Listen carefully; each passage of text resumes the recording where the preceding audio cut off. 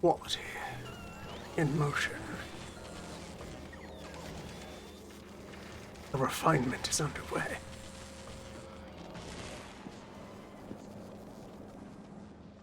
So, mid rebuild of Fulgora.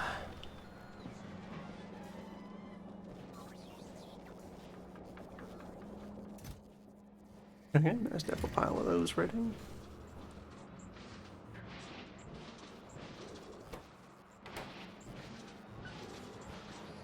Very pleased how quickly the infrastructure is kind of picked up there.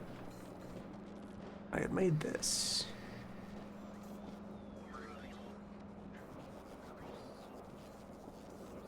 Late in that setup as a generic upcycler.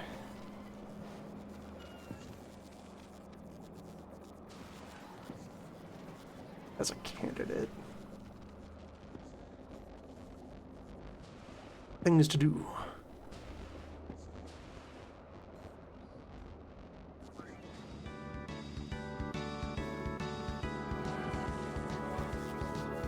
Gotta situate that orb. See 38 purple beams.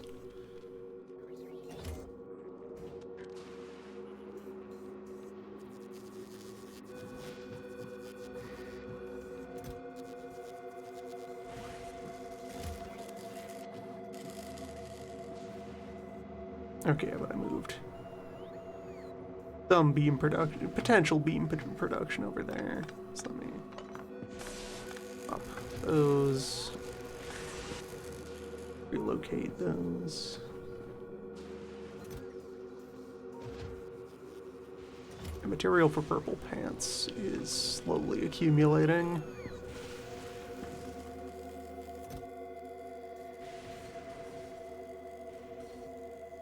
Several pieces of the puzzle have already fallen into place.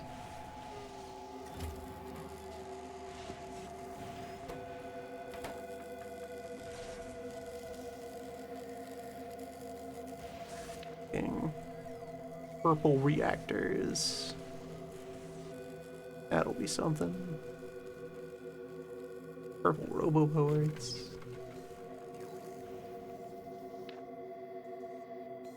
Purple legs.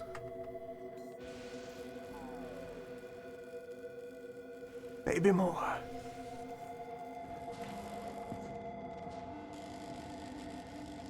That's what I left off at. I've rebuilt the fluids. Got basic holmium casting.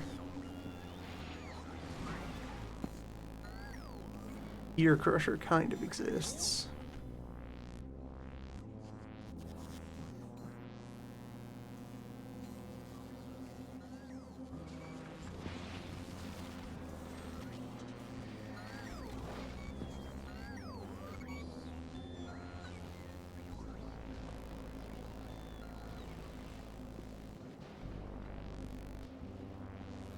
This island is just slightly too small. Be an all-in-one setup for each of the things I'm currently contemplating.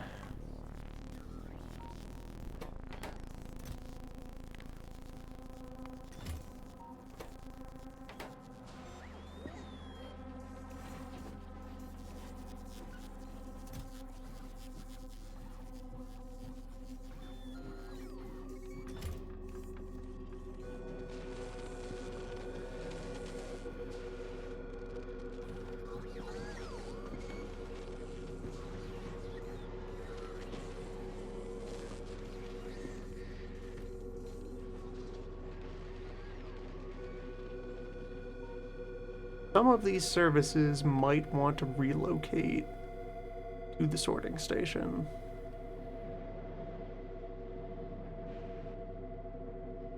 Plenty of open surface area here.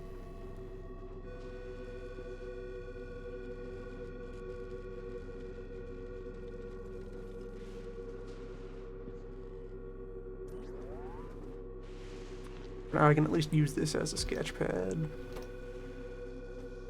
Uh-oh. Basic things to reinstate. Common electroscience. With a full pack productivities, I want to cycle up to even better ones, but this is enough to like have the general concept down. Yeah, because the penalties don't scale in quality, just the bonuses.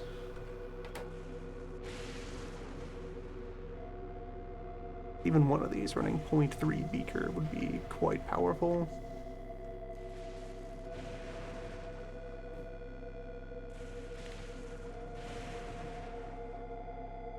And of course, if I attain an even stronger electro lab, that's certainly something. Planning around the equipment that I have.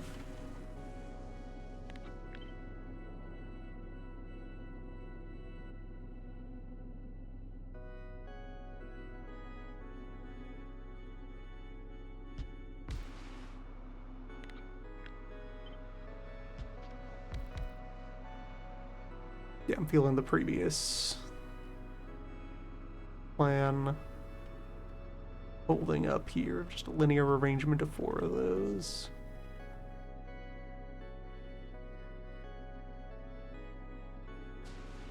So, right, I'm not actually going to splice the liquids directly through them.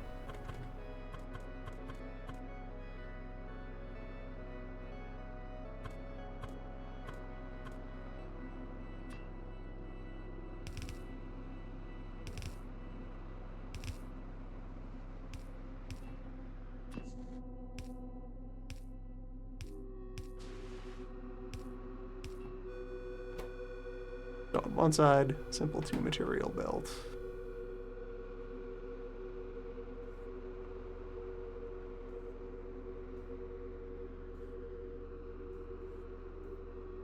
I need 0.64 production per second of common accumulator, common supercapacitor.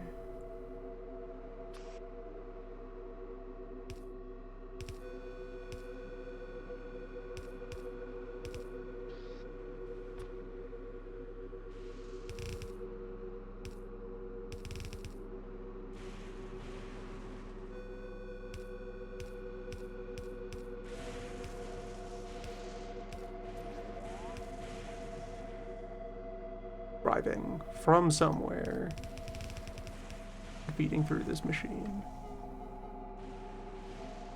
There's step 1.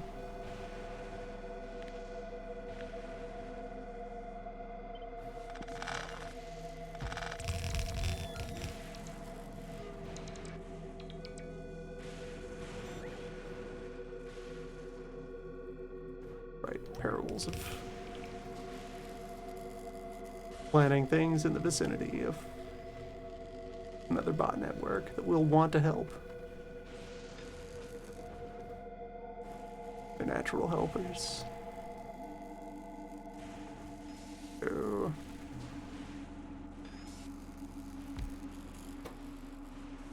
along that chain, common, but qualitate that. 0.36, so I need 2 of these. All the parts that go into them.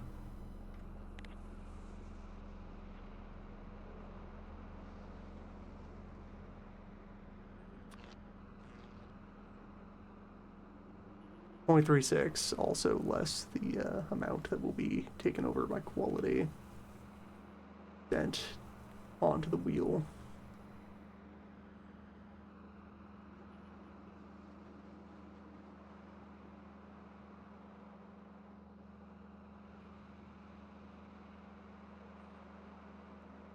Very, but close to 30%.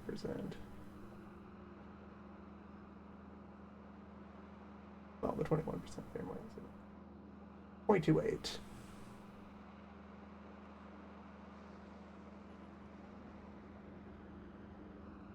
little more than 2. Potentially. To allow for that quality loss.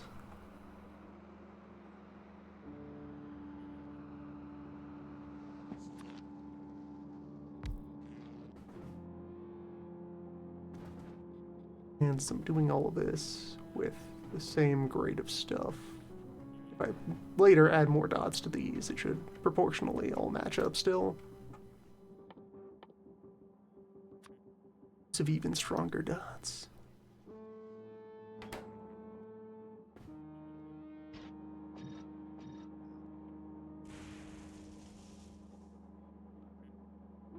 No, once again, 0.36.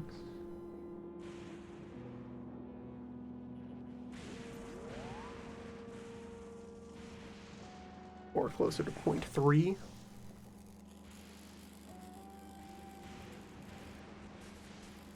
Quality loss, so a little more than 2.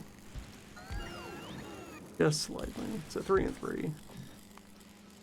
More than cover. Love to see it.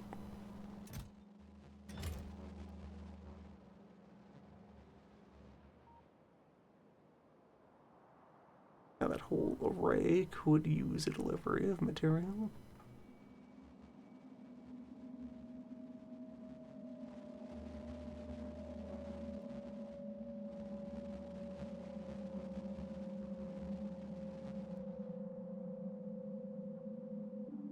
In time.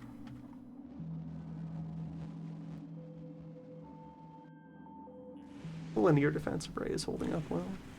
Yes, batteries and iron are quite well represented.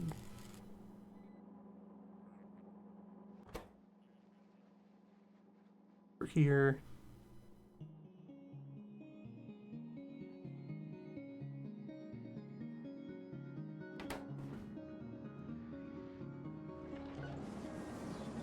So my Holmium machines are 1.6 per second each.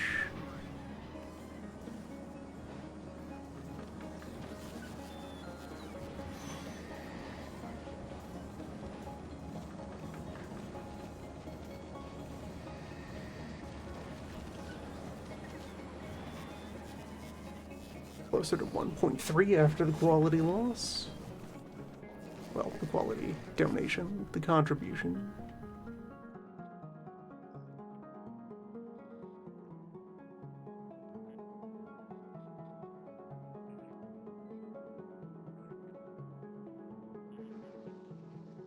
Yes, those prices should easily be able to run these.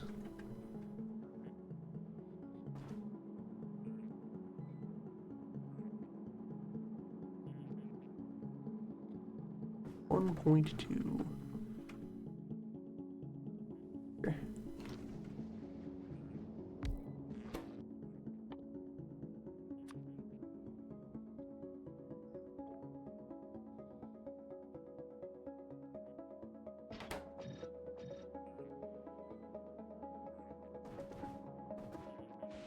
Even one of these at baseline is enough. Second one. Pick up the slack.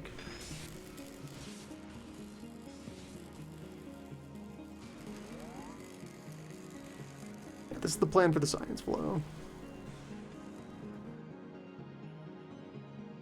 Excess from here can then be diverted toward the quality 3s.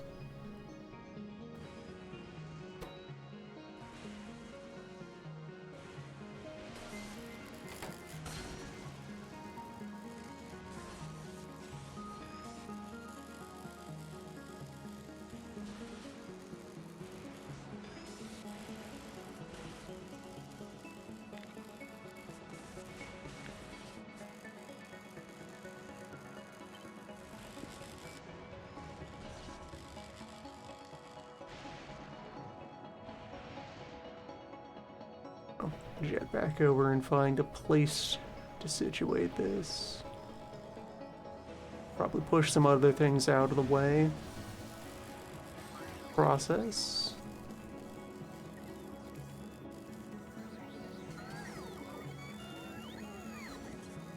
This does kind of work, though. Just on its own.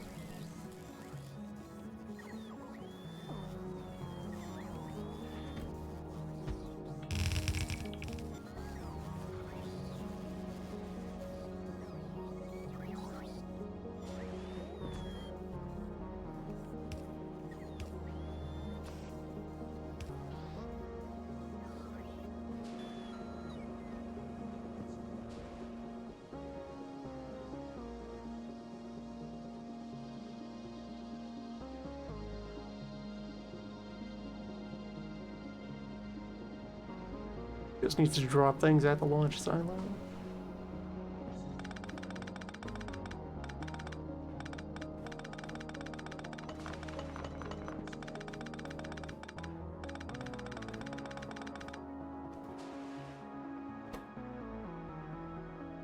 These 4 solid inputs.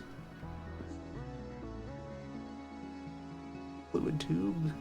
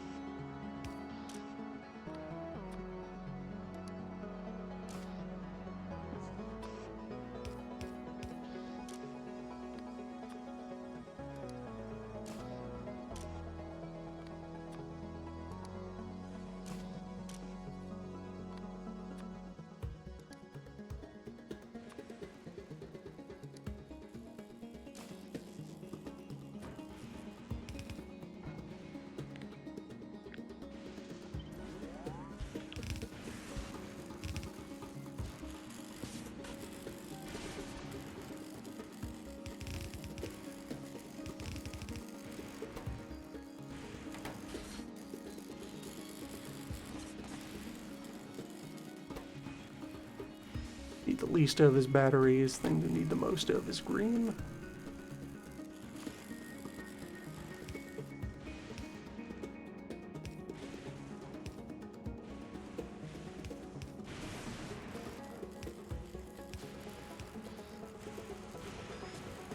Don't need to be all that aggressively stoked.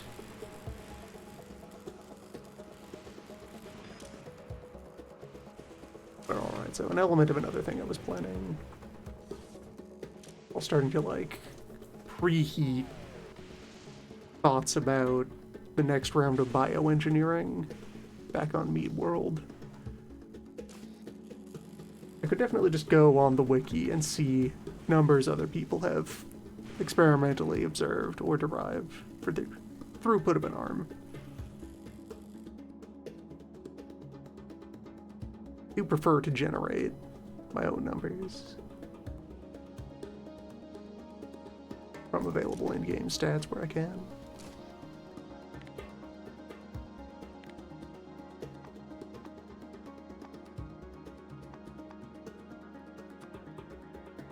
And draw my own envelopes.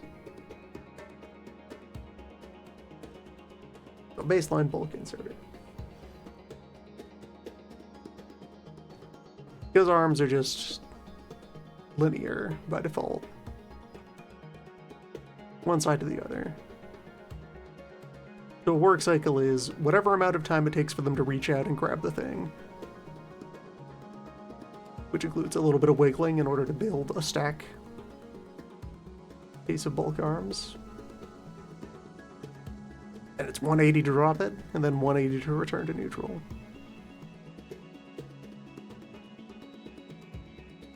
So that over 360 plus a little extra on the margin.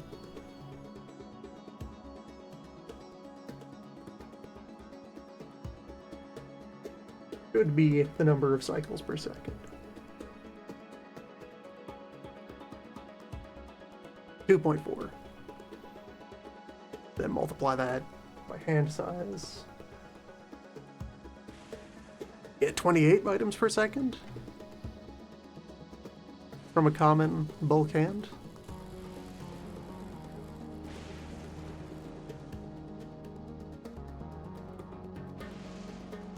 Which does vaguely line up with observations that 2 good bulk arms are able to fill an express belt. Yeah, 2 together would be 57 under that simplified set of assumptions, which is well in excess.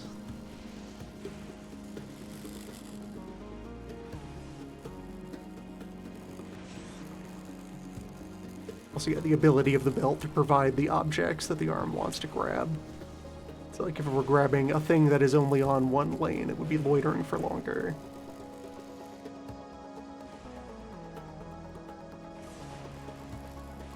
Because it would only be seeing 22 items a second. On a fully loaded belt.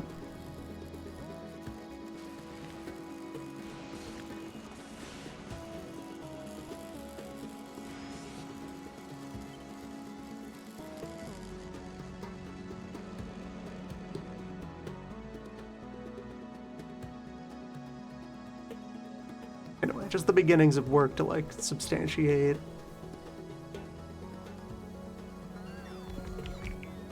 limits of throughput required for certain devices.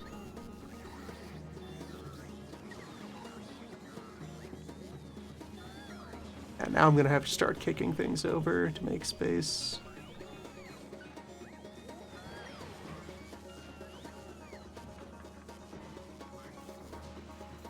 As will happen.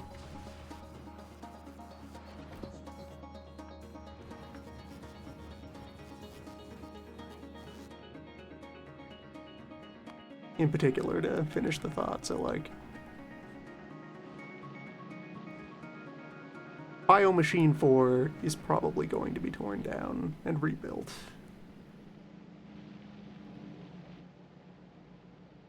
We fractured into the various spawn of Biomachine 4. One of the steps of doing that will be cleaning out all of these sewer lines. And some useful metrics I will want to put together. I suspect that step 1 of how this machine collapsed probably had to do with sewage backup, causing some part to seize. One of the organs just had a bad day. So, like, down here, this, where having 6 arms is probably more arms than necessary, because that's exceeding the capability of the belt, or maybe not. It's 2 separate belts. But anyway, this being a bottleneck of how much spoilage can just be thrown in the fire.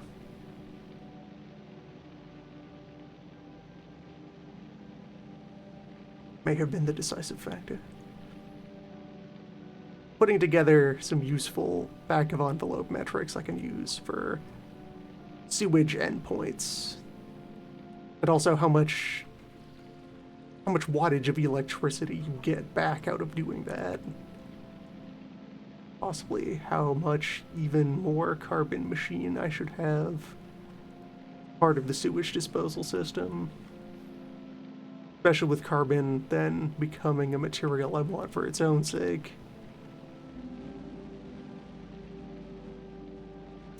Maybe the carbon fiber was a contributing factor. Carbon that could have gone in the furnace to keep the lights on instead was woven into cloth. Such are the mysteries. But yeah, I want to be able to have some basic, repeatable sewage endpoint that I can know will act as a spoilage sink reliably for the size of machine that I put upstream of it. And then use many of those to provide the base load for the power grid. Well, really, I would like a good rocket fuel maker, and that would provide base load for the power grid. Gelled rocket fuel is quite the multiplier on energy.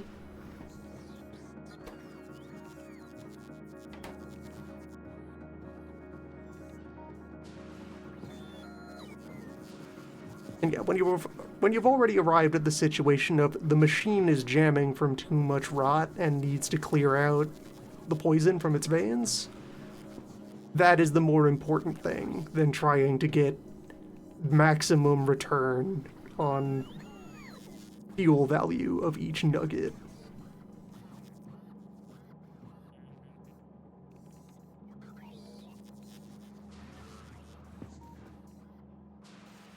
Okay, anyway, let's move module machine.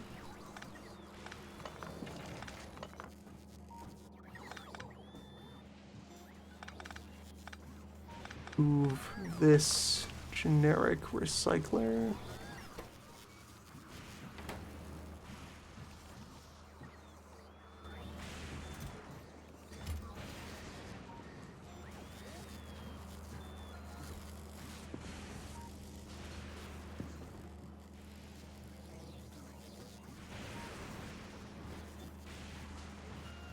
Also, yeah, the low-tech boiler only consumes fuel when there is power draw.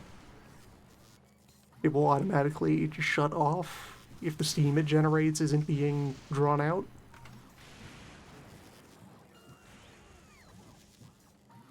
Which, if you can guarantee that there is power being drawn, that is a disposal system, but that's a vulnerability.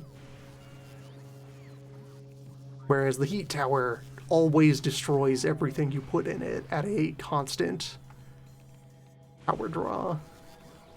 It also scales up with quality. You can guarantee in a steady state that it will annihilate the fuel.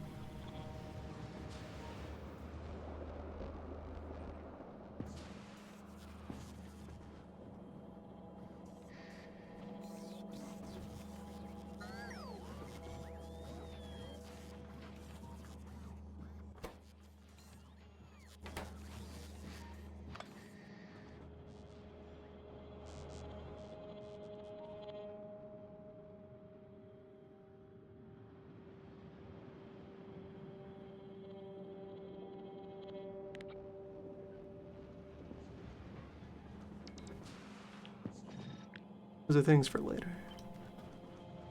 In time, meat will benefit from the wisdom of the heap. Heap has benefited from the power of meat.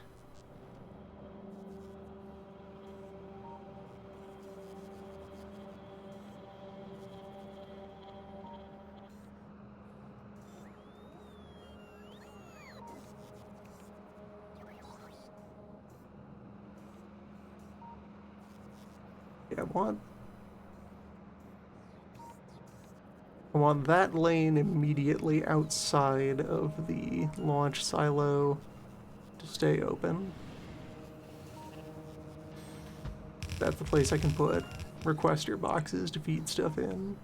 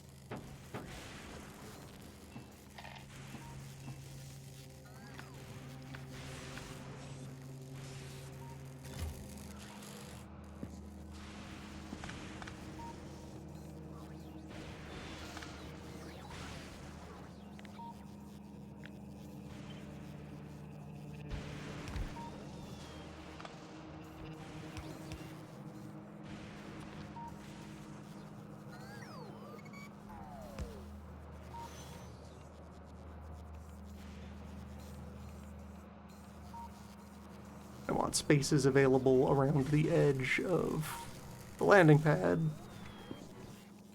for extraction.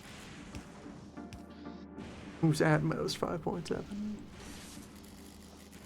Should be enough for one.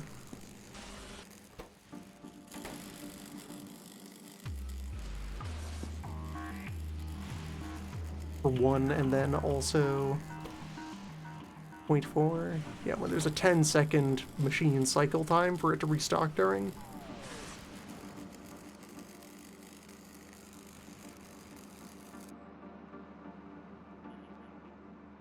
Though, right. Quality separation of the output.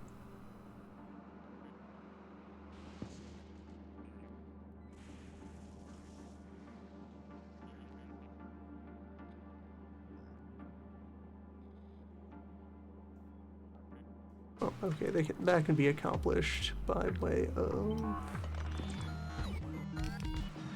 Here, we're looking at...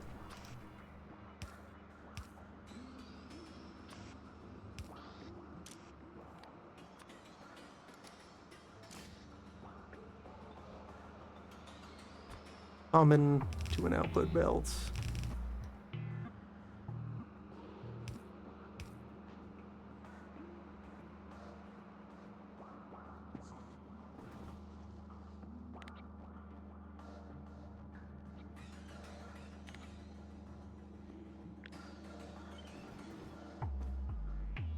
Three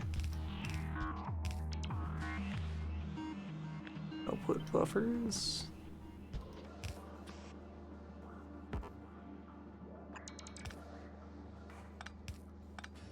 Alright, fine, they don't replace inline.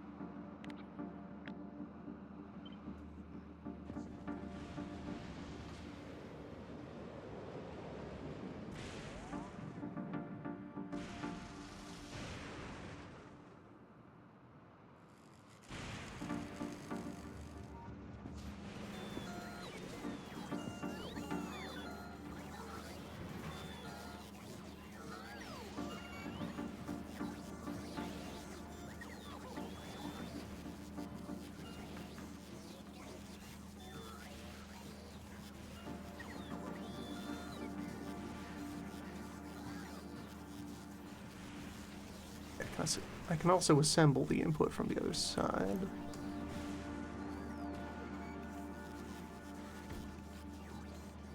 It's close to a good idea.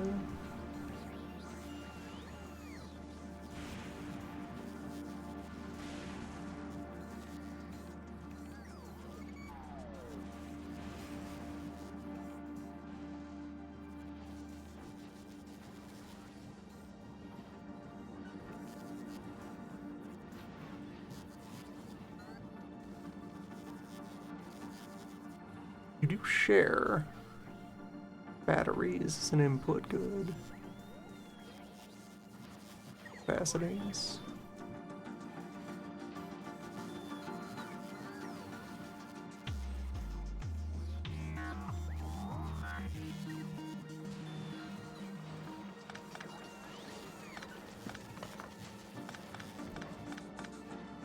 Has been doing good work refining the iron.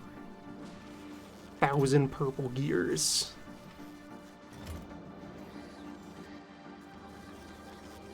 Quality and motion.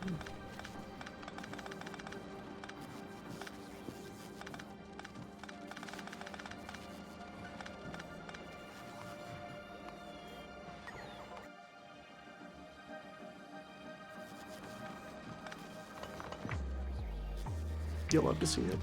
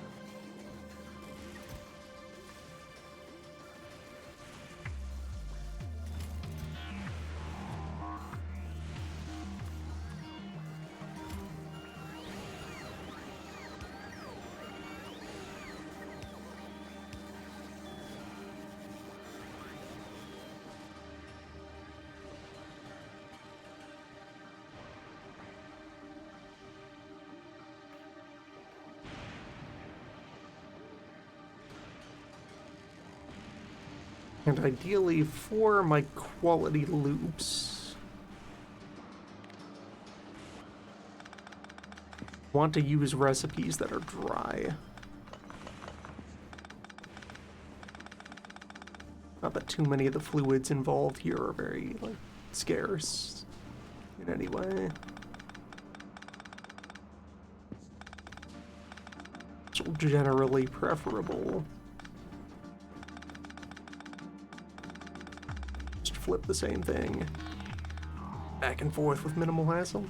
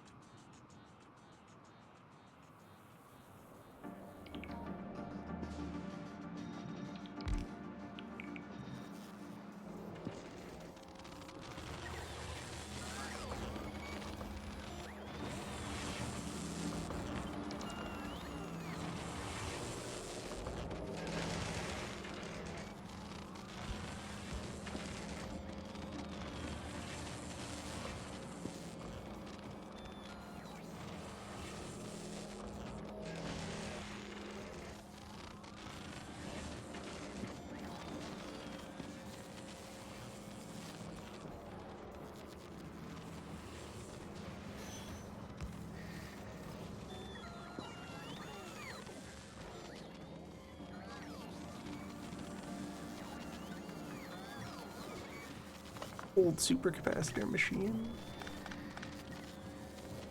Taken down.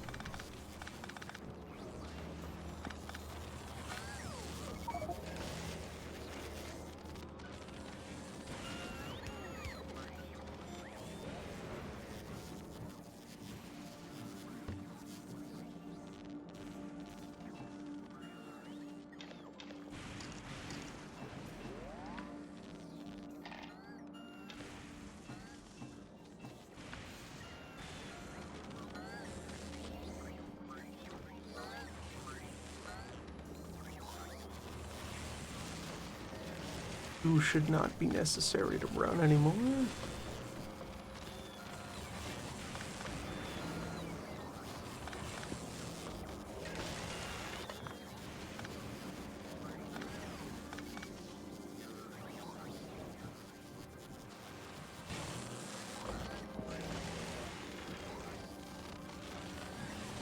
Up some of you to go there.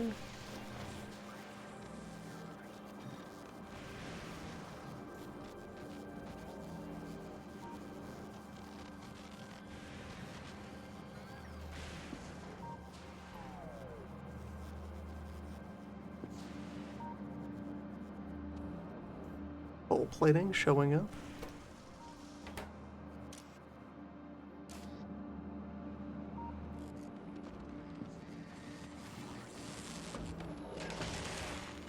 This side of it is mostly traced back to principles. I need to create supply of green ship again. To bring in relevant liquids.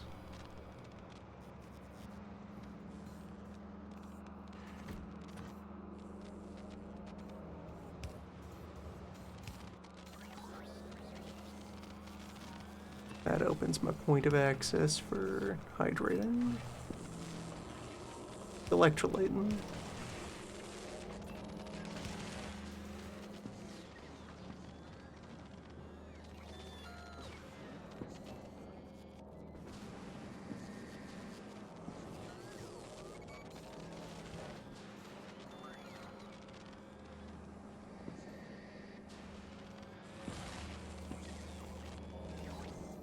Bottom holmium to the top.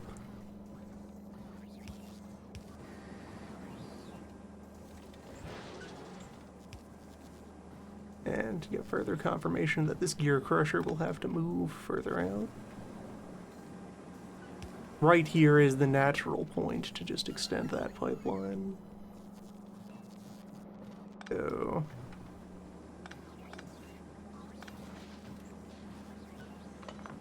your machines out of here.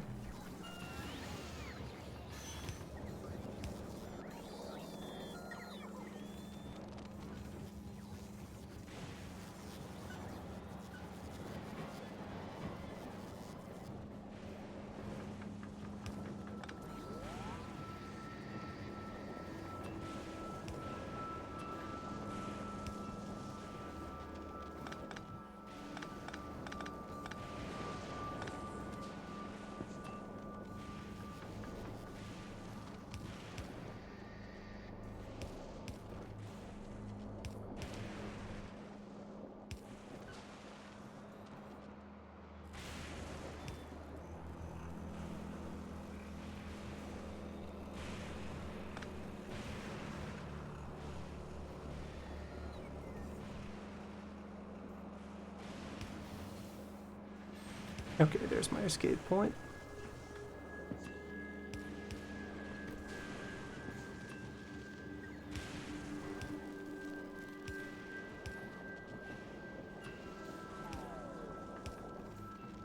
Attached.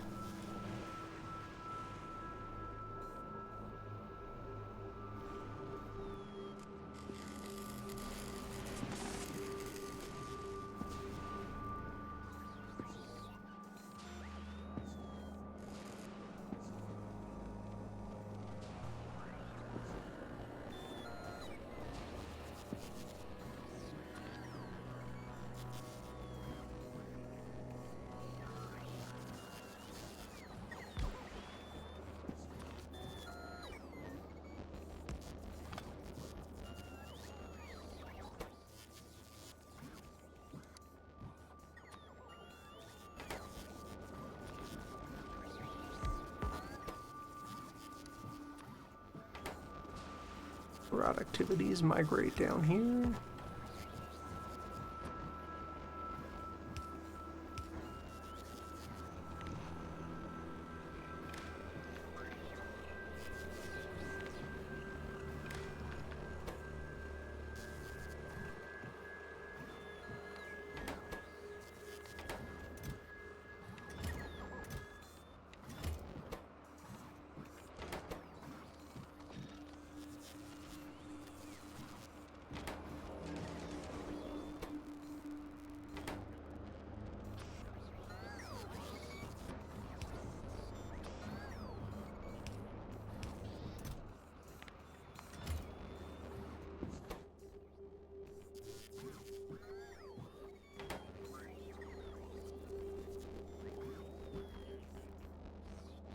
Yep, back to my module making, mostly hinging on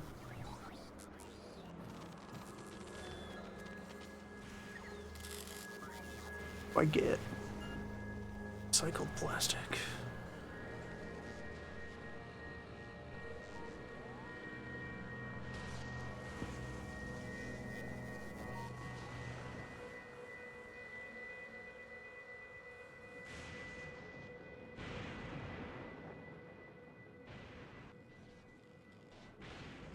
And alright, status check on the inventory here.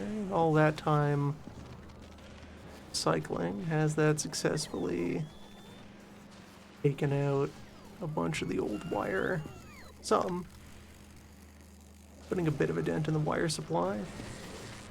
Keep on it, copper refiner.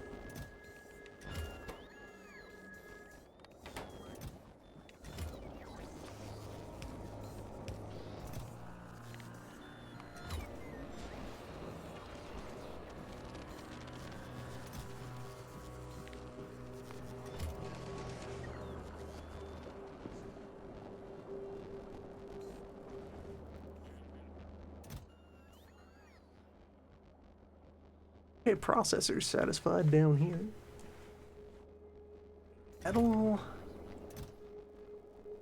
And on more module 1.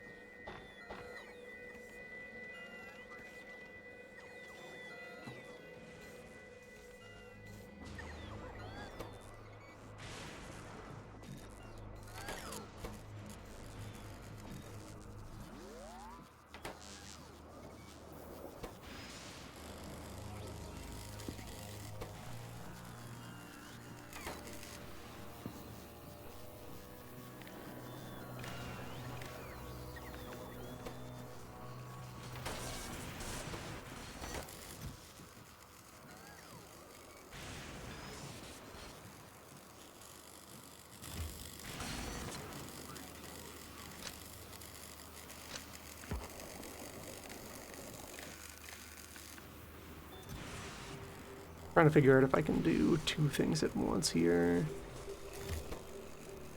What I expect is if I hit, say, read contents, then yeah, that adds contents of the machine to the request list on that line. I can't split which of these checkboxes goes to which signal wire.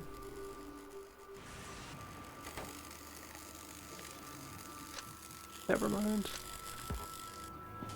Just operate in the traditional manner.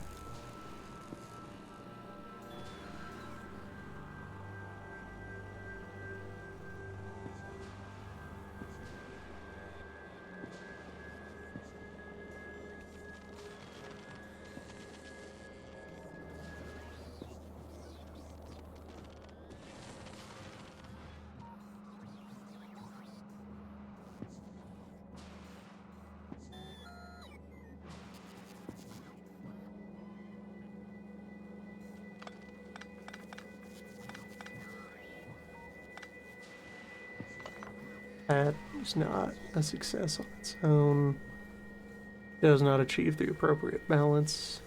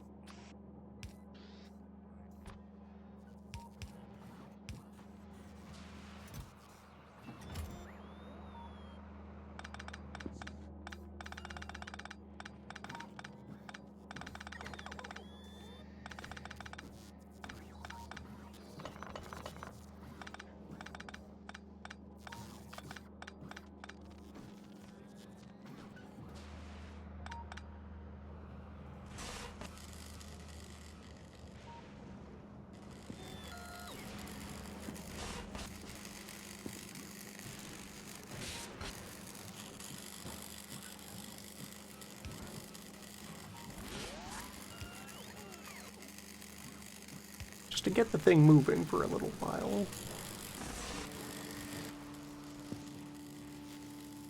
Draw that out.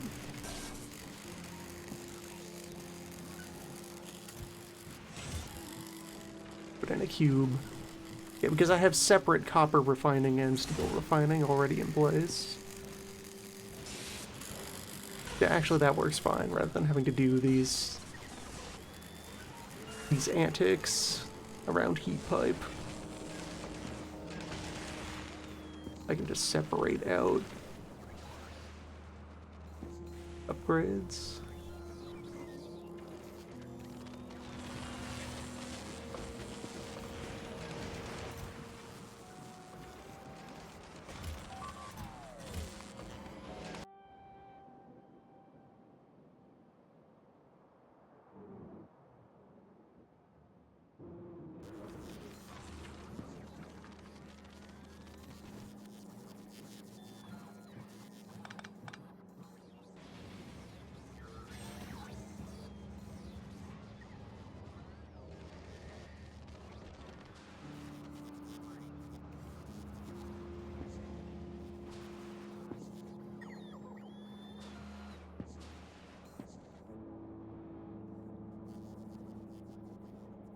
Common battery supply is getting offloaded over there.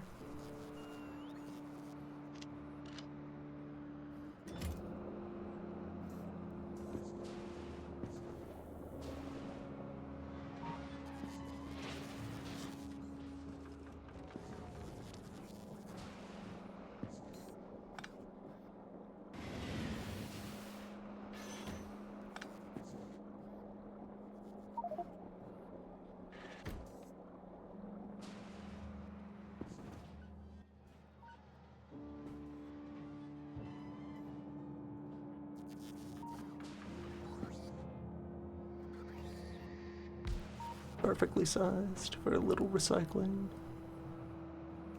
Just barely the one tiny sliver of a blind spot in the network is right here. Go spin the machine around.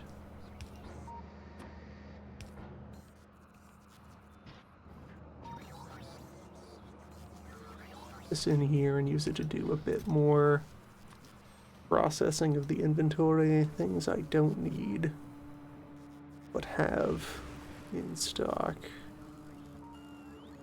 Conveyor parts are fine.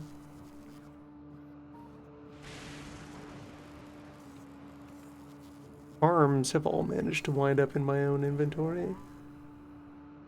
Wooden poles.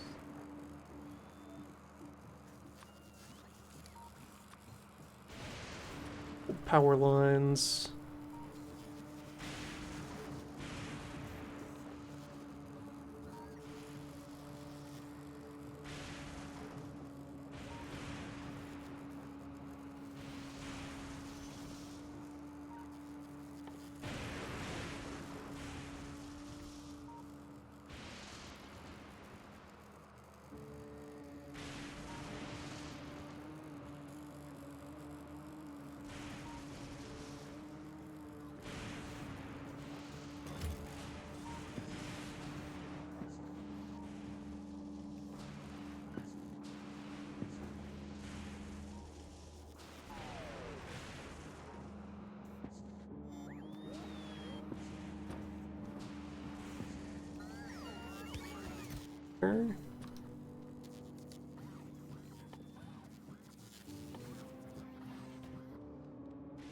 Get all of those common accumulators.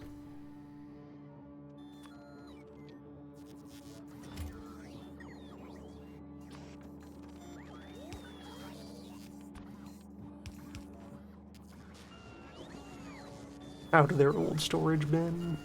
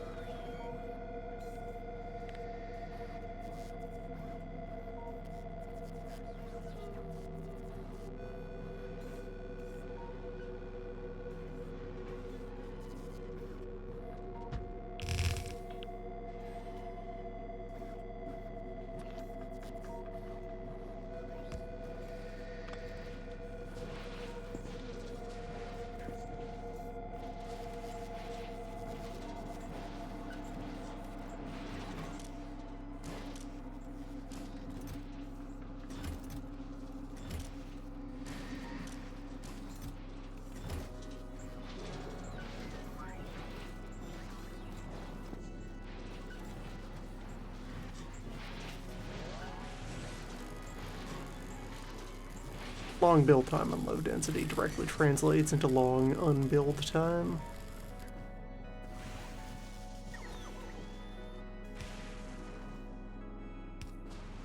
That maps into place there.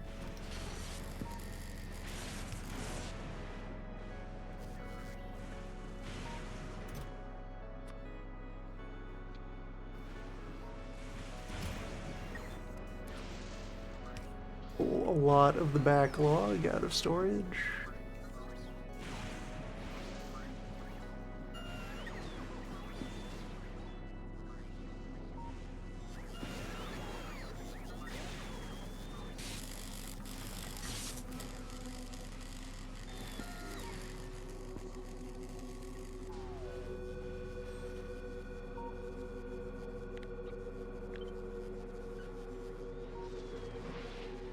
Then oil needs to arrive there.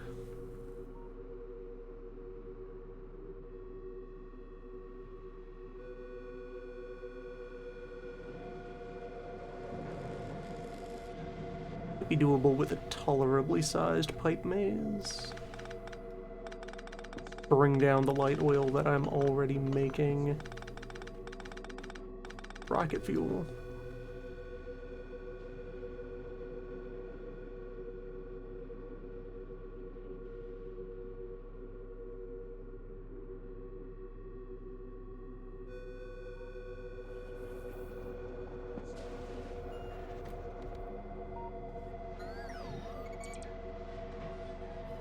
Yeah, they only need 5 oil per second between them, and 15 comes out of the oil cracker.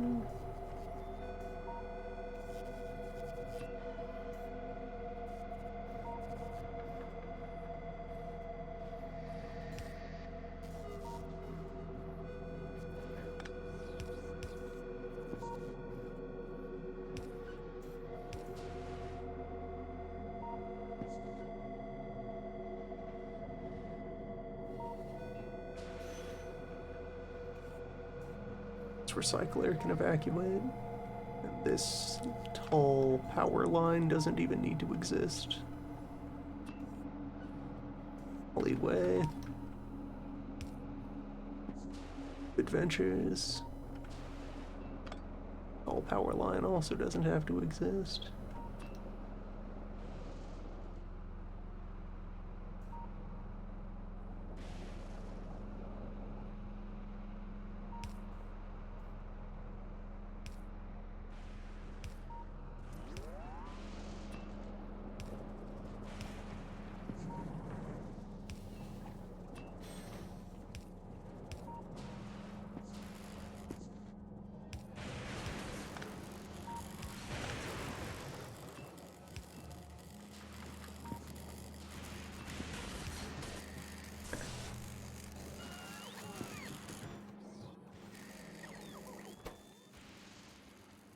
Copper, plastic, holmium.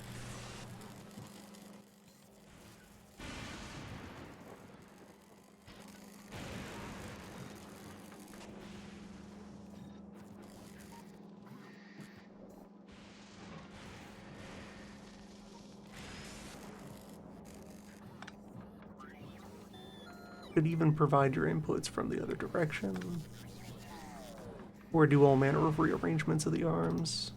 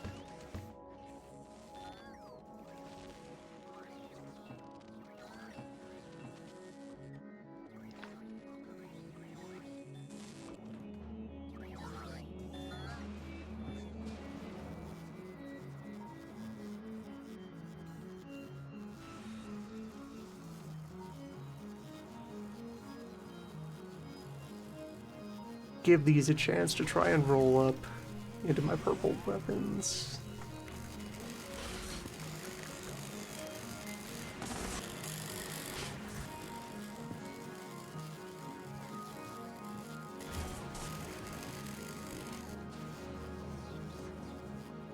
Or give them the chance to roll down into more material.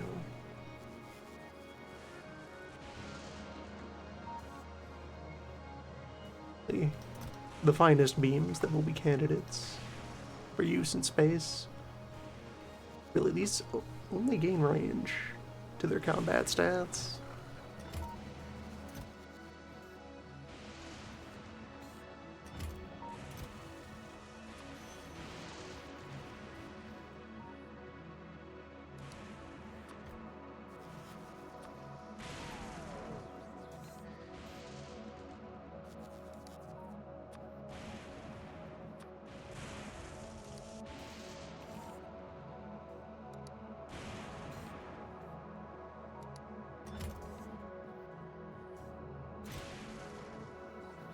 Yes.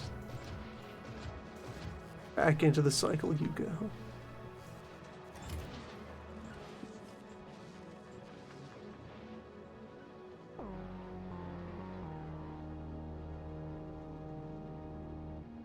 Everything I had drawn up over there.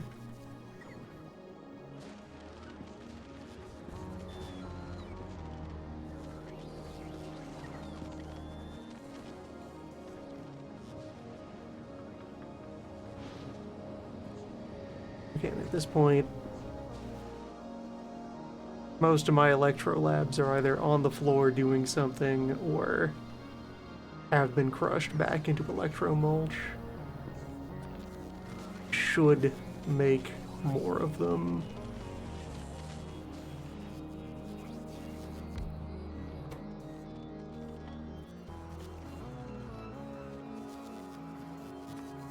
At least uncommon.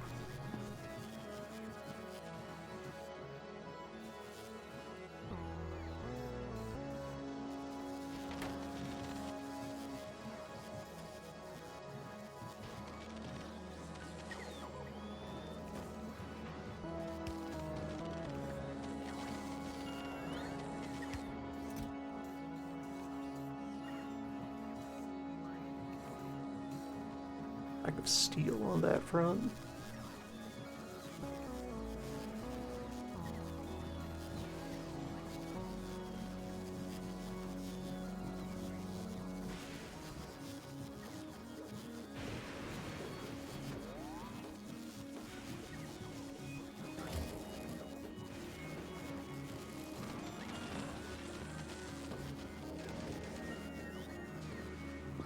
The box machine has finished its immediate task.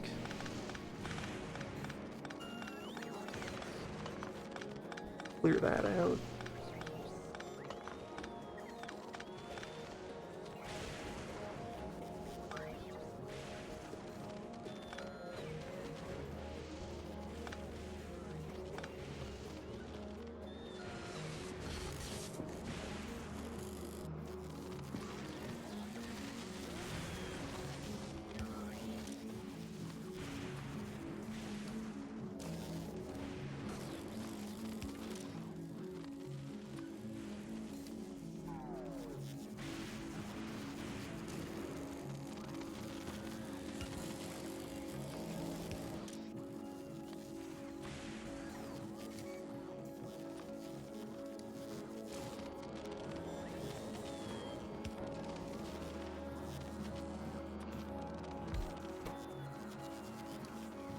How about rare electro lab parts?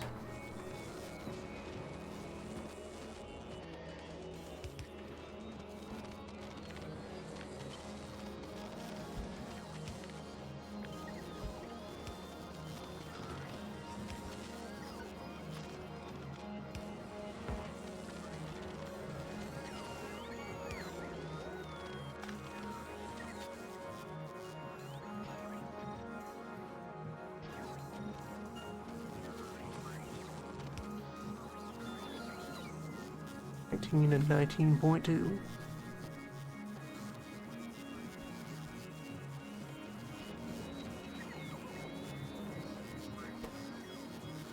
And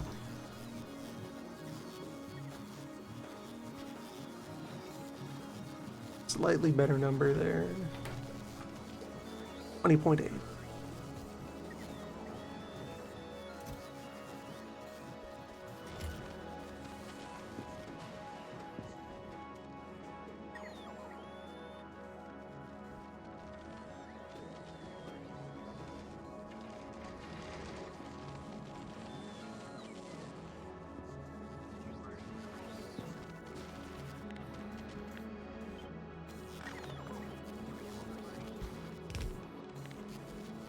Dragging all of these a little closer to each other. Also, I already have another purple speed one down there.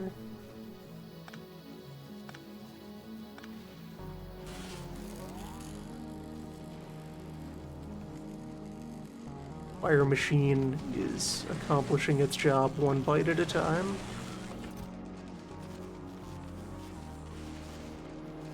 Stay on it.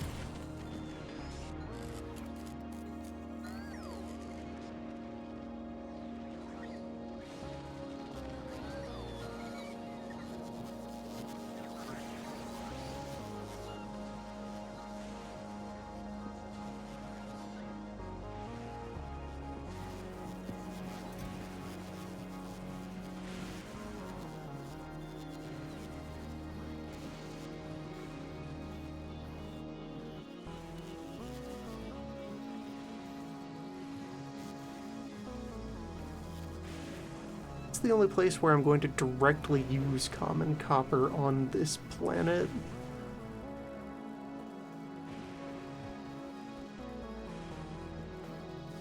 Is in making my superconductors.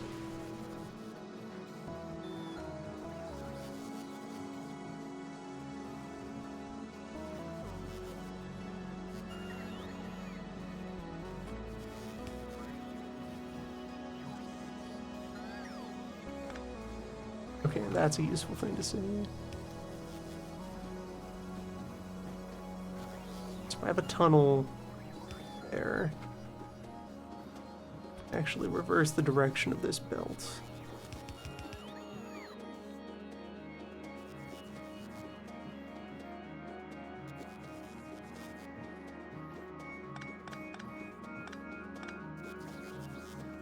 Then split.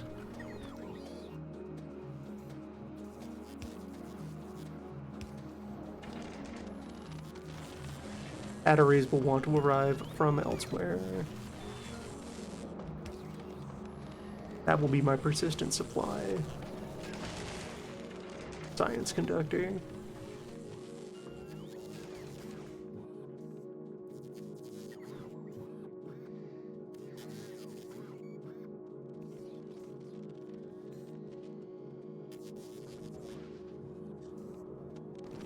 Freeing up other common superconductor to participate in module making. Yes.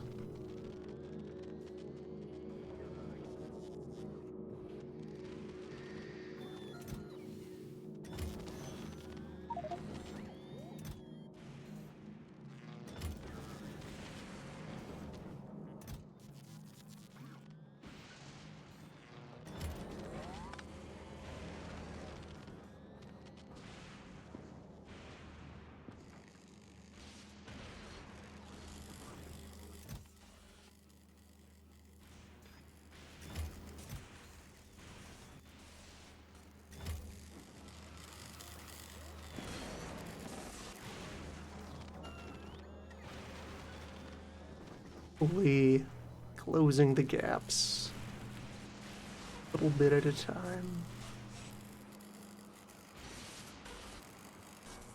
I have enough lightning collector right now.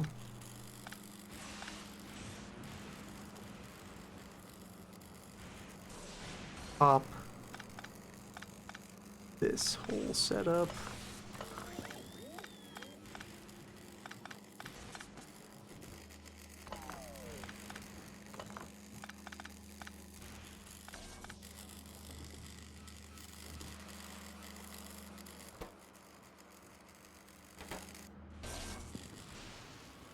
plenty of purple accumulators have joined the grid.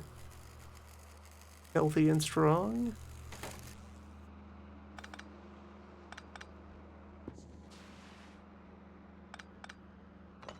Certainly don't mind. One full stack of the best possible solar panel known to exist.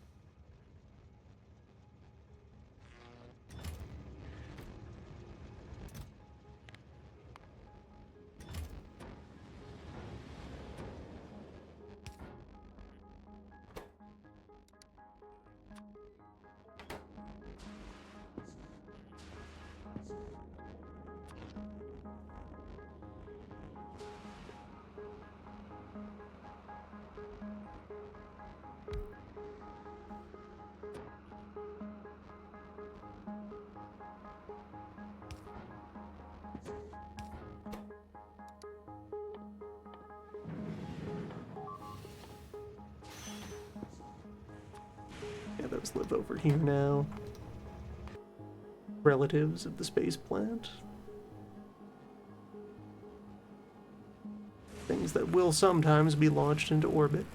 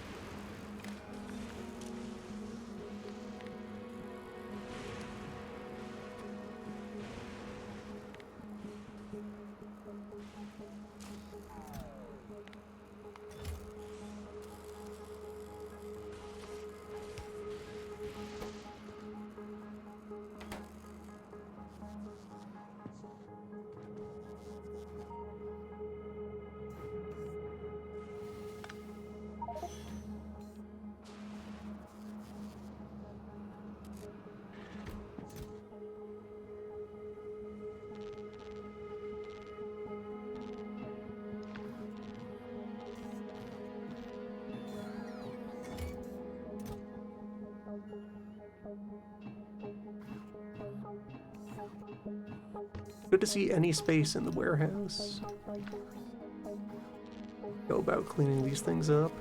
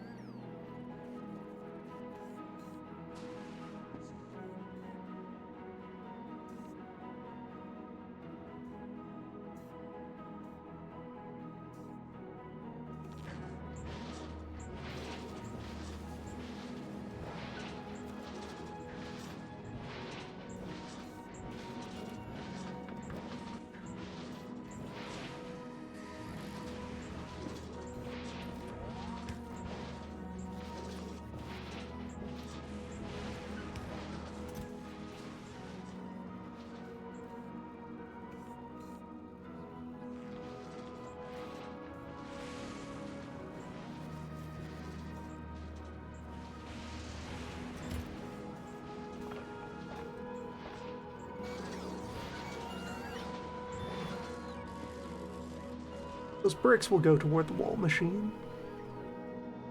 Some of them will.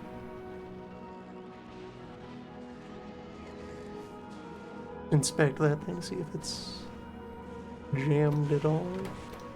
Waiting for supply, waiting for supply, waiting for supply.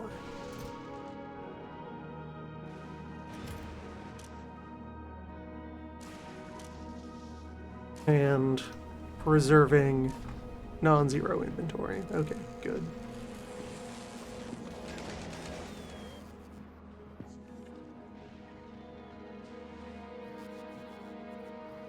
Bricks come from the concrete mangler. Is preserving inventory.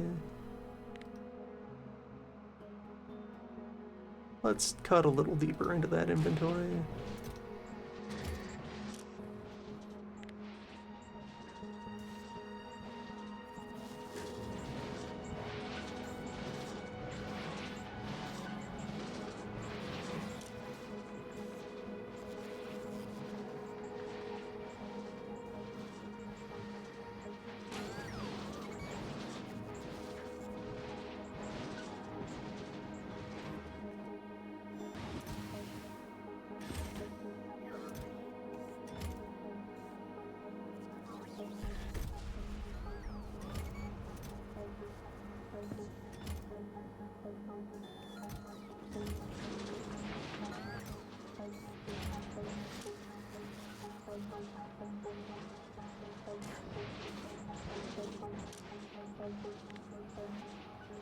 Cut a lot deeper into that inventory.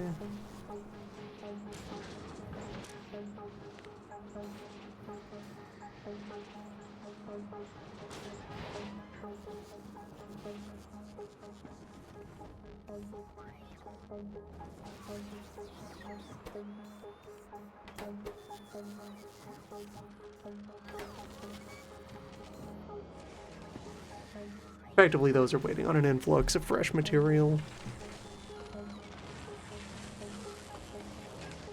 Happen the next time I unjam the gear supply by creating some sort of better gear rotator.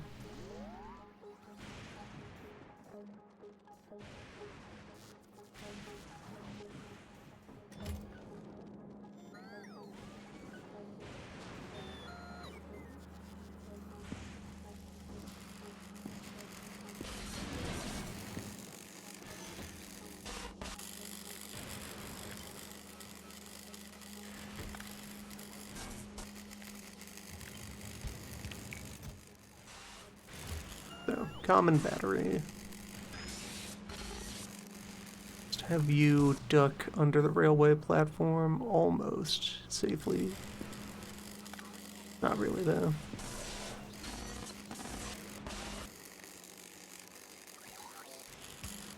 You tunnel your way through there.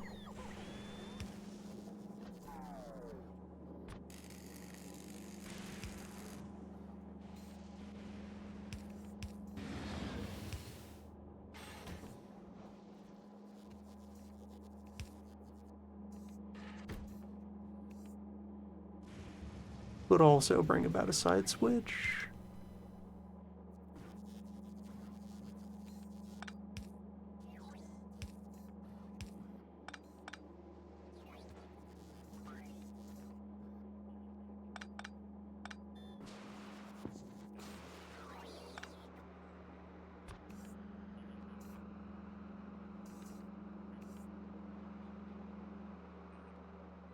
Like these to at least go up to here.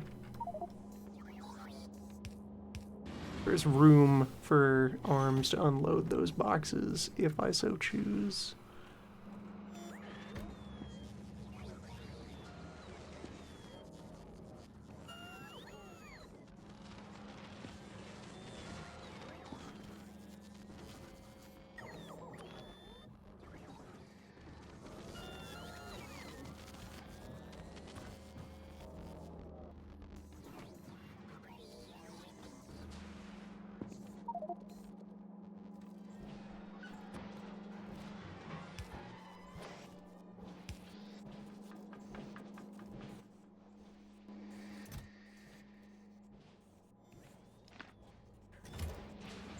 Alright, while I'm in the act of attempting to do myriad other things.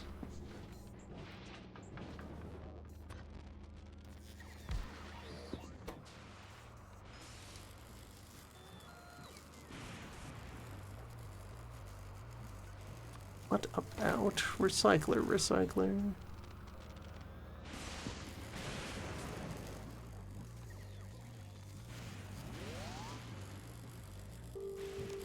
Go about refining my existing supply of recyclers.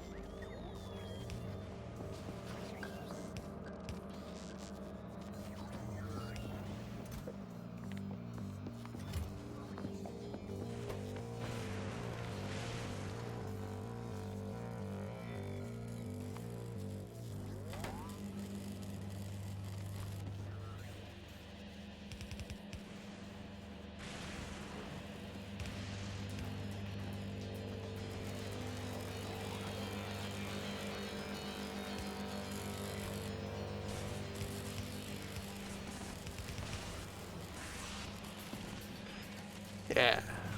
That's a reprocessor.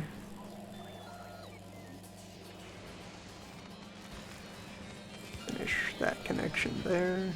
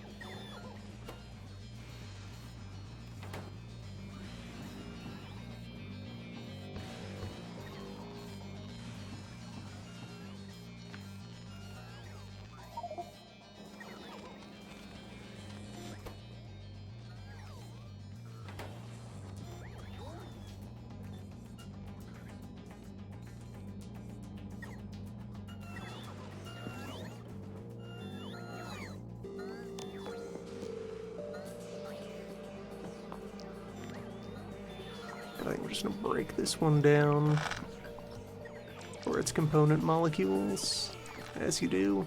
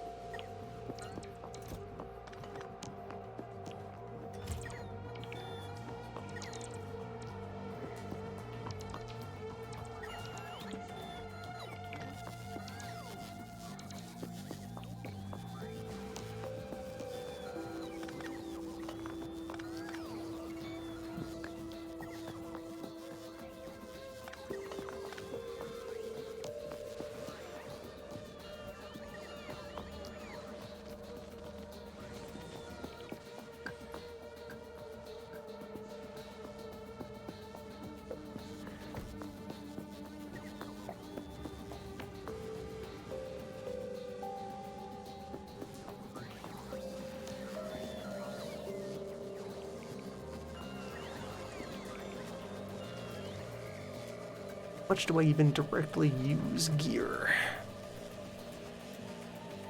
Not much. Occasions where I'm making new conveyor belts. That's pretty infrequent.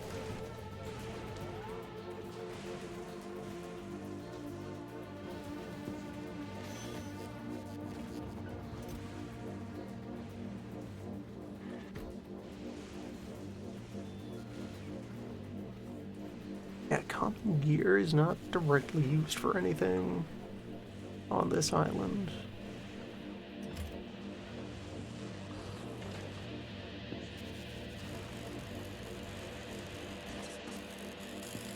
Not for any part of the eventual meta.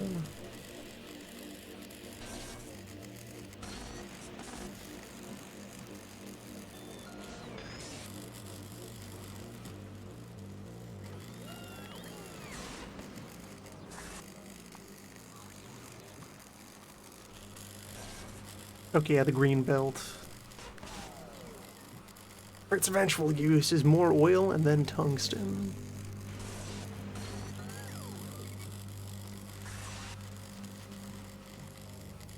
Has to be forged in the volcano.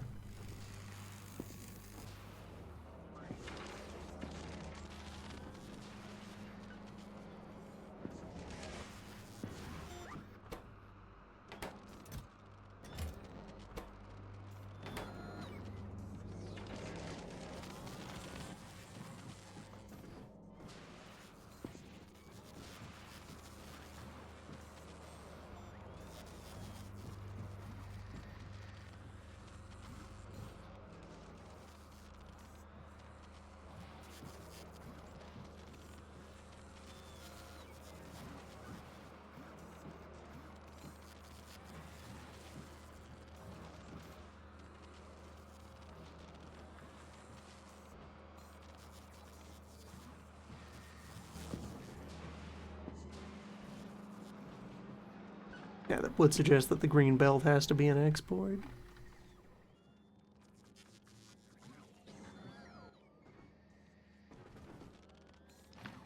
When its time arrives.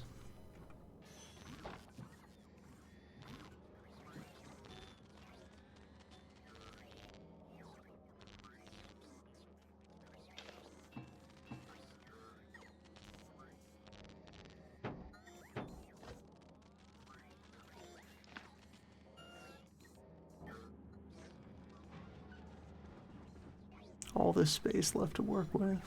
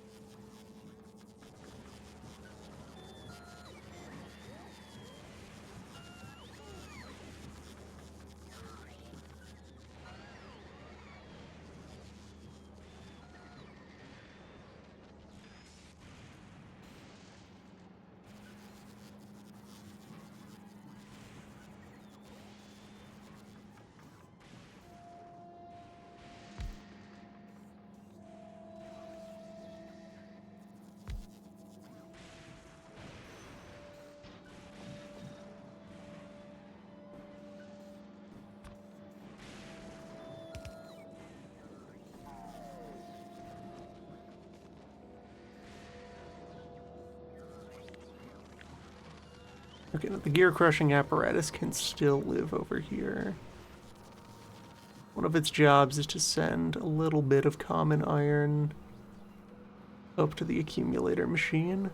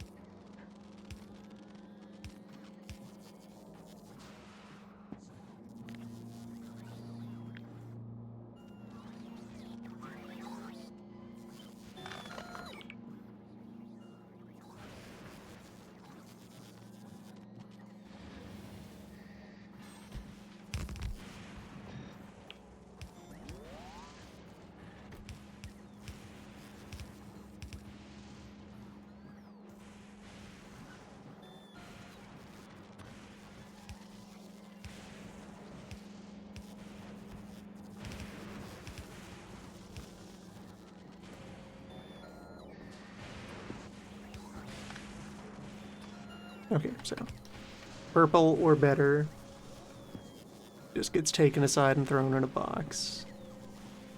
Everything else is subjected to the process.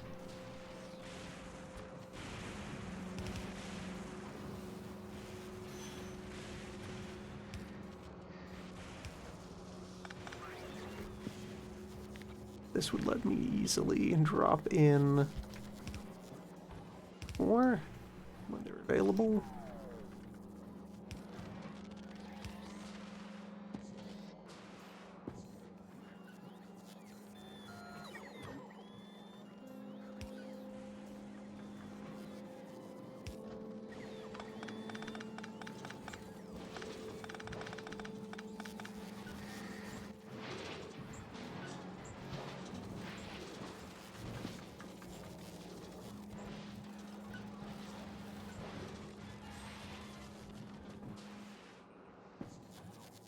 And let me just sweep this entire belt down for the side switch.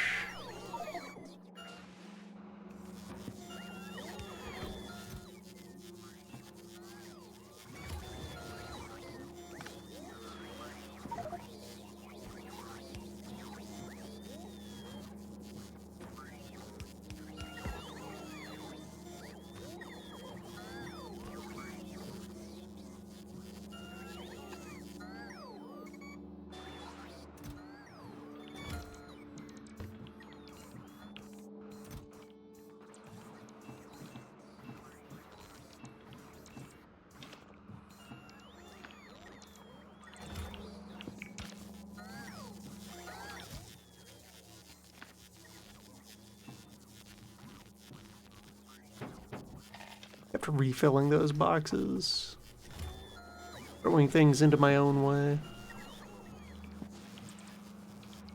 Alright, so there's supply backup for that.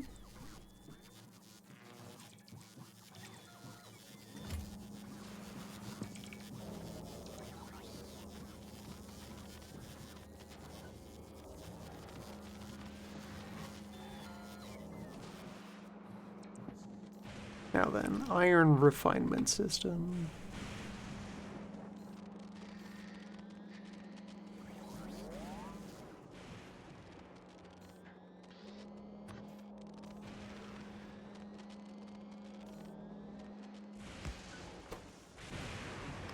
whose destination is quality sorter, grabbing the gears.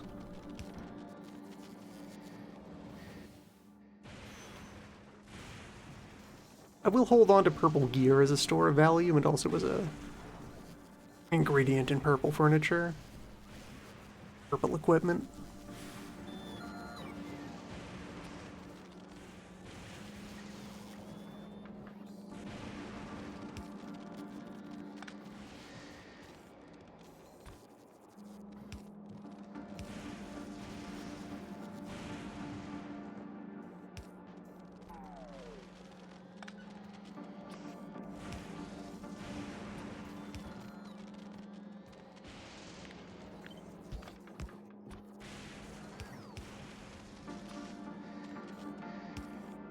Anything else goes back in the press.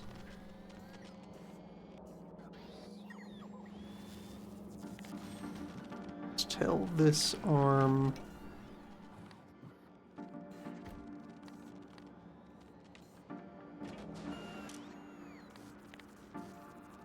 only run when that belt is empty.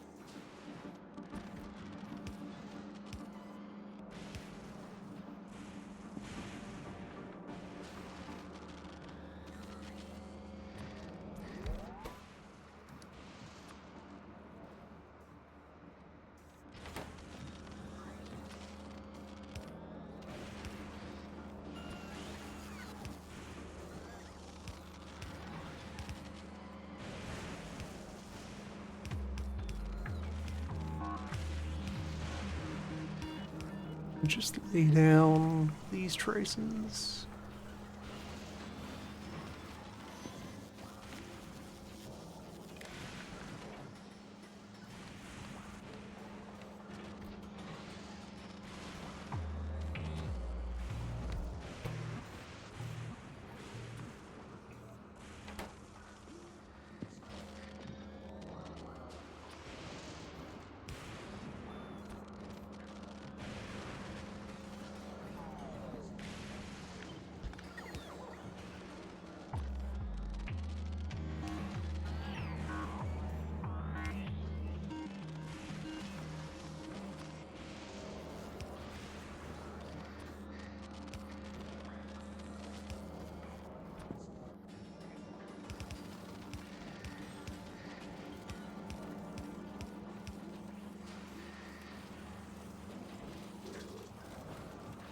Yes, and since these each have a lane to themselves, that should self-regulate.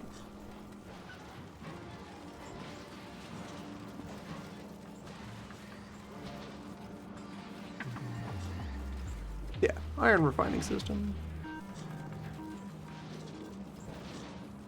Most basic form.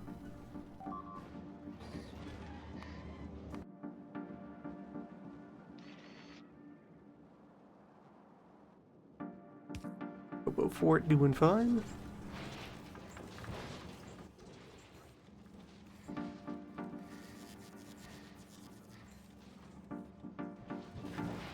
You have more module to work with.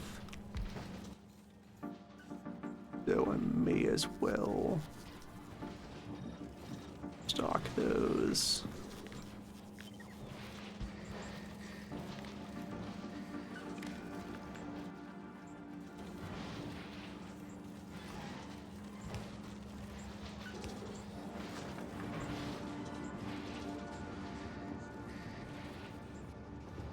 And on the off chance that I ever wanted common gear for something,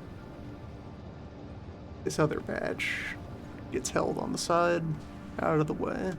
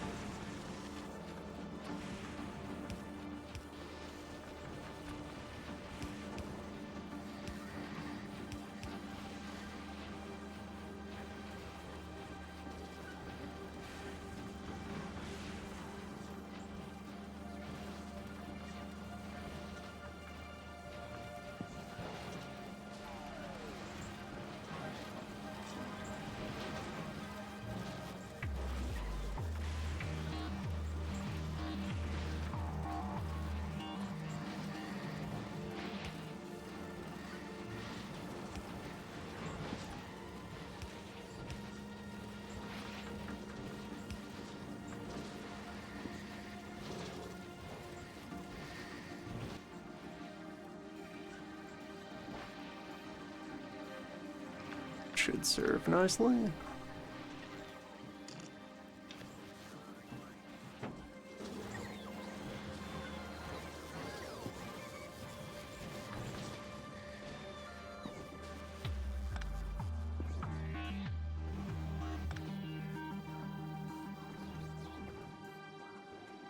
And more of the old dead drops are thinning out.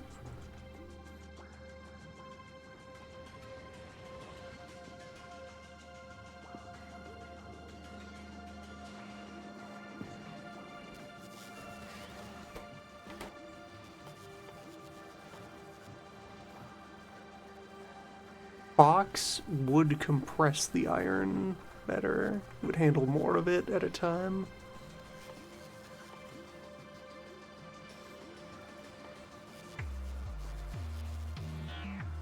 Good point. But the gears also have value in equipment and furnishings.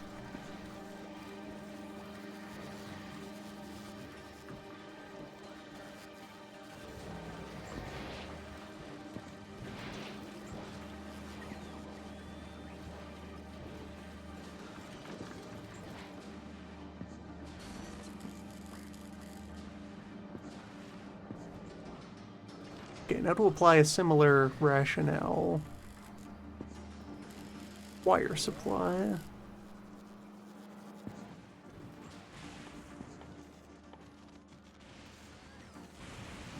As will soon be a subject of discussion.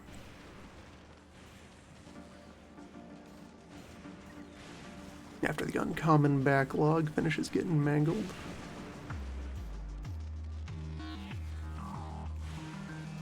Yeah, there are primary load-bearing things that use copper.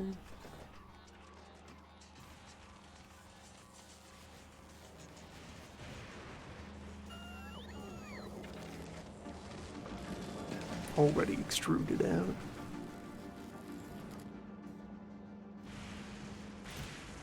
And things that use copper as plate.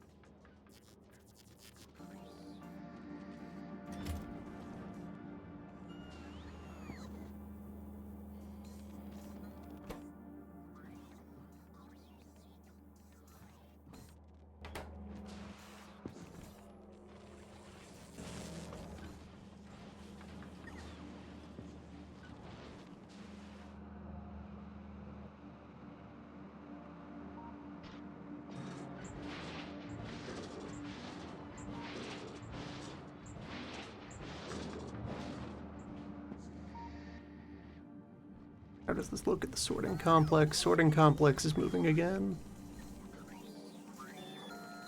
Filled up on blue. It's time to process the processors. It's like that is what the next job will be. That lines up well with I do need to be releasing more green back into the system here.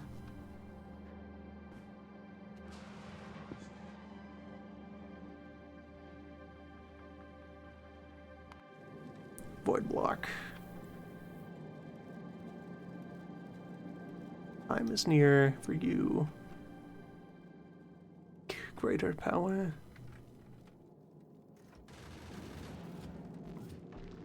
Gain knowledge of space copper and use it to attain power.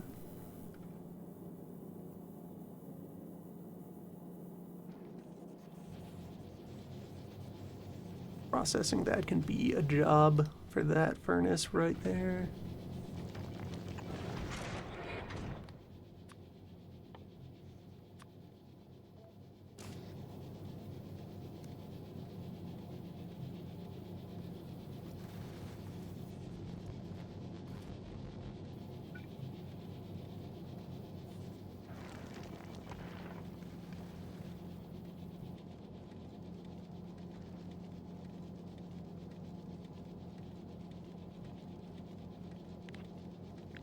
Case I can slide that down, and you have direct access to the core.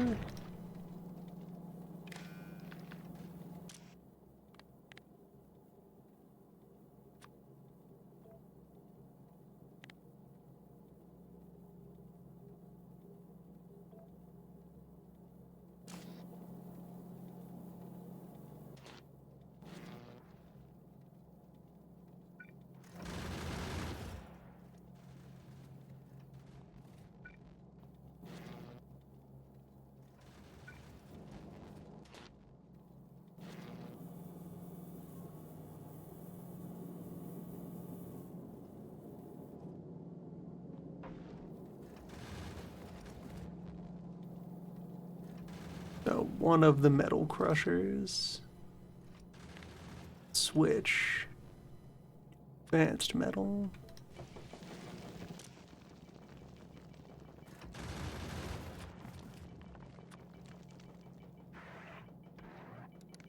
Now need a second unloading arm. I need to move the bullet carousel.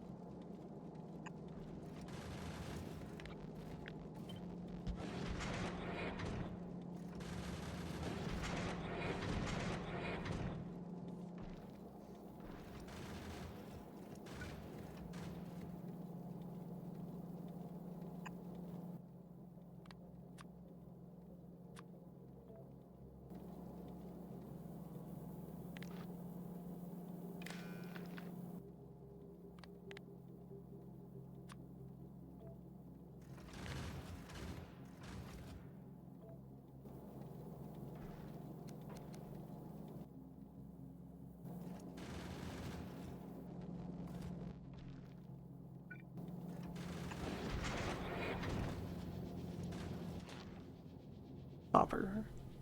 In space.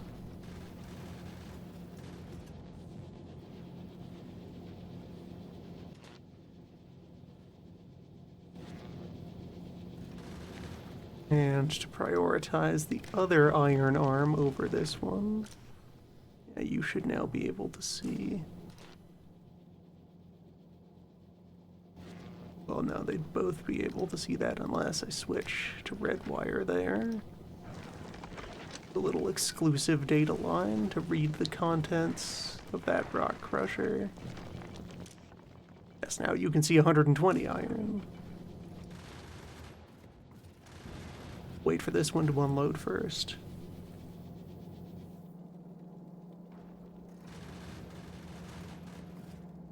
A more powerful setup for larger scale production would be to, like, have combinators read the inventory and then assign jobs to the rock crushers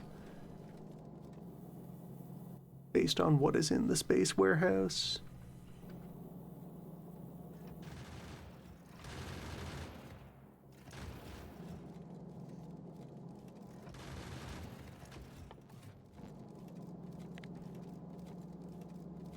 And just to review again, so the other fancy processes, calcite, which we don't use yet. So it would go into making the better fuel recipes. 1,500 fuel.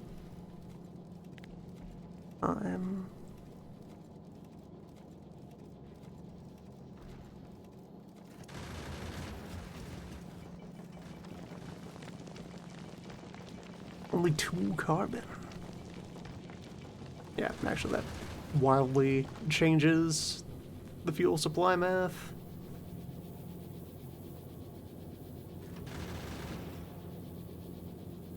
That needs to happen.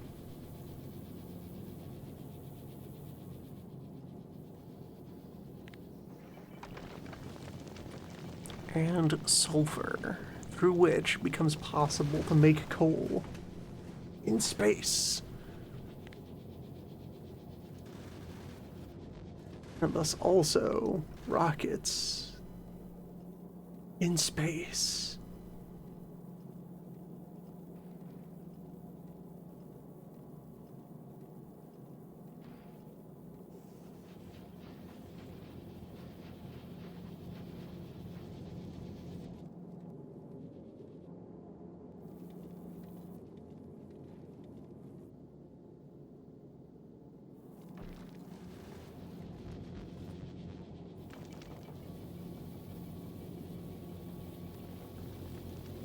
Now if I take you out, drop in a little space assembler or two.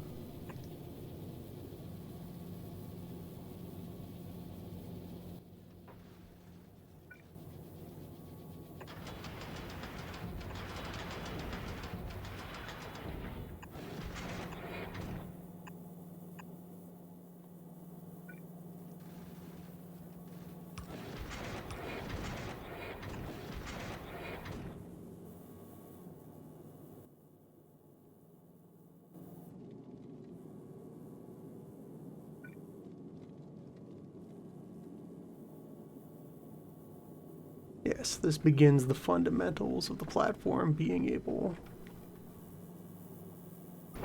to self-replicate.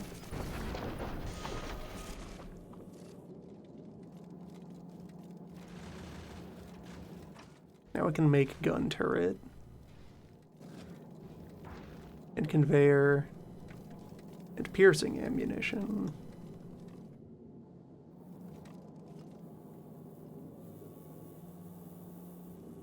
And with all of those working together, it can achieve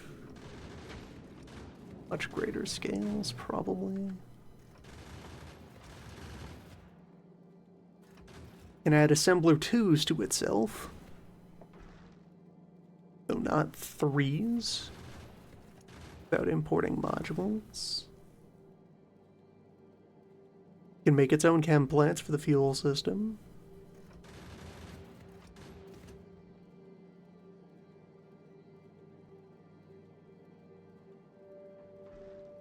It can make its own accumulators and solar panels.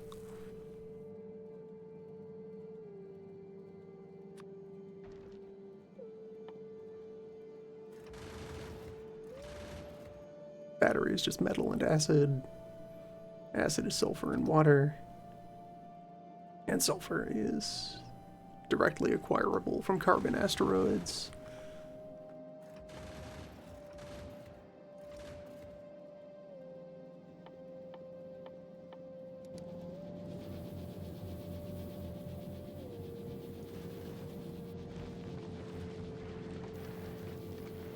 Drop one of these and replace it with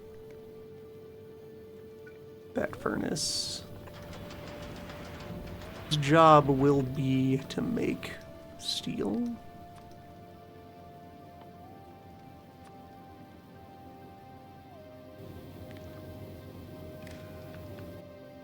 Take iron plate only when iron plate supply is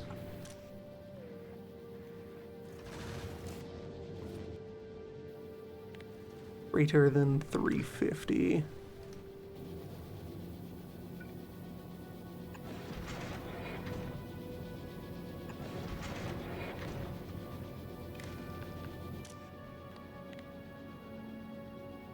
Limit steel supply 100 bars.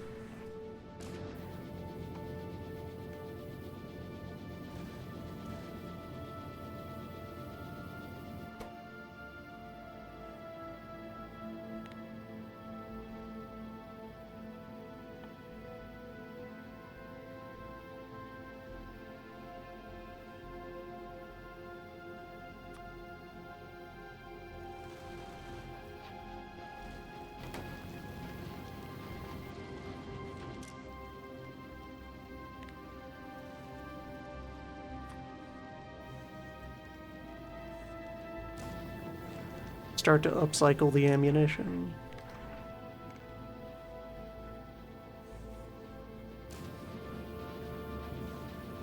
Alright, stat comparison here.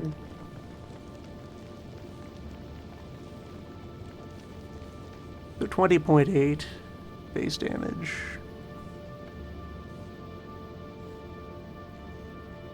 Versus 13.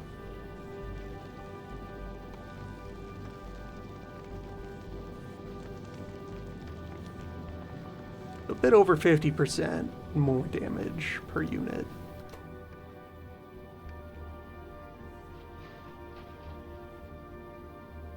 And item-wise, they convert 1-to-1.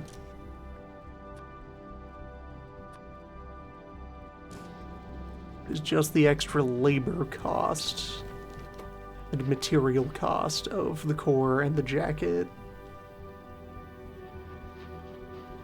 And the plating work.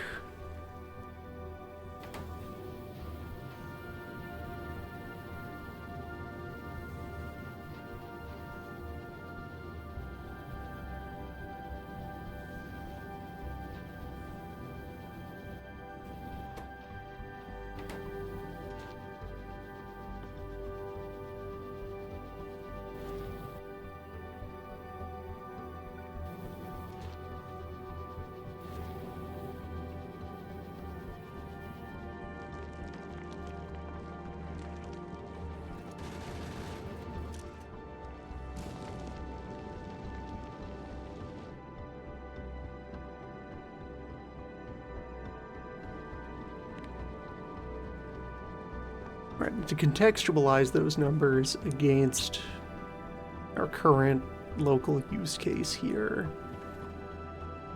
A medium asteroid, 400 health, 10% physical resist.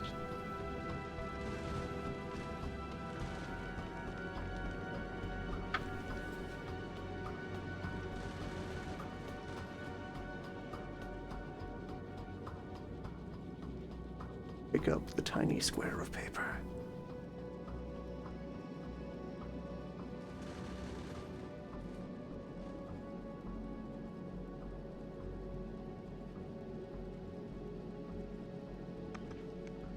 Which, a way to flip that around. So this takes 90% of the physical damage that's coming at it. So if I invert that,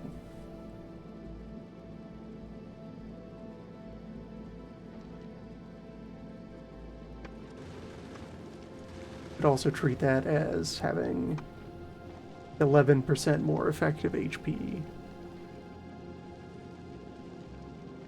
1.1111 repeating.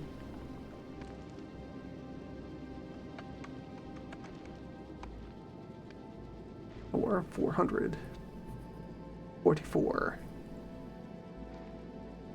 444.4444444. That one.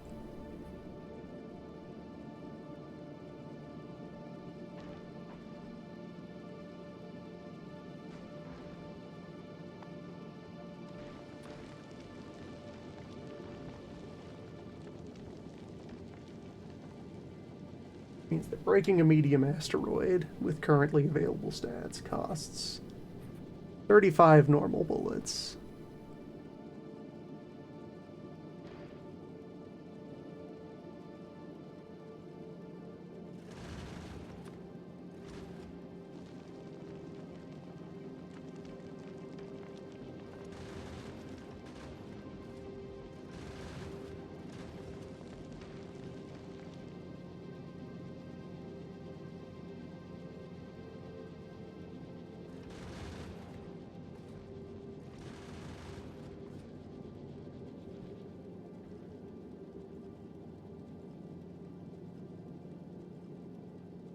But only 24 piercing bullets.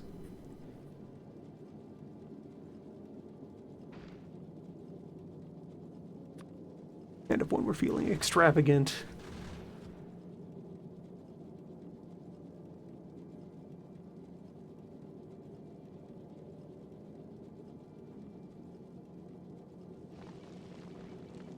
seven uranium rounds.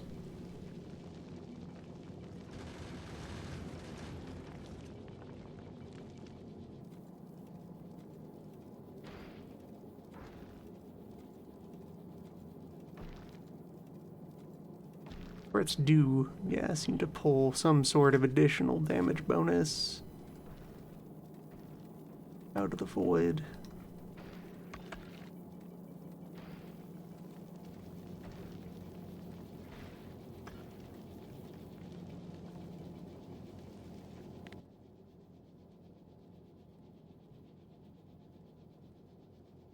Do you show up here anywhere? Yes, 160% more damage, stacking with ammo bonuses.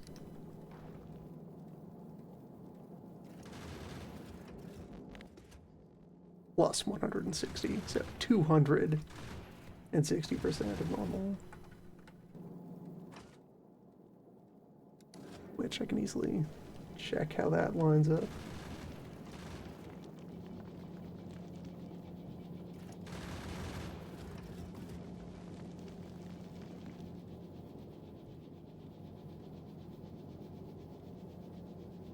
.8 damage with a normal bullet. And just remote view back over to Novice to see.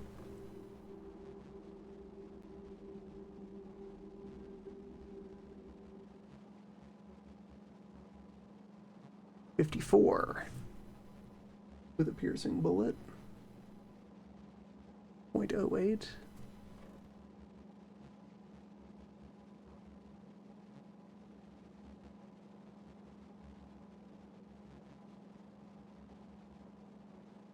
At 162 with atomic rounds.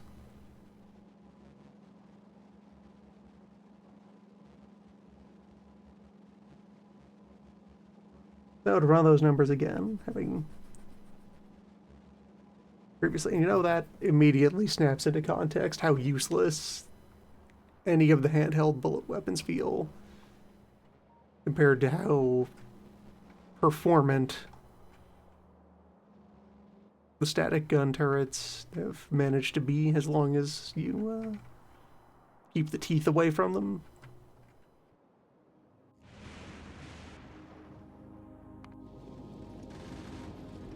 So, back here in space, that 444 effective HP.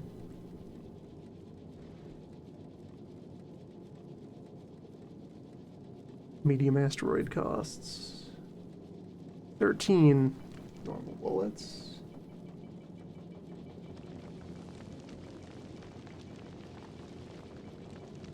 Only 8 piercing rounds.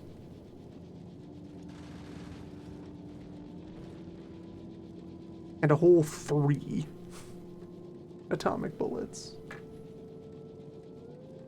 Each asteroid costs a little more than a regular magazine, and a little less than a piercing magazine.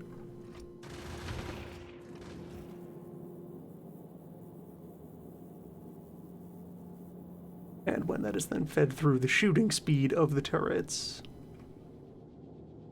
actually get away with very few point defenses. At least against local weather here.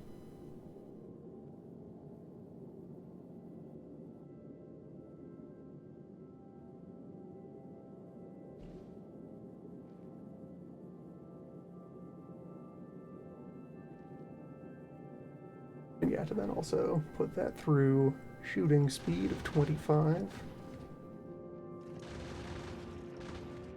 0.5 seconds.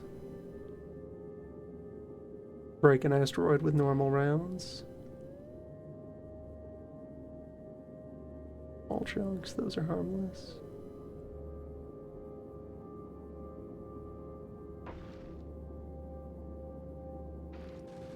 .3 seconds with piercing rounds.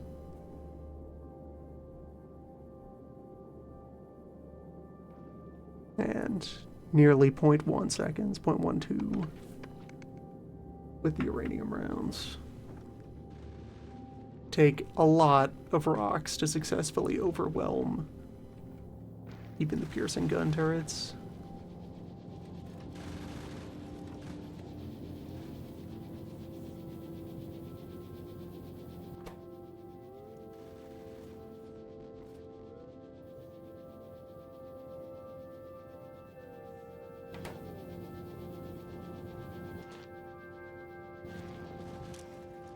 Are you not?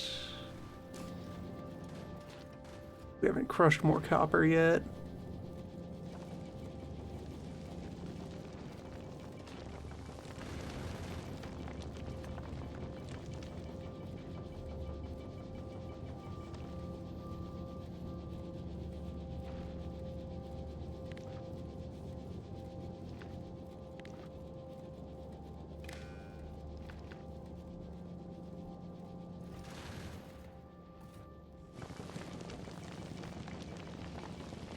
That one's being throttled naturally by the fact that this one isn't unloading. Yeah, I don't need a separate wire for that.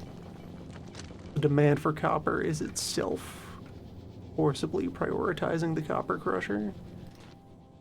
I just need to sink the rest of the iron coming out of there. Okay, 4 copper ore to 10 iron ore.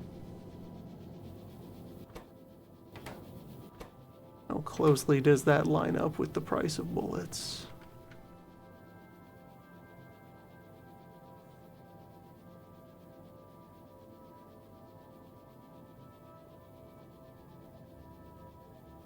Nine iron and 5 copper for a piercing round. Plus whatever productivity gains I sneak in there.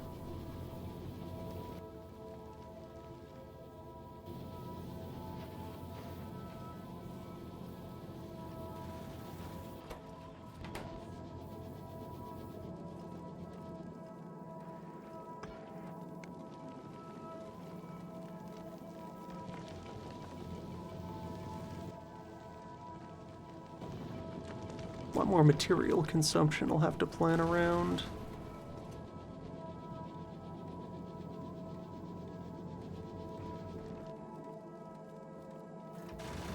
Nice visual indicator emerges of how long it will take to actually consume existing buffer of normal bullets while just sitting still.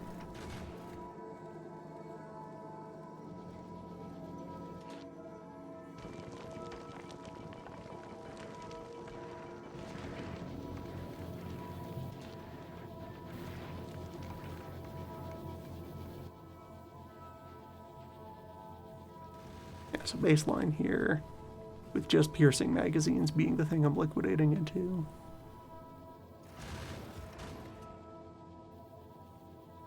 Five copper versus 9 iron.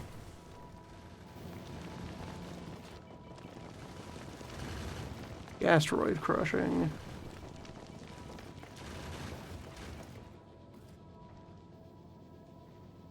dividing 10 to 4.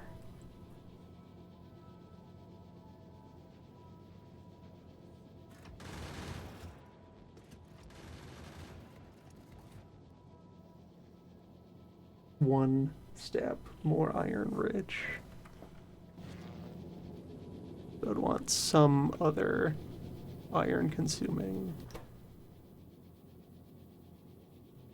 Was the default easiest thing to do would be to still also use a little bit of normal ammo? Way to flare off the excess iron?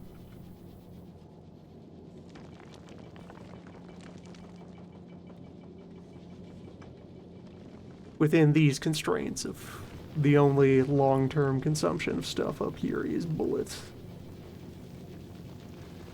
And occasionally fuel.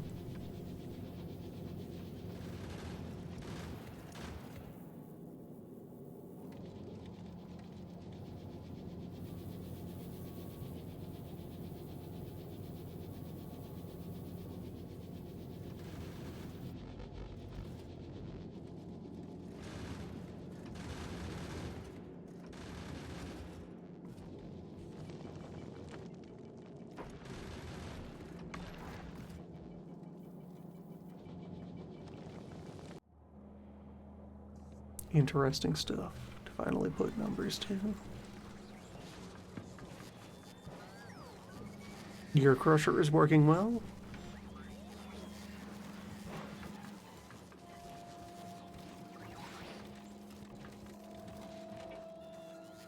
And there is a tiny Wi-Fi antenna in this conveyor belt. You can also tell it to monitor the overall level of iron in the system and just hold off on destroying the common iron.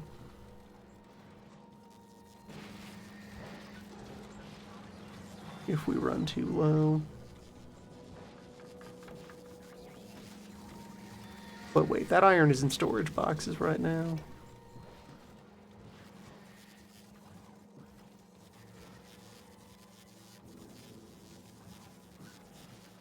Yeah, that's not the place to constrain this from. Iron is stored as gears. Gear supply never falls below 2,000.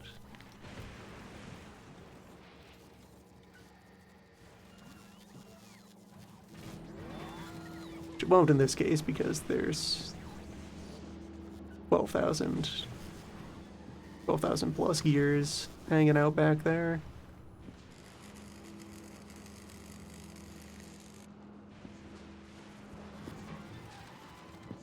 This will just continue to run.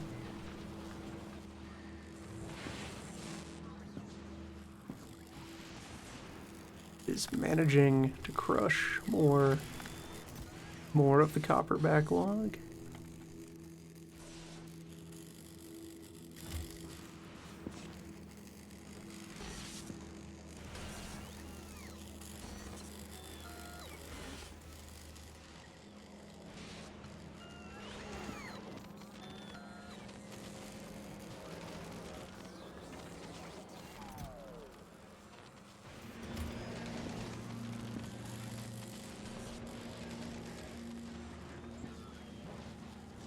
Might want to make a slightly better wire crusher over here that looks more like the gear wrangler.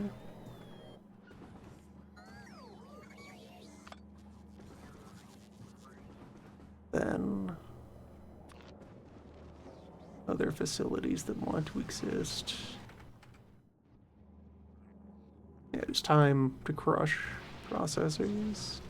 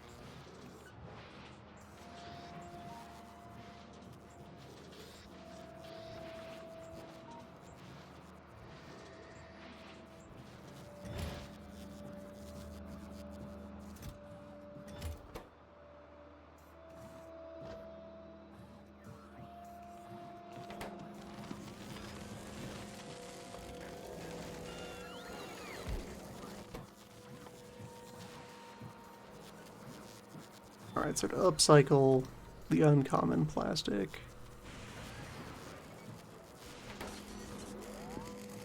And the rare plastic in a useful way.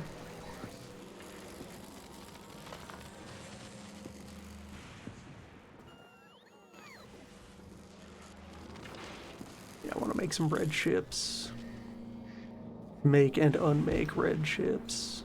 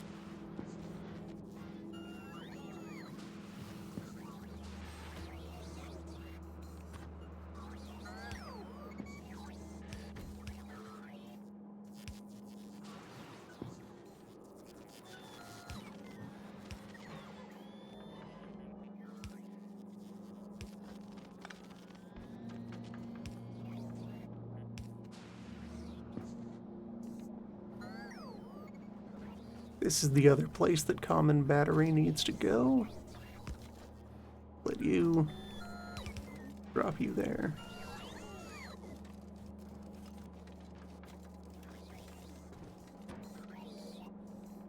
West. Common battery. Where it is stored.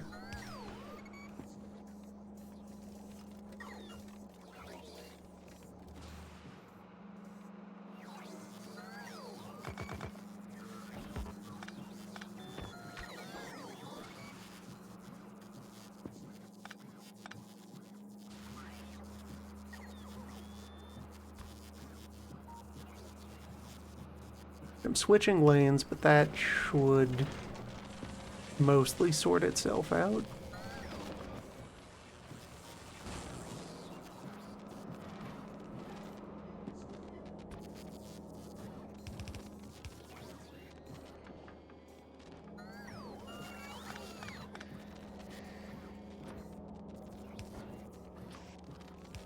Okay, we'll box the common plastic for the moment.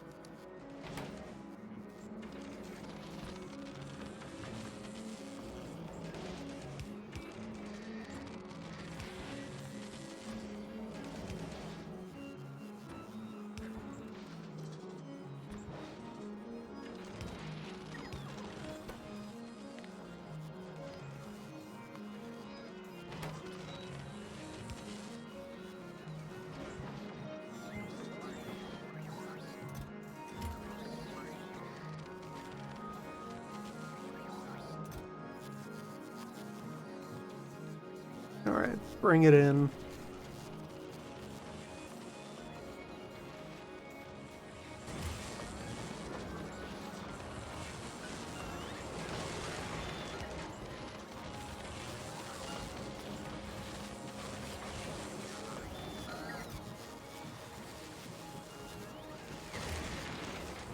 Various lengths of wire will be used.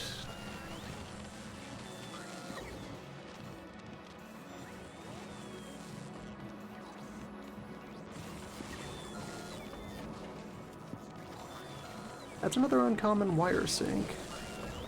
Putting it back and forth through this process.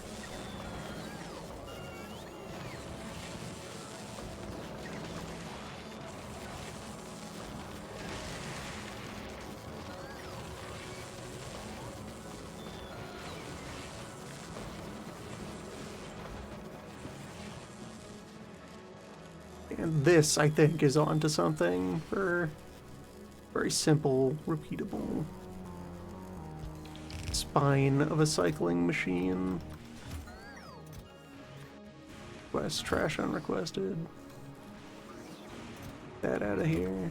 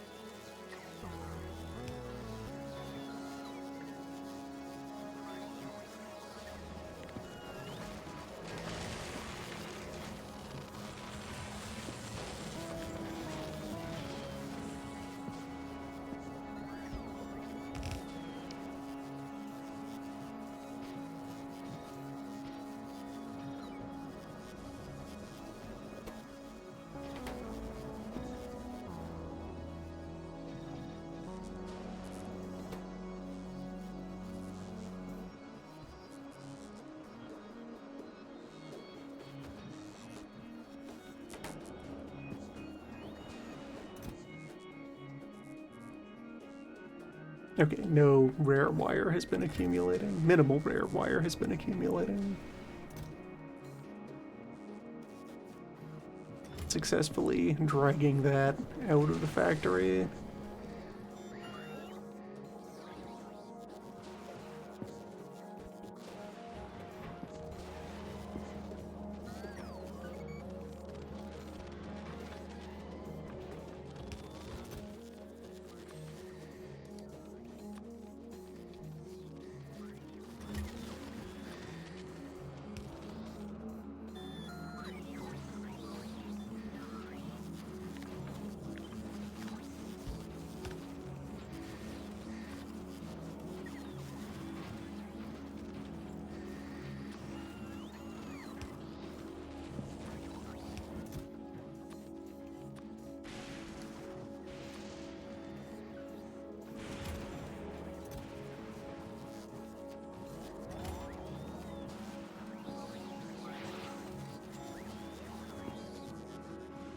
The all or nothing quality scheme.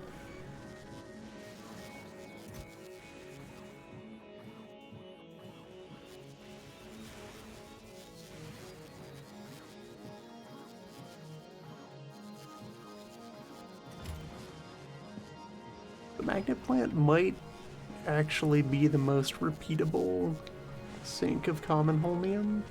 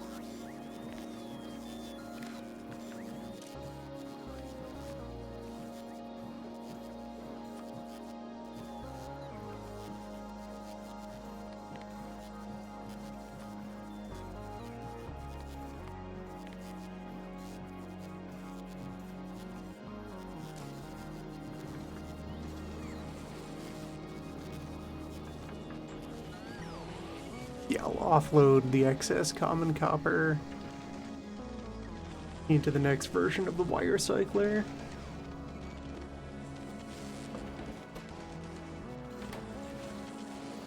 I finally run out of uncommon wire.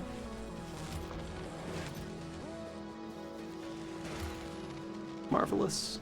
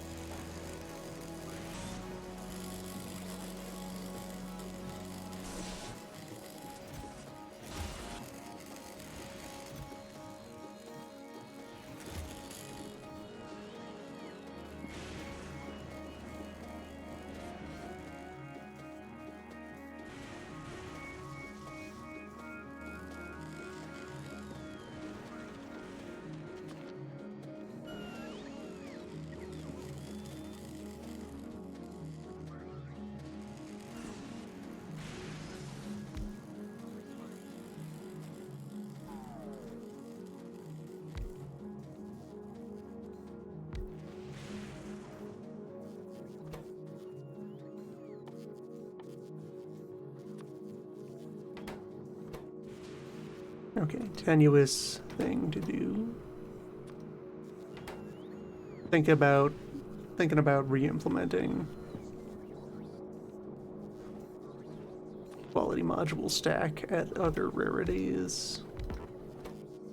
Now that I have an idea of what a better framework for controlling supply is.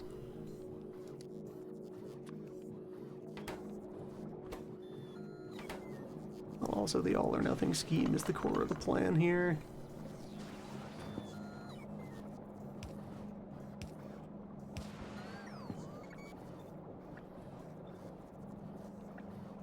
While it will quality all of these, anything beyond standard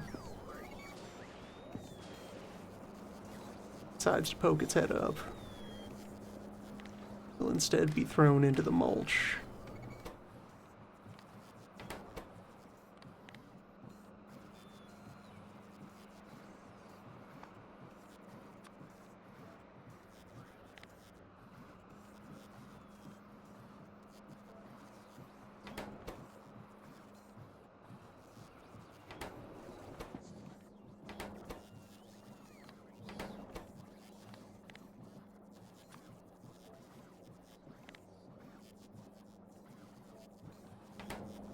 Go ahead and throttle the process here.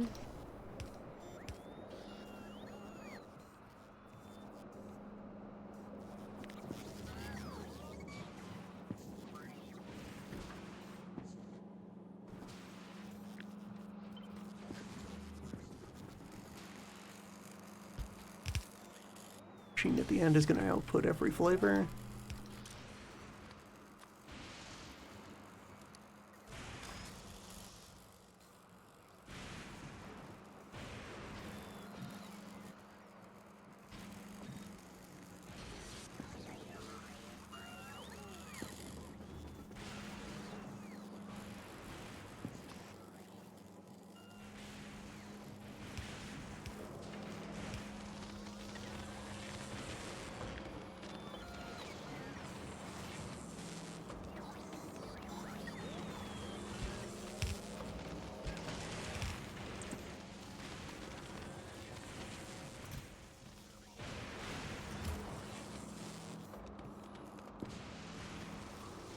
Actually, yeah, with how this is going to work out.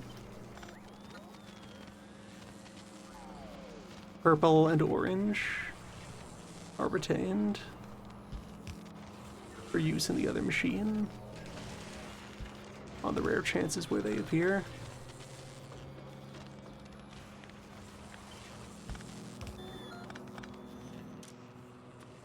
Green and blue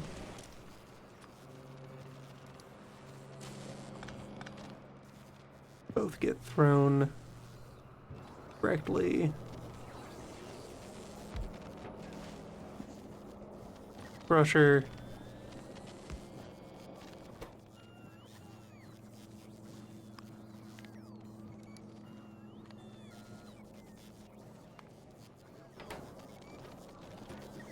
Cooler better gets retained.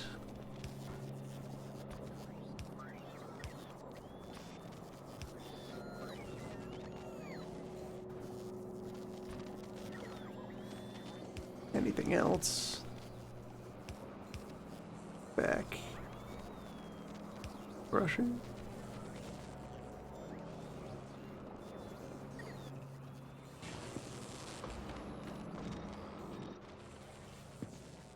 Where relevant, it should have an opportunity. Fall back in here.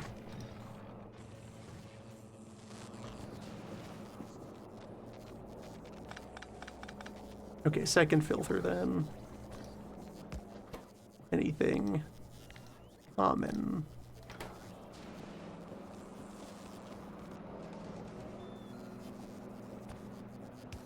It's taken aside and I'll need to route it over into these. Important thing being the like partially made modules, if any of those fall back out. The providers should do a good enough job of filtering back in.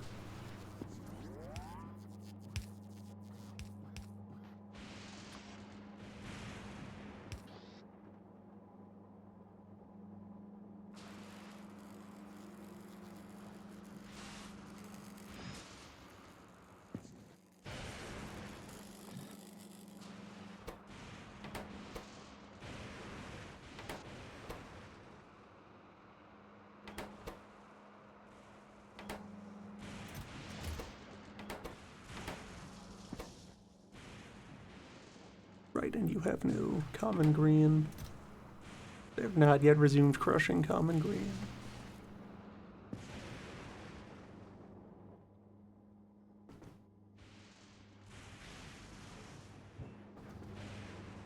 Well, the immediate fix for that. On demand in this area.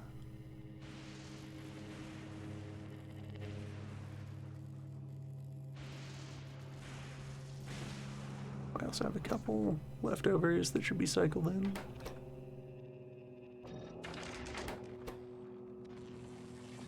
Can't take those. You should recycle these.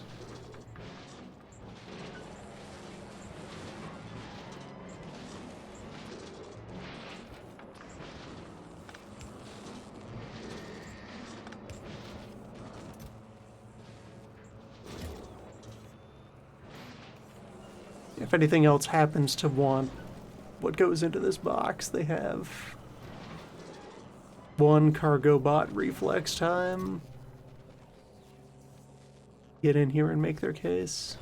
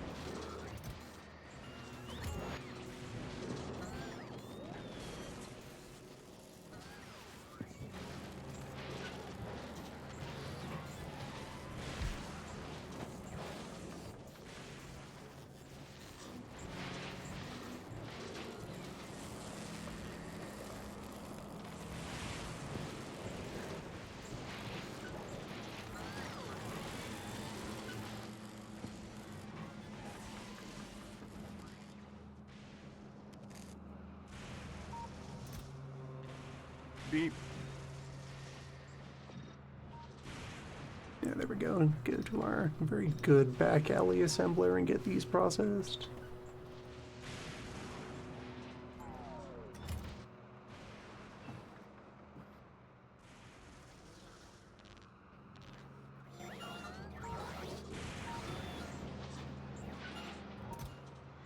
$600 efficiency ones.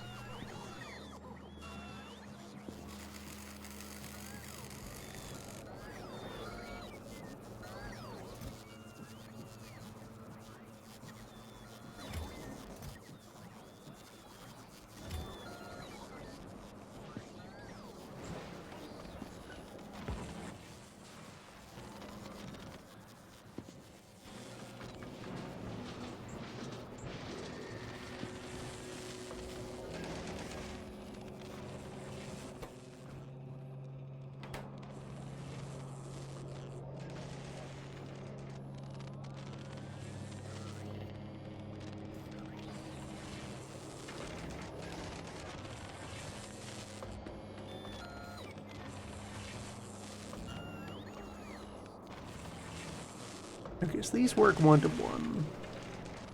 Go 2-to-1 over here.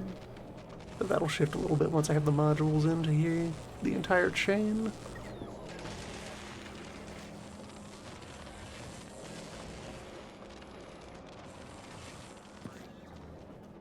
In which case the setup would look like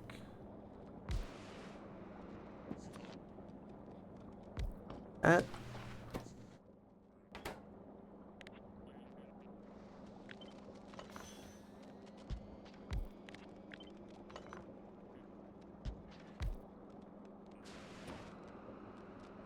Not quite enough room that I could have these run off the same requester. Less. Oh no, then it becomes too wide of a footprint.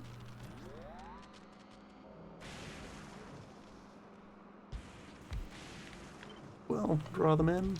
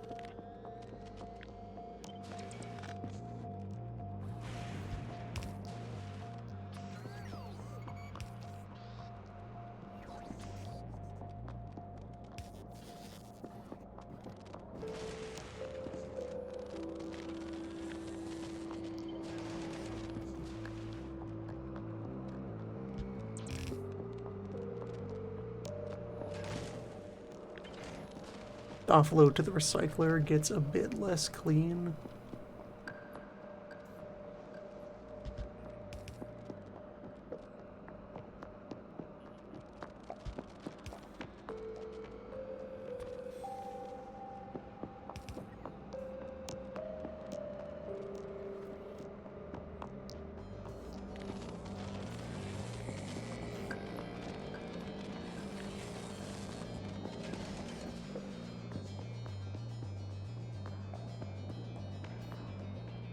Or maybe not.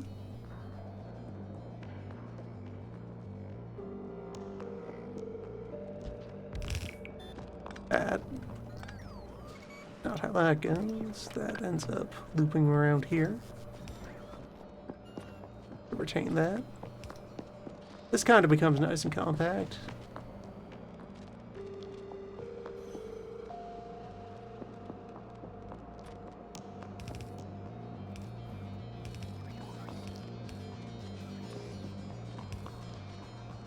Yeah.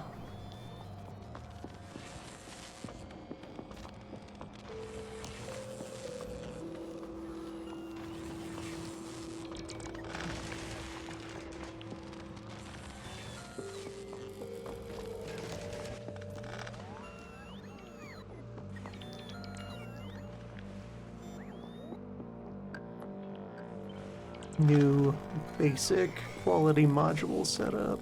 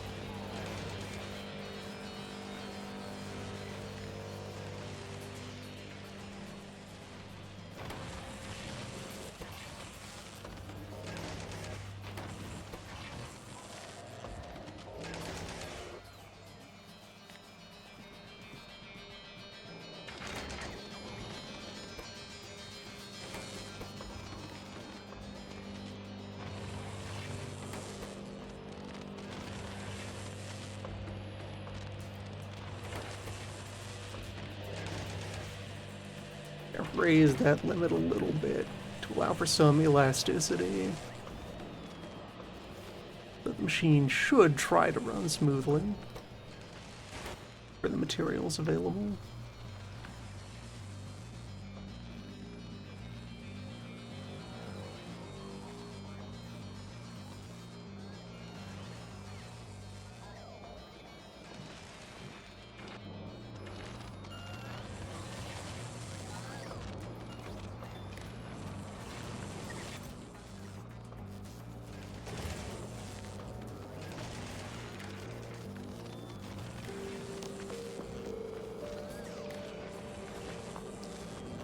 Just its own little inventory control network.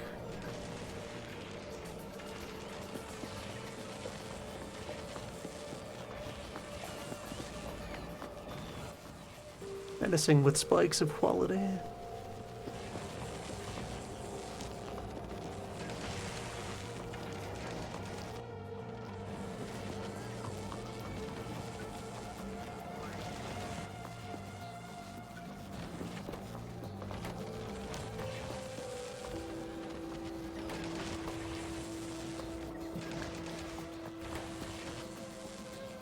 Get it to loop back and furnish itself.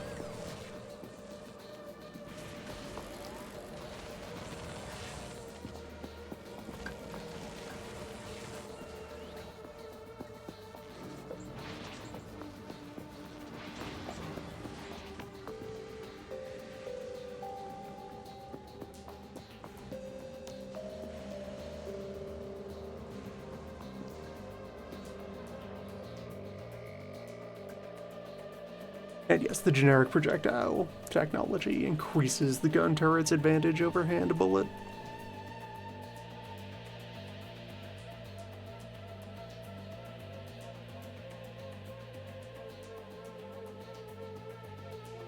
And shotgun shells have a faster growth scaling factor than bullet. Interesting.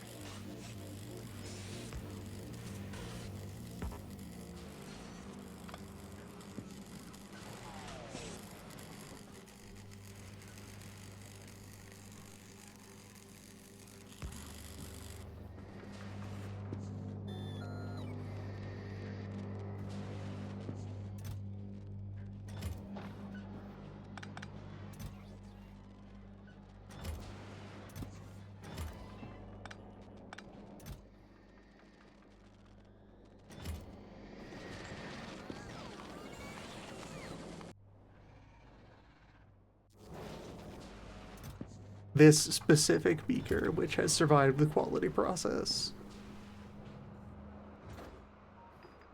You go to space.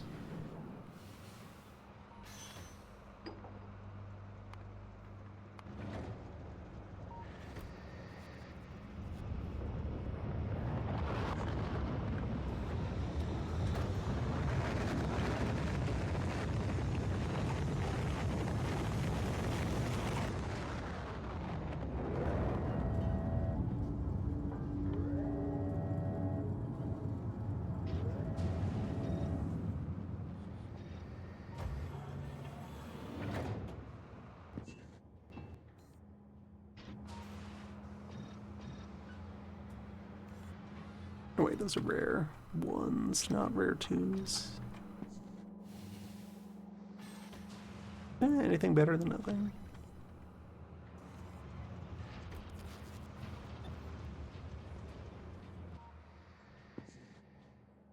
I was just contemplating. Okay, so with space copper,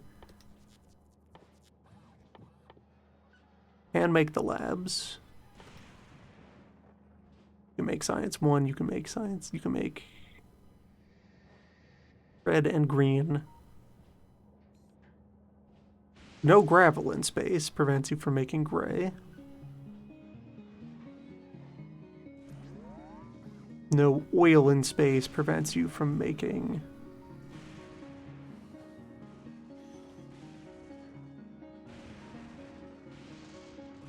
red, unless there is.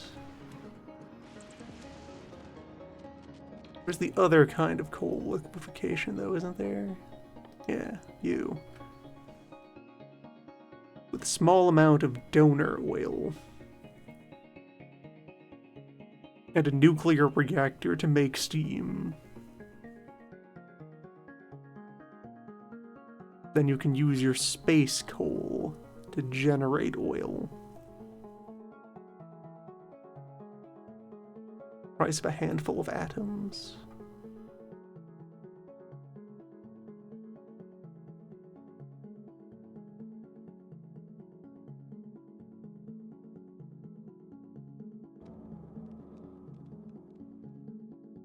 Kind of wondering if Space Lab would be a paradigm, because if nothing else, you could build the lab and then just have it travel from planet to planet. Planets send their beakers up. Anything you can conveniently make in orbit, you do.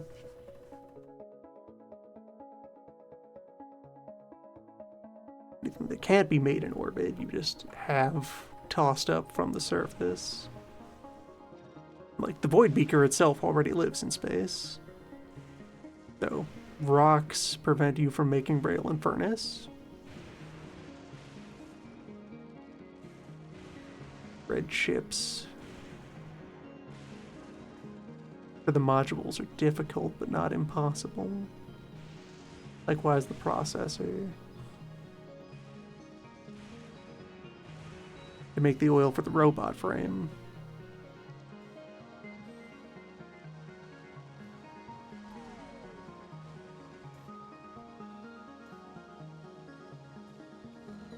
Space Lab. That might be a thing to work. That might be the plan for Aquilo.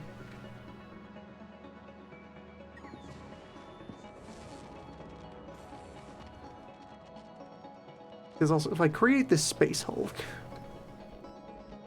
that is the direction this is working toward.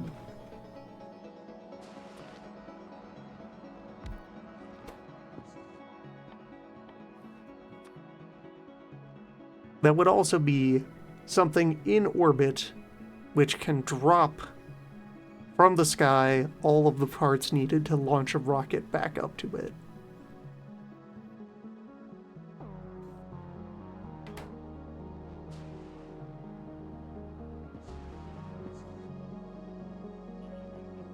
And just leave out whichever of those are more convenient to produce on site at a given locale. Okay, here is battery overlap. Those out.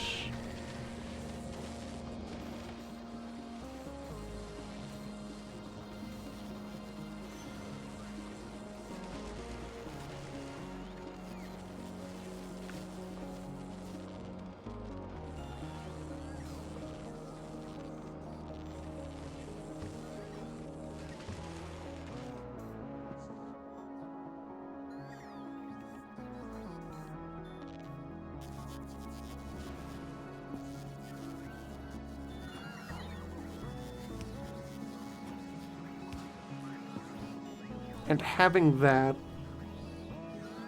would be an important fallback for operating on Aquila. I have no foreknowledge of any details of how things go down there.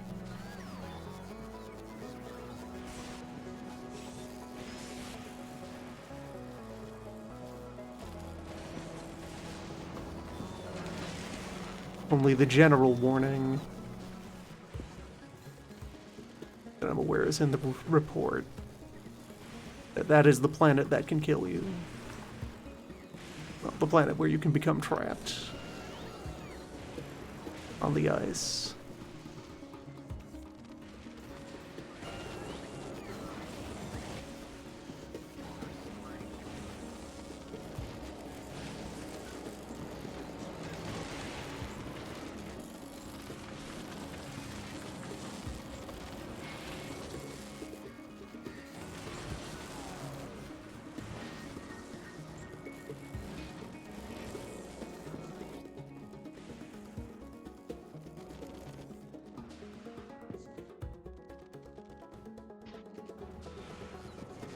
Good to see two of those. You go in the rocket. The rest of you get handed down into science machines. How is the scrapyard? Right, still backed up on blue. I still need to start actively drawing blue out of the inventory for processing in a more structured way.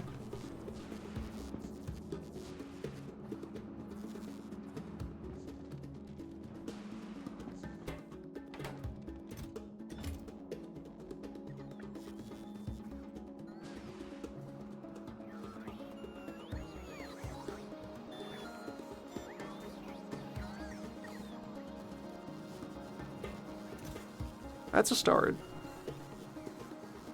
It eats gears and steel.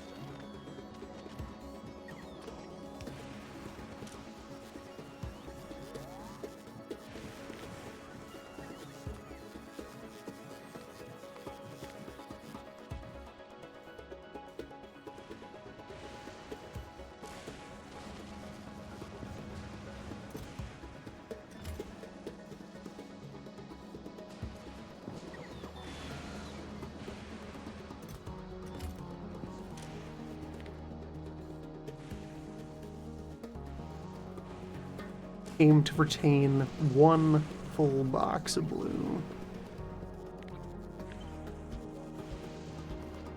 Mulch the rest.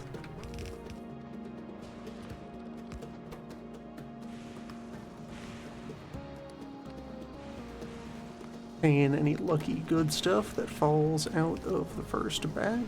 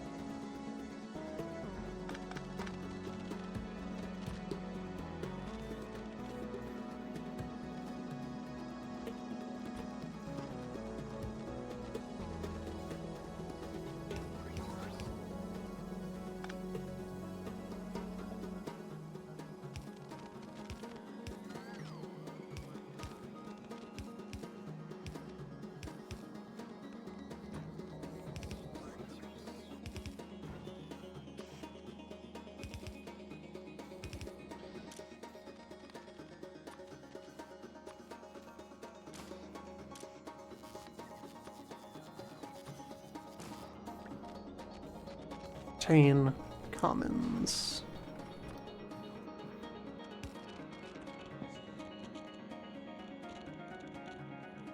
The rest of those will just have to be made available for the various manglers.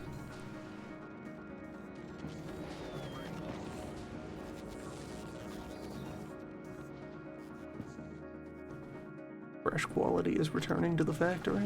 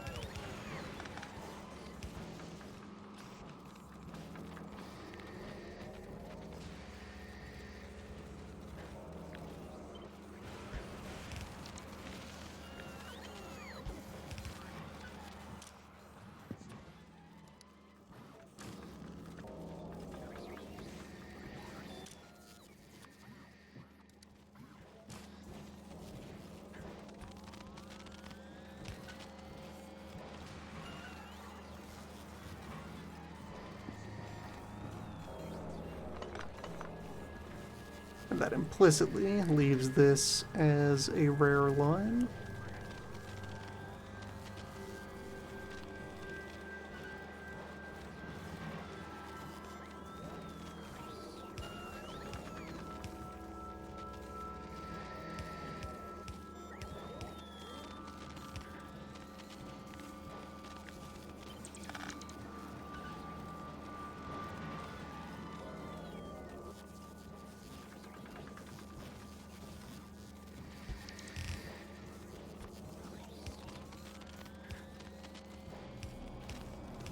What's that little bit of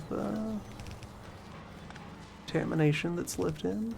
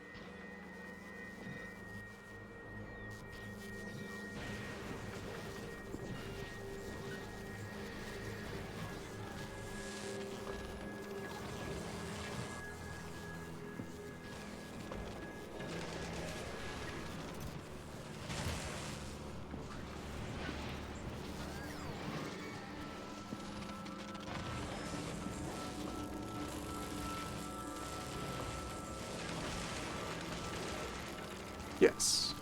Good. This will run smoother. 0.19, 0.19, 0.26, so it's still a little under ratio.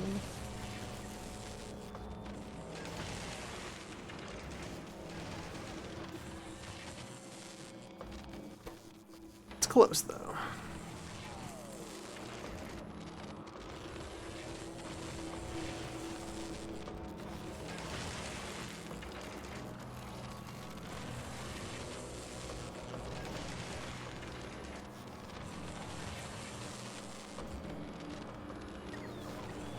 Yeah, to keep up, maintain uptime fully on this, would need to be 2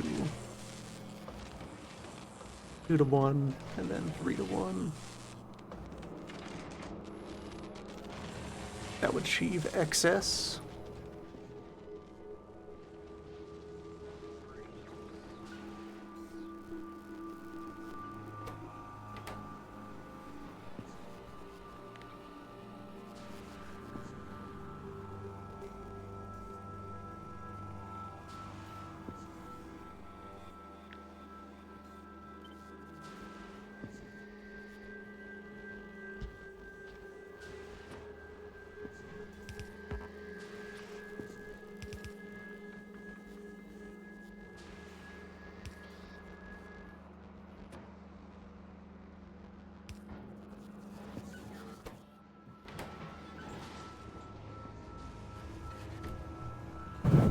I guess I'm not leaving any common concrete visible on the network.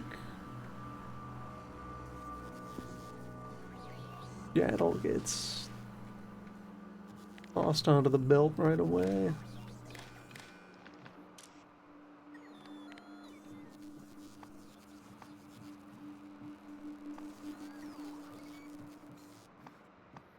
Leave a little bit of a reserve here.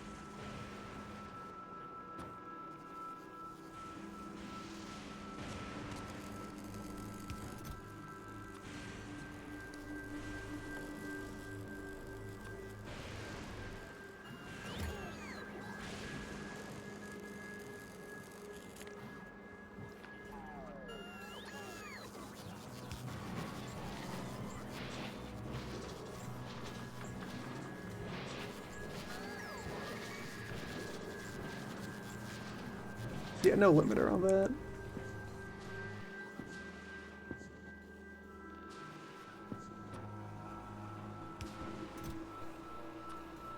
All or nothing.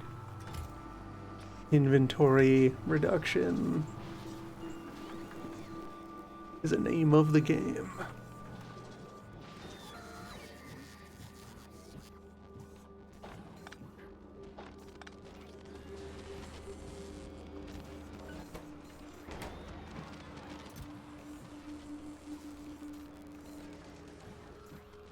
The module numbers haven't moved much. That's to be expected.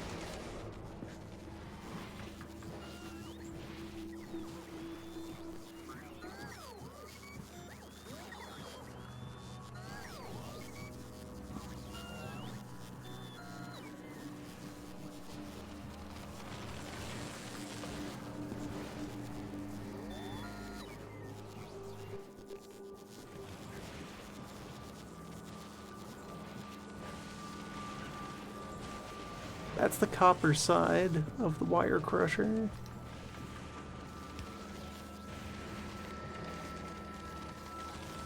Or no, it's not. Yes, it is.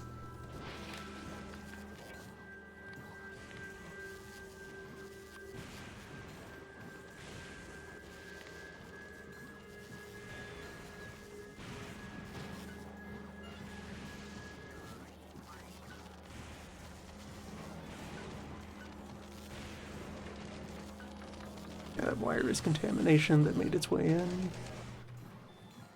Parts unknown.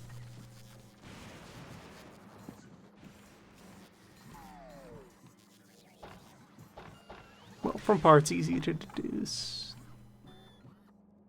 Parts that were on tape.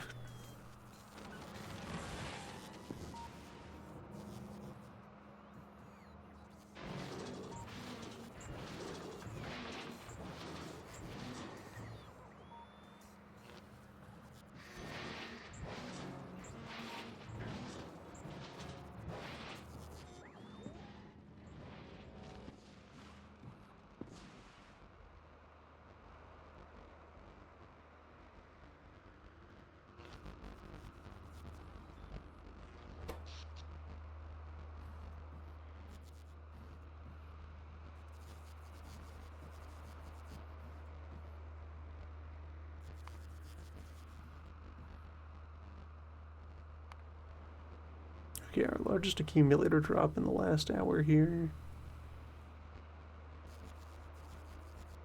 0.9 down to 1.9. 1 gig.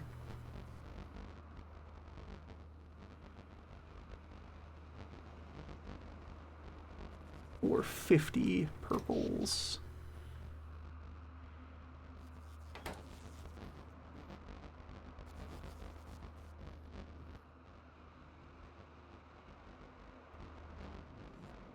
Probably start peeling away more of the blues.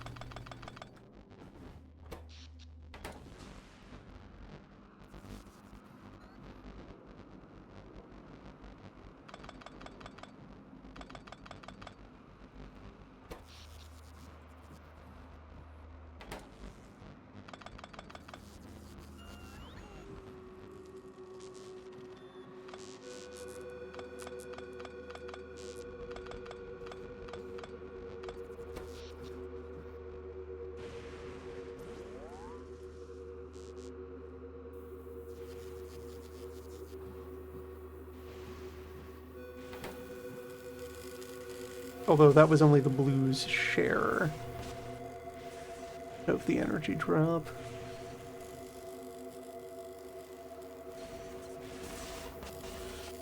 Still seems like a good sign.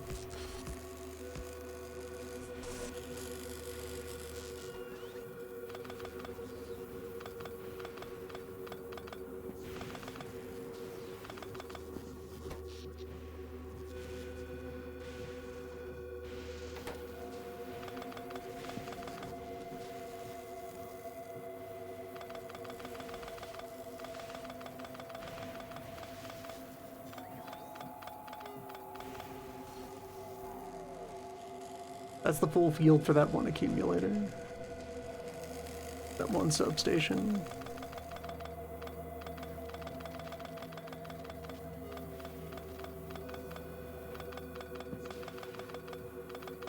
Gonna free up surface area.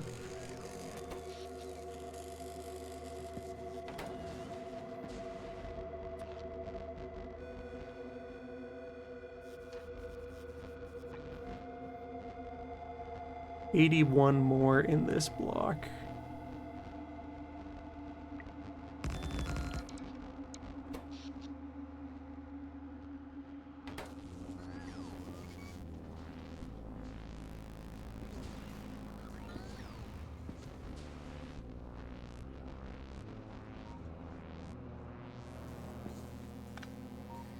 Let that ride for a cycle.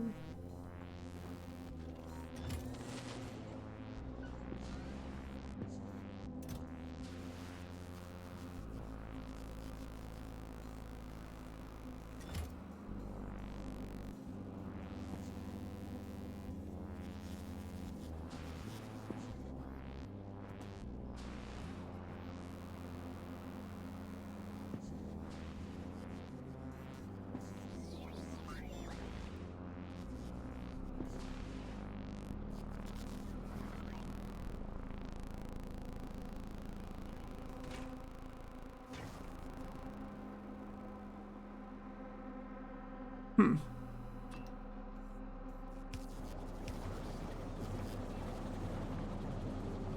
Plumbing error.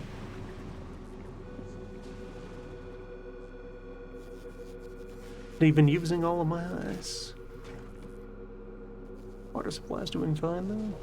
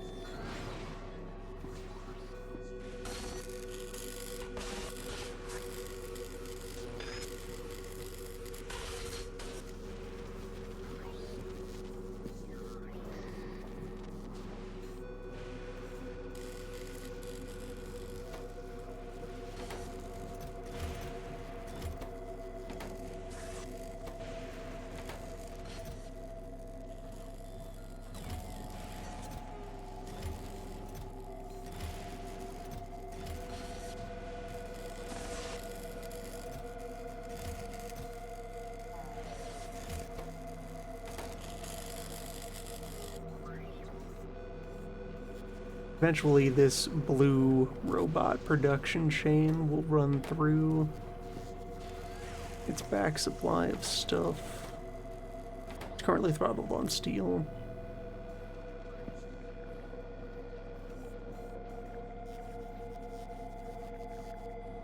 $1,400 purple green.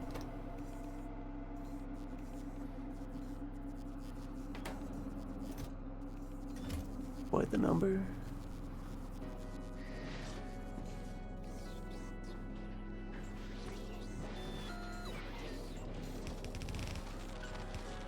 Place has some level of supply.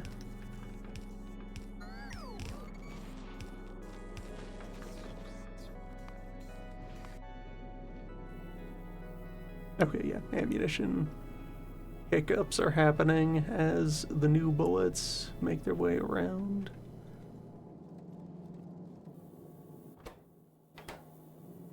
Try to. Okay, I think that's the balancing act to strike here.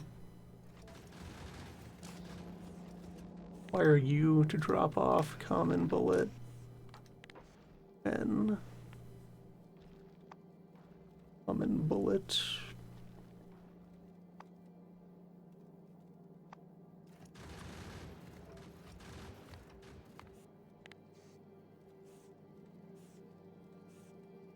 $100.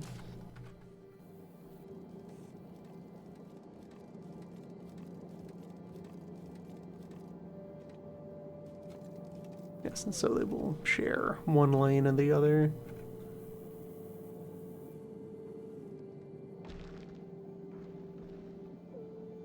Would even have a setup where, like, I designate some guns as using one ammo or the other. Have them prioritize targets.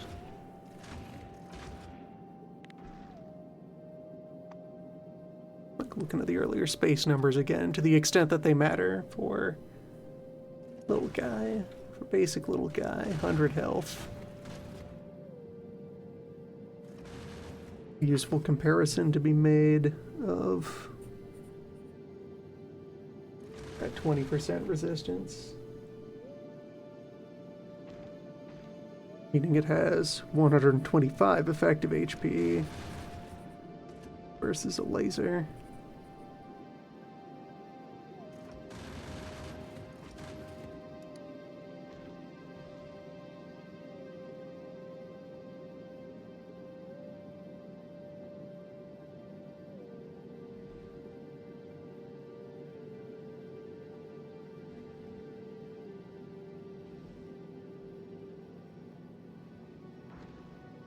Versus 33 normal bullet damage, 54 piercing bullet damage.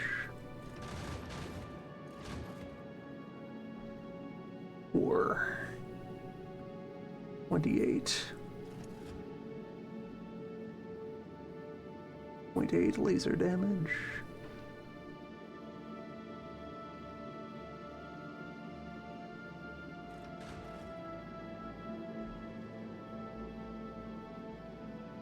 So, 3 normal bullets.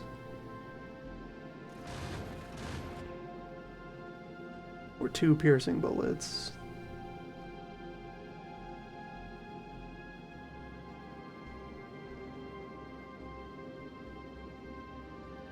Or 4.3 laser effort, rounding up because you don't get to carry through the excess damage unless it's a tank shell against things that are in a straight line.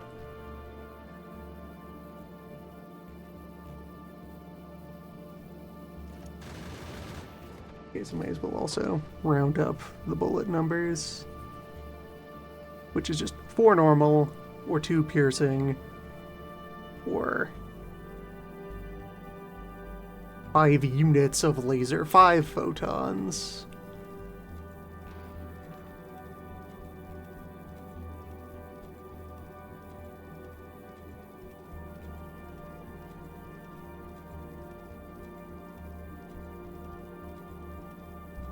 .8 lasers to shooting speed, so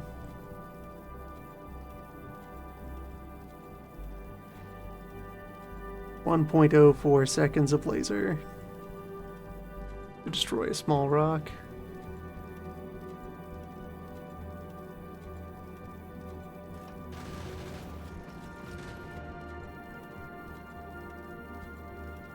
.16 seconds of common ammo. 0.08 seconds of piercing ammo.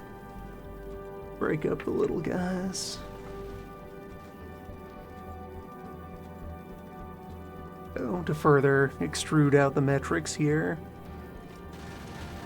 So, when they shatter,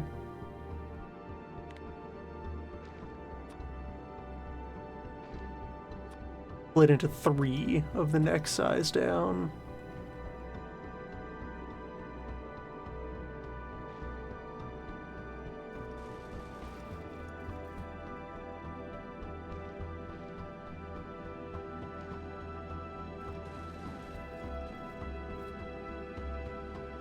That in turn, so supposing that we're breaking a medium with bullets,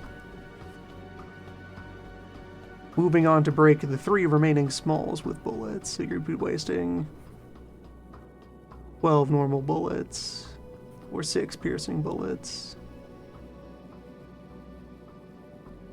as opposed to using 15 waves of laser.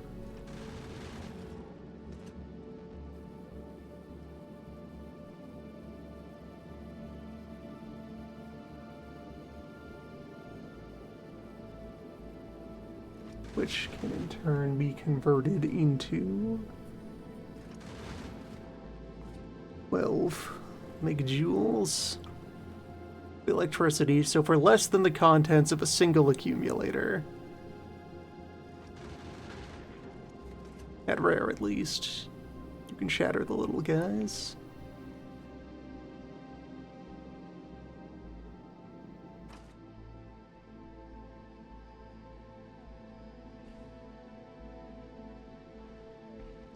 Yeah, and so those bullets are a bit less than the work of destroying another medium rock to also take out the smalls.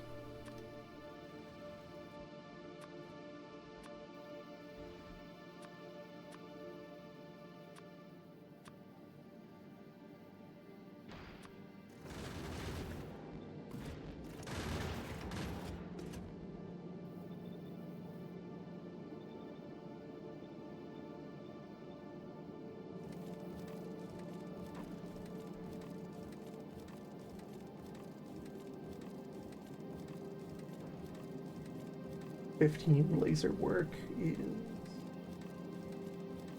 just a little over 3 seconds.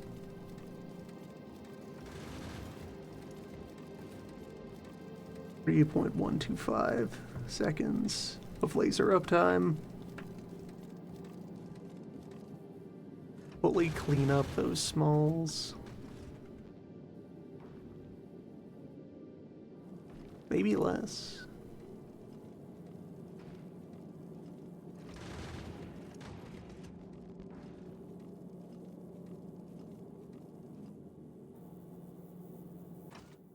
Okay, so as an experiment here, guns, ignore the small fry.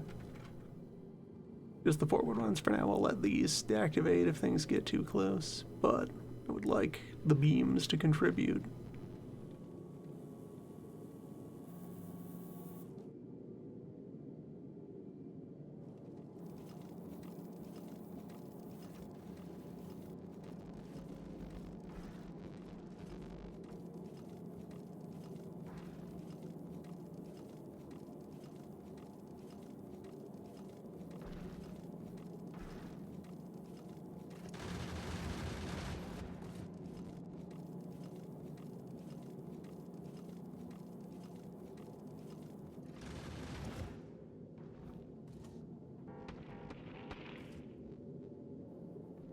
Yeah. It's cromulent.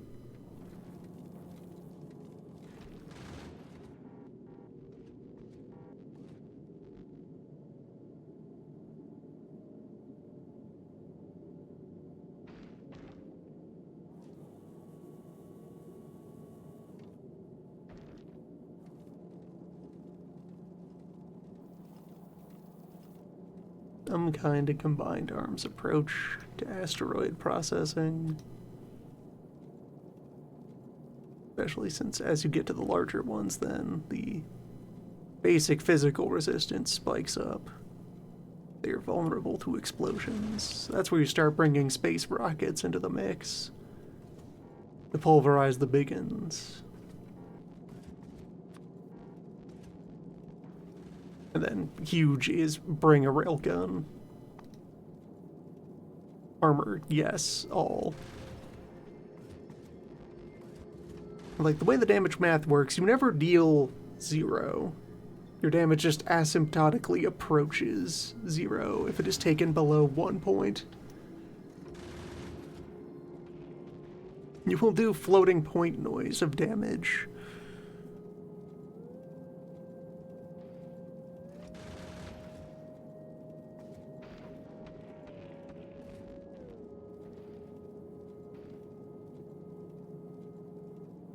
Railgun gains range from quality.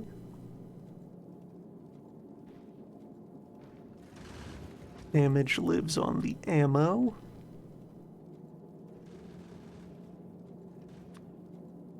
Which is 10,000 base damage.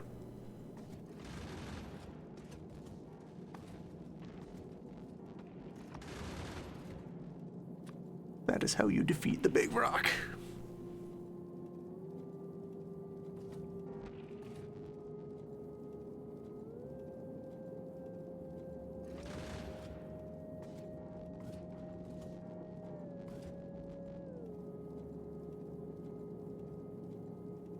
One basic railgun shot will crack a huge asteroid.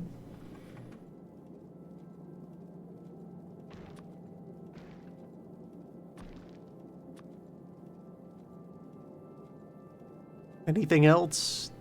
Good luck.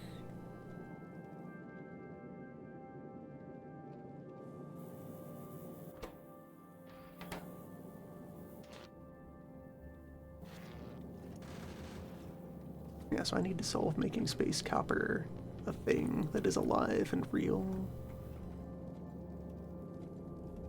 Managed to run platforms so far without having to throw anything off the side.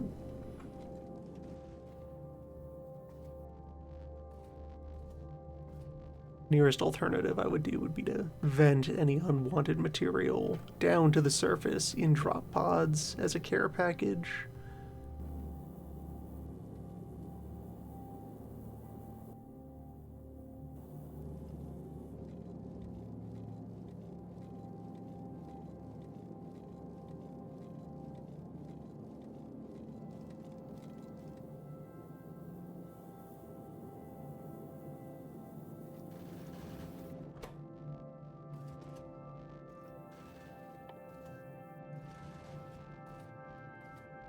Need to make some kind of space furniture that's a bit iron heavy.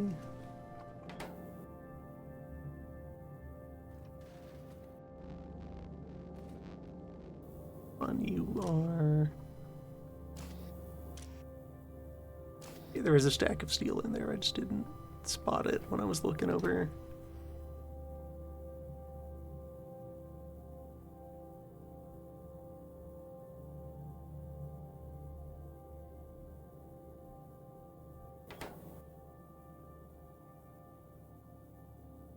And so when it is time to put a nuclear reactor in space, the platform will be able to build its own turbines.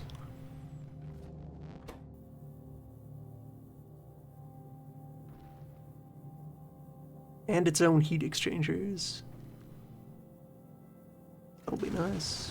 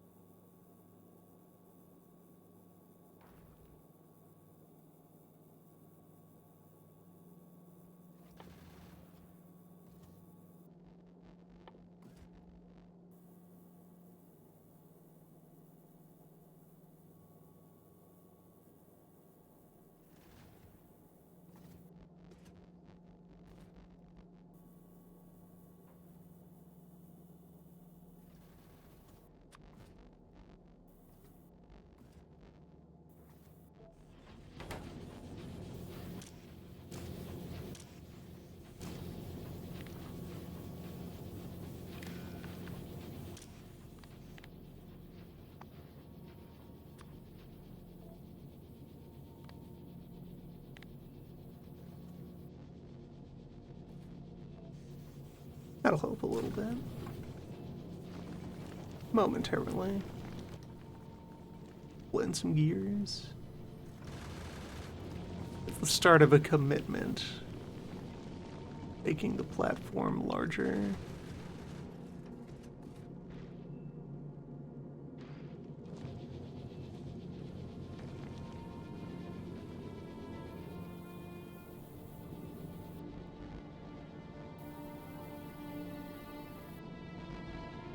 And having glanced at more screenshots of other people's platform loadouts, seems like one of the main successful techs for trying to do high-density engine clusters is to set them up diagonally in an echelon. So you would have a lead engine and then put the next one here so that this blue port hits that blue port. One here so that this red port hits that red port. And then that plus some additional plumbing antics along the leading edge gives you a nice solid block of engines that partially cross-feed their fuel.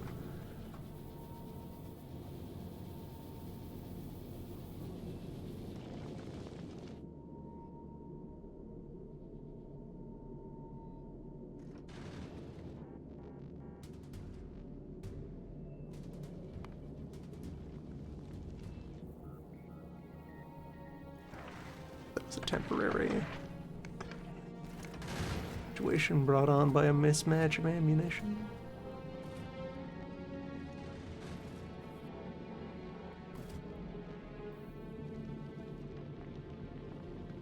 Seems like it's working pretty well. Division of labor between the gun types.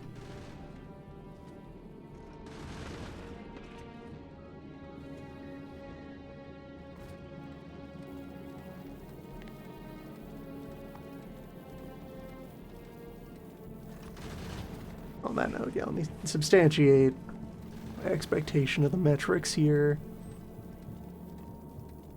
So 90% laser resist.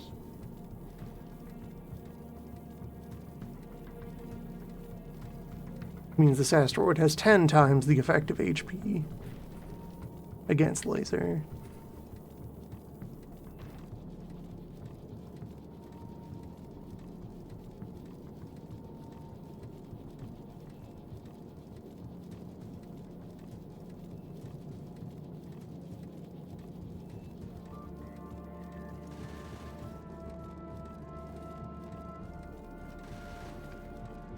For 138 and decimal 139 seconds, well, 139 hits of laser.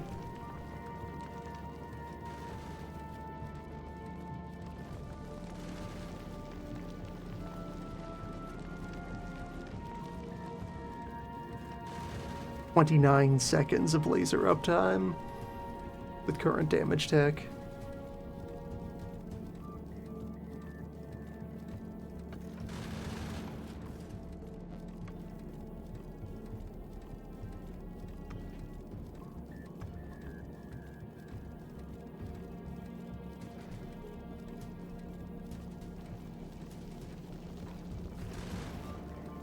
Which at 24 megawatts of electricity, nearly 700 megajoules.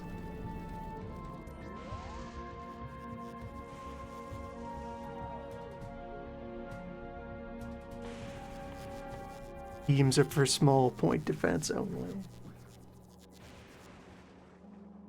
Where their economy is reasonable, you just need to have that energy buffer installed.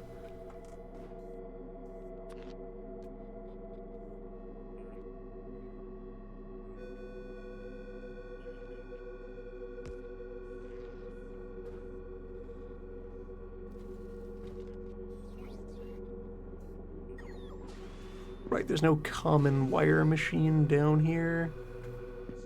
Partake in the wire ritual. Could be just a small modification.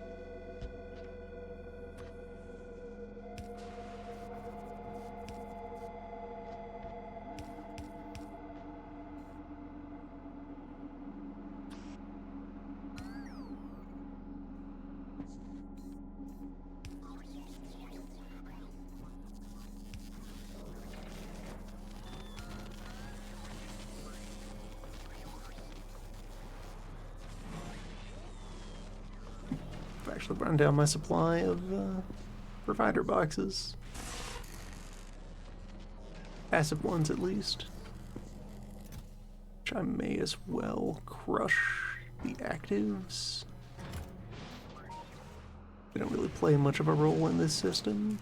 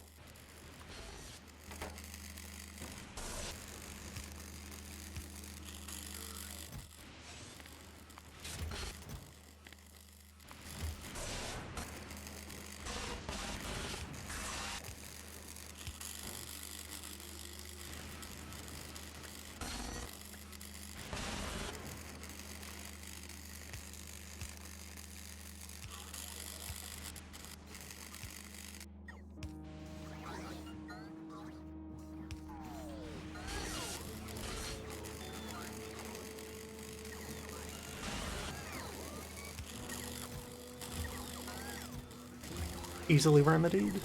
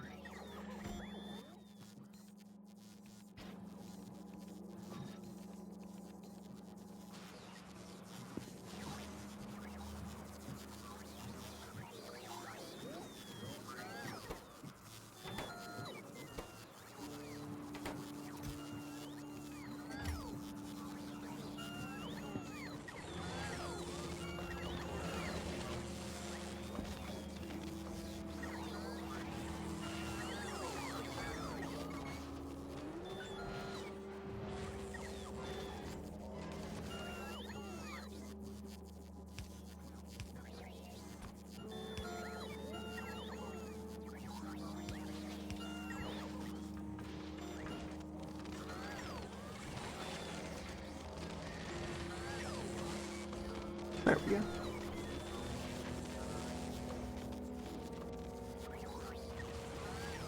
The fundamental problem of loading onto the corner and breaking the loop. The input gets in its own way, whereas here, the stuff that's already in the lane takes priority over the stuff trying to merge.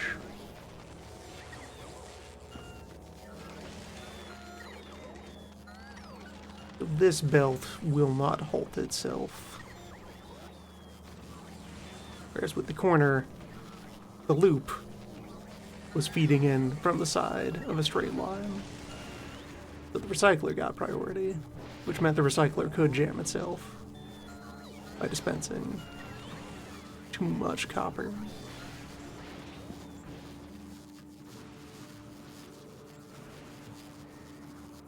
Now that will crush more of the inventory.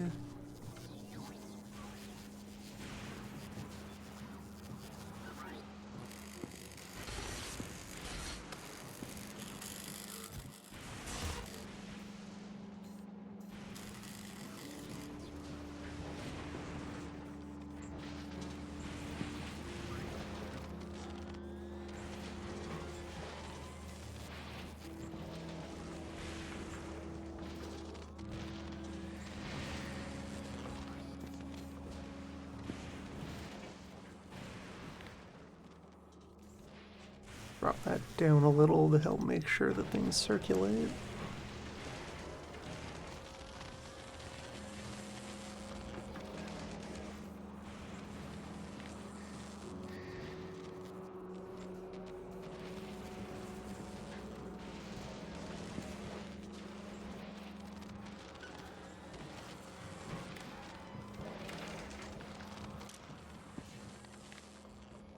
And tell you to cool it. See any common wire already waiting for recycling.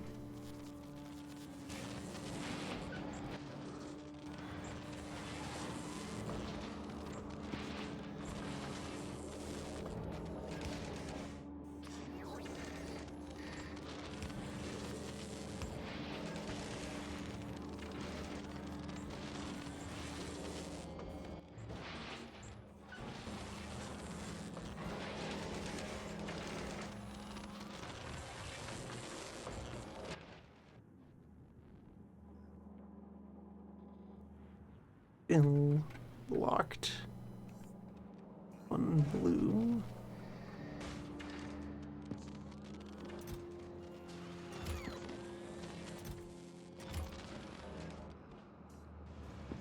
But why? Okay, because the common blue is trying to unload into a box that is contaminated with miscellanea.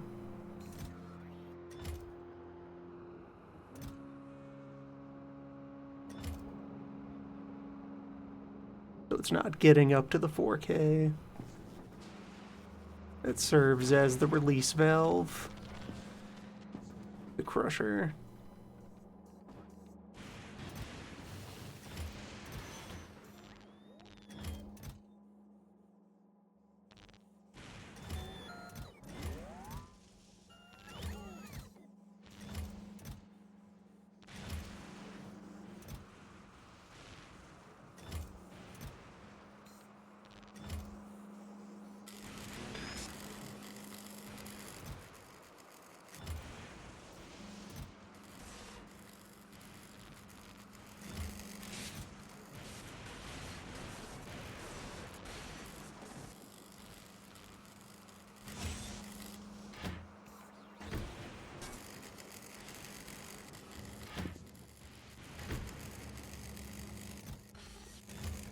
The legendary structure box.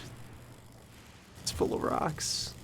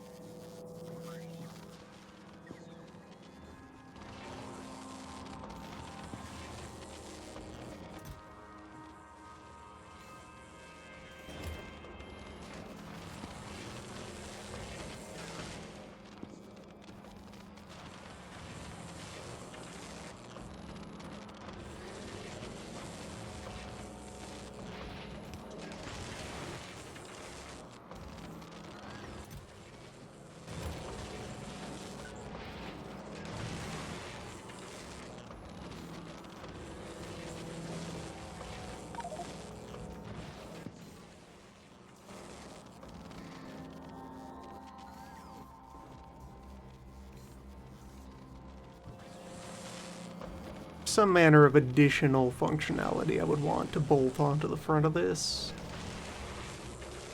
So that once I have a very sizable heap of common modules, I would start recycling them and then hoping to feed better raw materials into higher base value rare setups.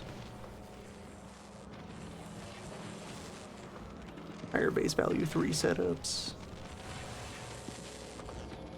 With the intent of just re-rolling the finished product rather than trying to re-implement the entire chain underneath them.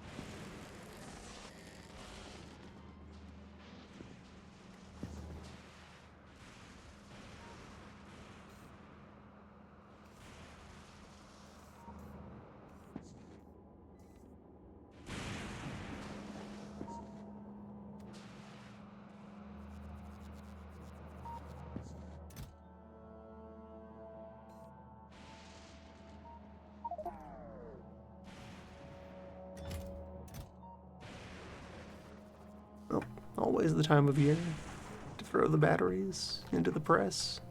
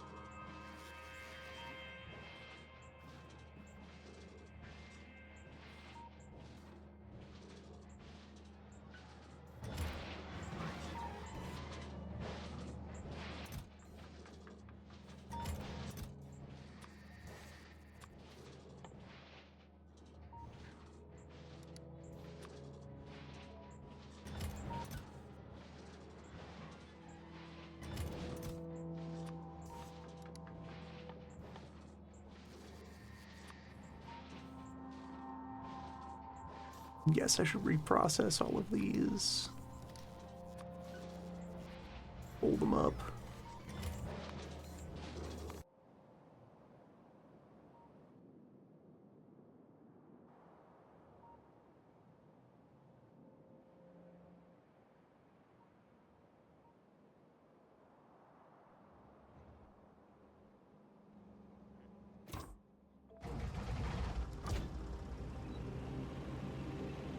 And a quick peace drive.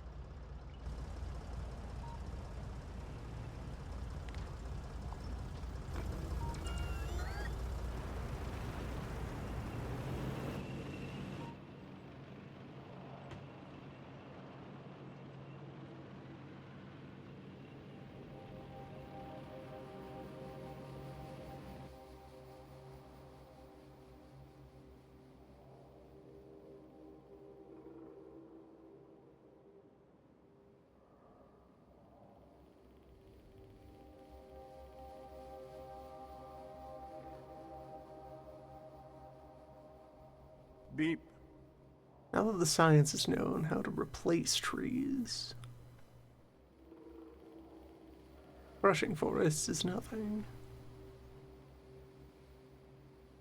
More so than it already was.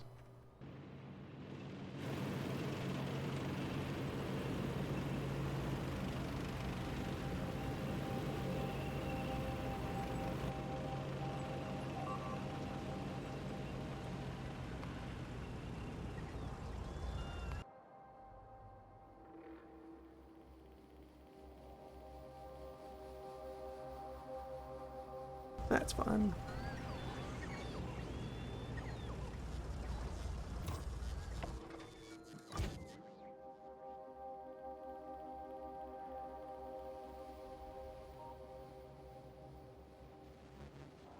I think a good general heuristic here is if a turret takes damage, that wall needs reinforcement.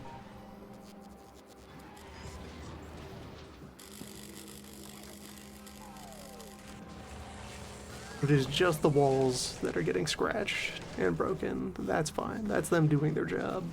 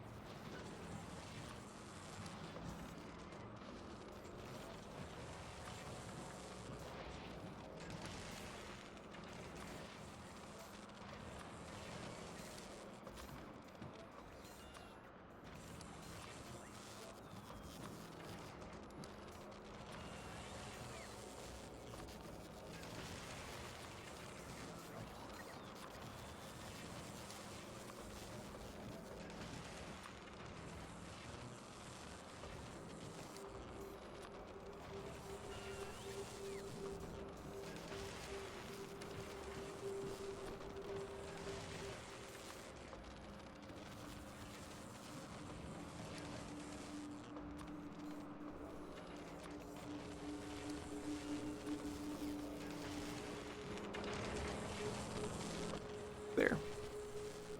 Created a document I can wave around.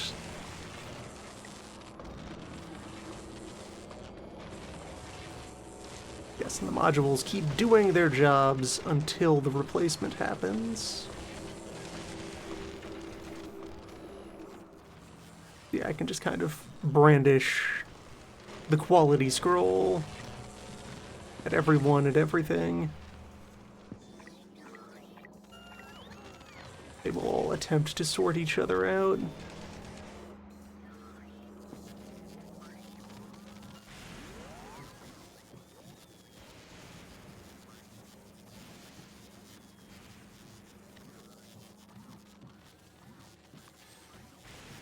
Count for the purple 2s that I had distributed. The purple 1. Purple 1 to purple 2. 2. 3.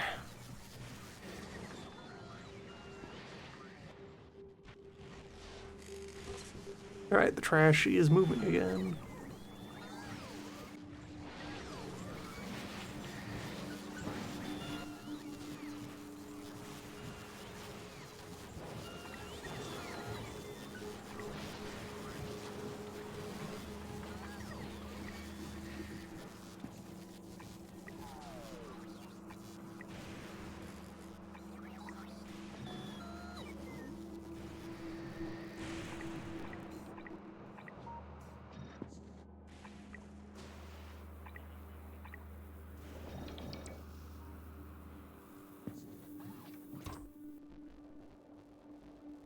Oh, you're holding a bunch of my inventory.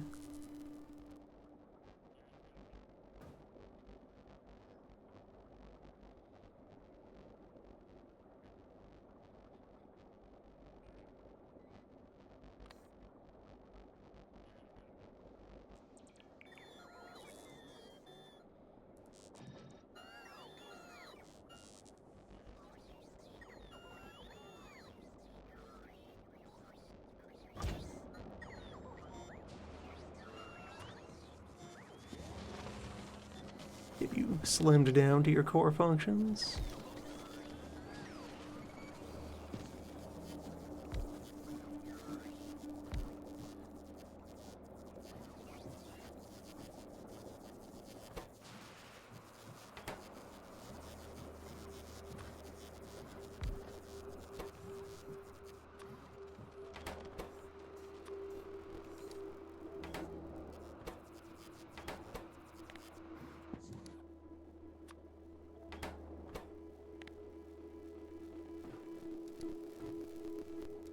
I won't need new arms for a while, the way this island is going.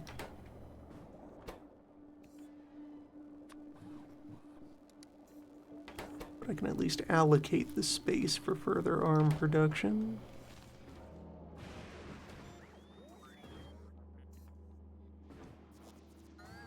Spaceships can build speed arm and long arm now for their internal logistic needs.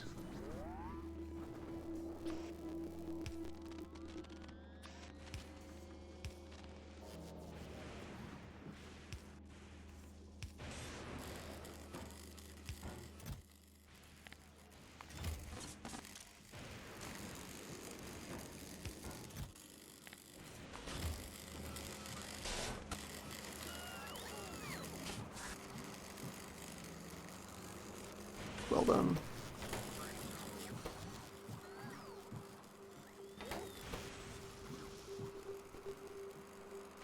I'll let this one stop after it has run through those existing purple twos. And pop that out and build a complete assembler in line over here.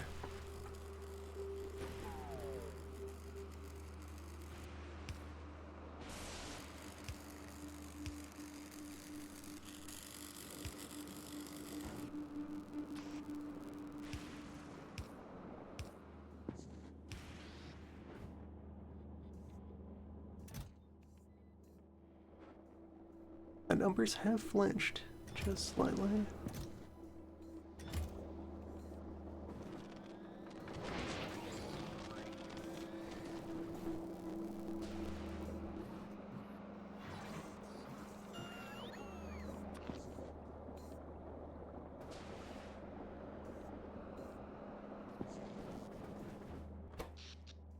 And the power grid was happy with the upgrade.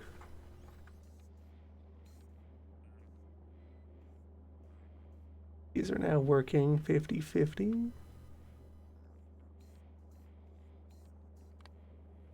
And okay, just go to combined mode here to measure the drop. 2.8 to 2.3. 1.5 gigs of energy between lightning storms.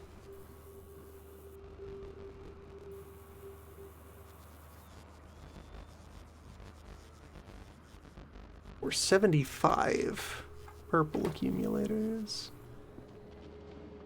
I should be able to skim even more of these and still have a working grid on this island.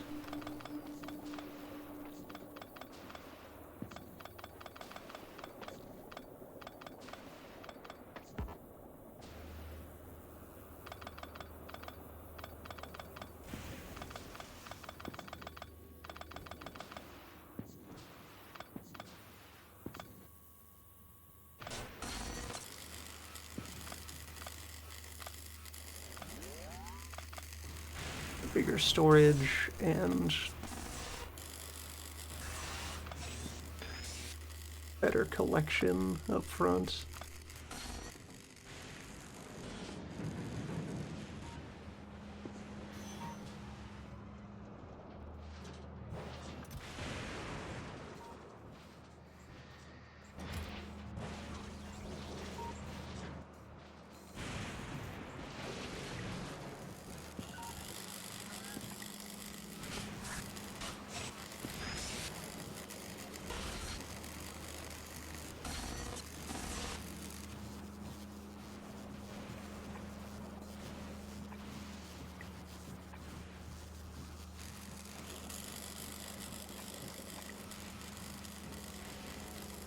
Okay, naturally, it can, using the relations you've defined inside of the scroll, you can move forward or backward along your progression.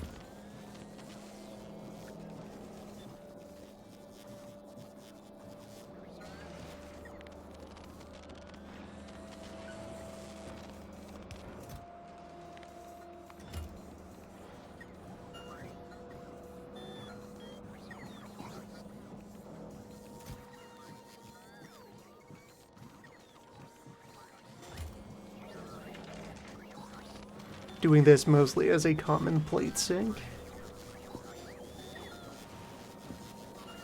that I can keep rolling.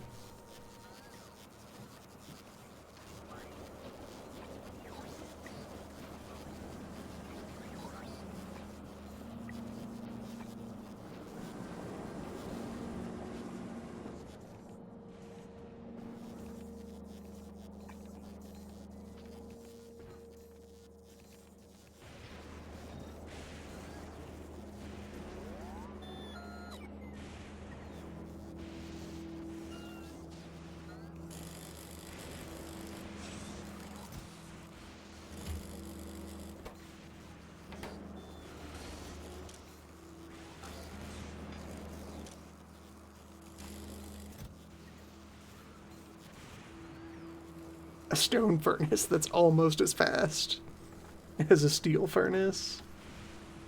It's made of the good rocks.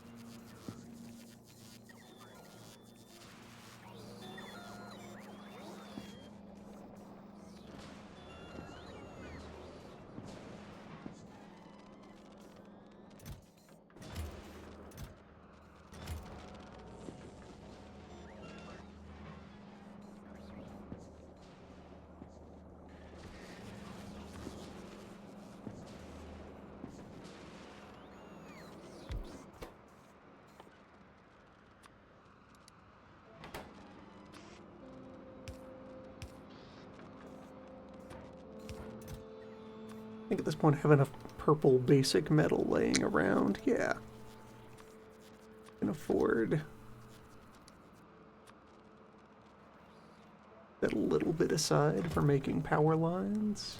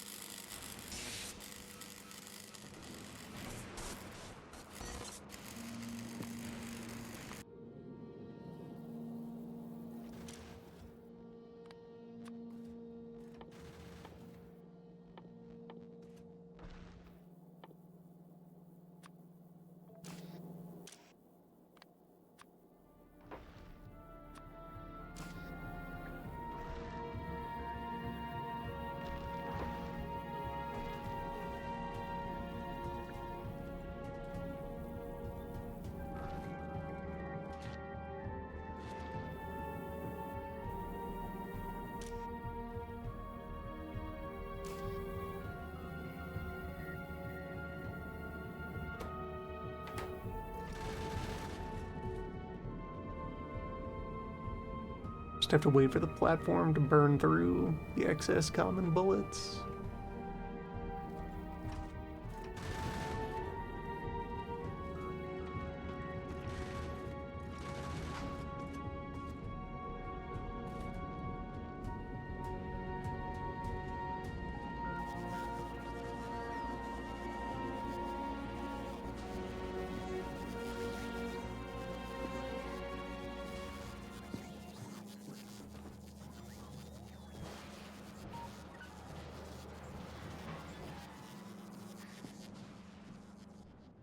Anticipating that I will need battery crushing capacity soon. Batteries are probably about ready to build up.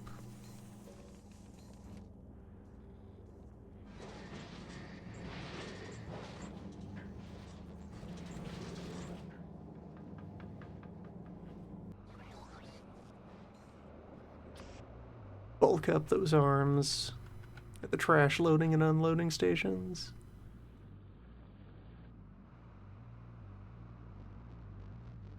Now that things have advanced that far.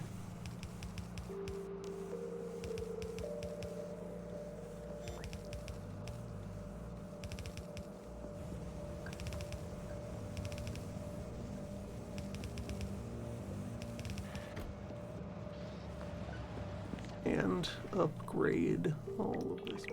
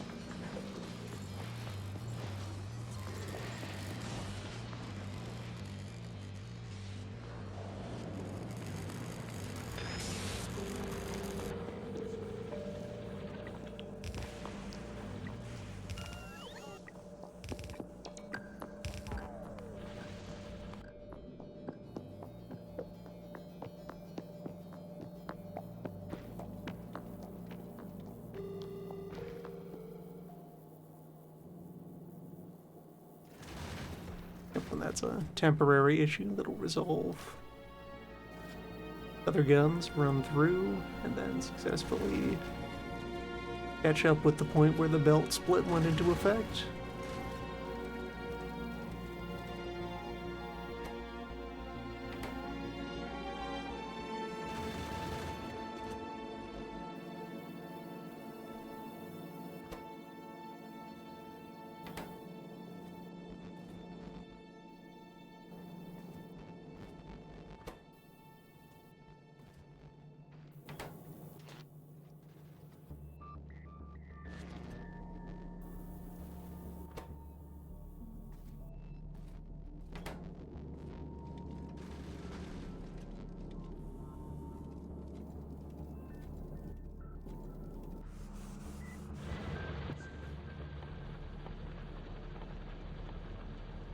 Okay, important space logistic questions time. Which I feel I already know the spiritual moral answer. In keeping with the principles of the garbage monastery.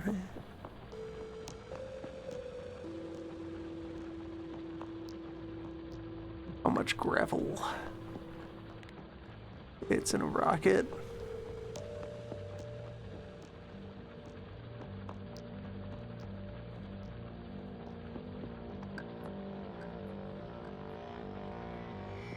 $500 rocks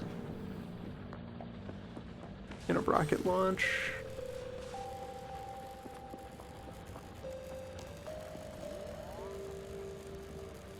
200 barrels in a rocket launch.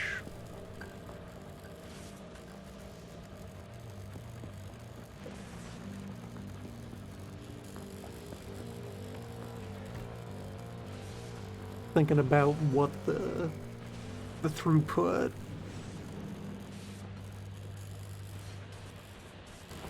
supply footprint is for sending the remaining components into space from the surface that cannot be sourced in the sky. Only 10 fuel cells in a rocket.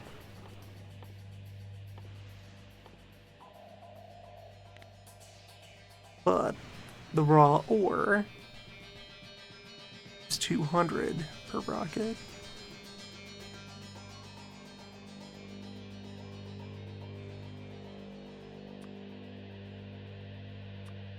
$20 isotopes, which would make 200 fuel cells, can fit in a rocket.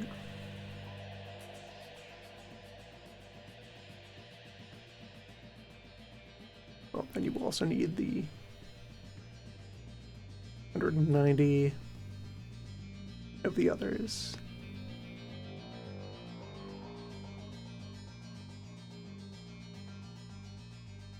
No, that works out to similar then, sending up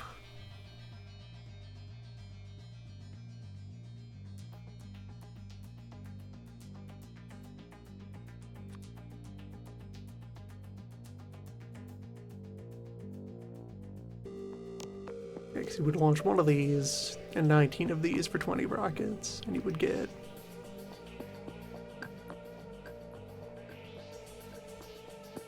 as much as if you had just launched 20 prepackaged fuel cells, which you could have even qualitated surface facility. Just starting to identify natural points in the supply chain to send things into orbit.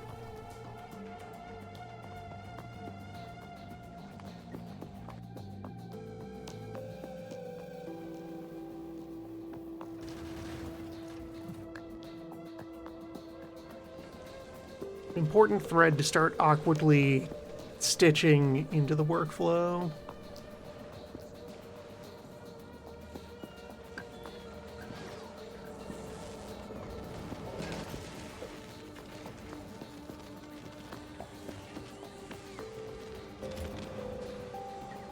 Yeah, from no common green to tens of thousands of common green. Good to see it.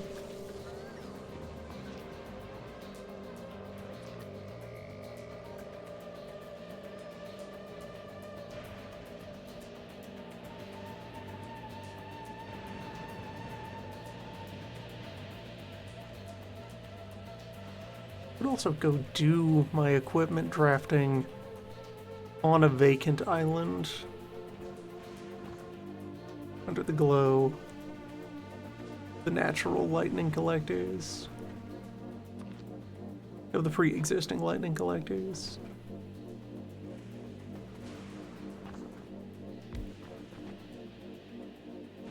Yeah, it's a natural thread to have in mind.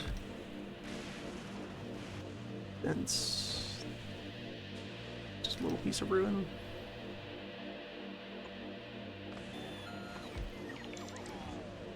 Since Vulcanus is the planet with the good solar, because it's right up in the front seat.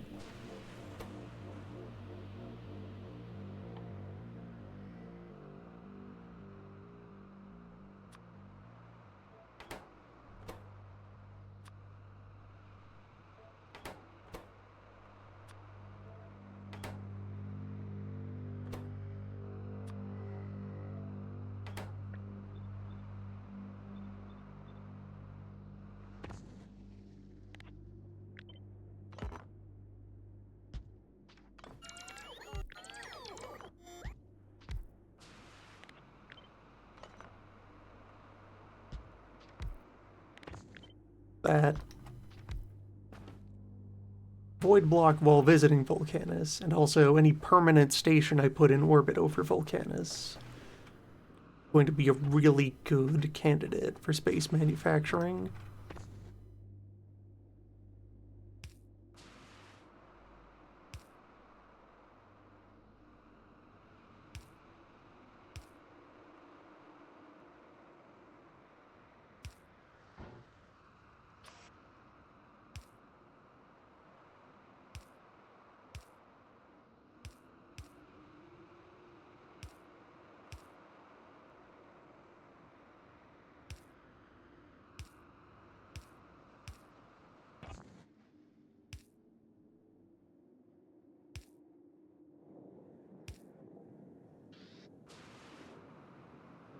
I'm slightly outside of lightning protection there. Just set that up temporarily.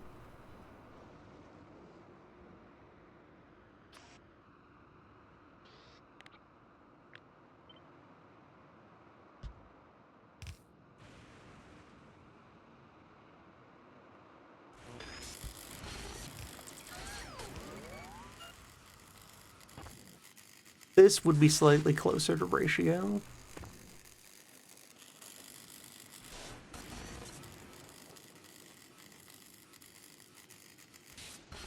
But also for the modules, I only have tier 2 of reasonably buildable here. I could just stop at making one of these.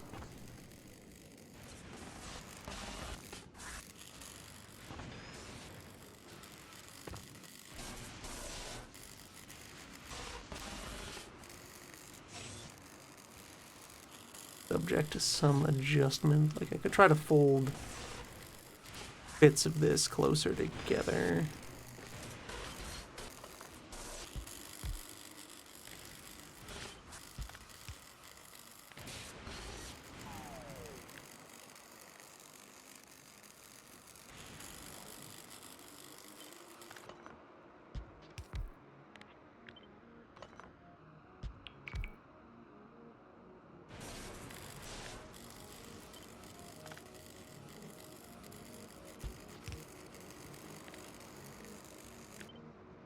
Yeah, like this.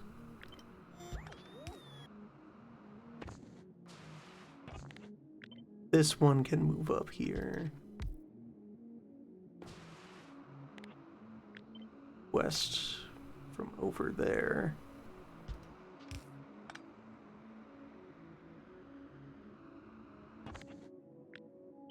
Pull that requester up there. Hold this one in here.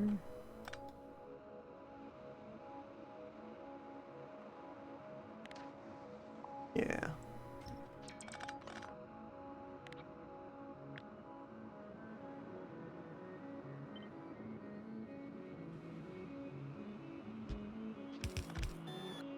Now the whole thing fits.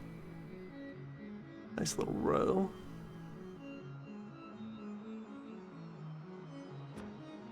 Just needs its various output boxes. And its control wiring.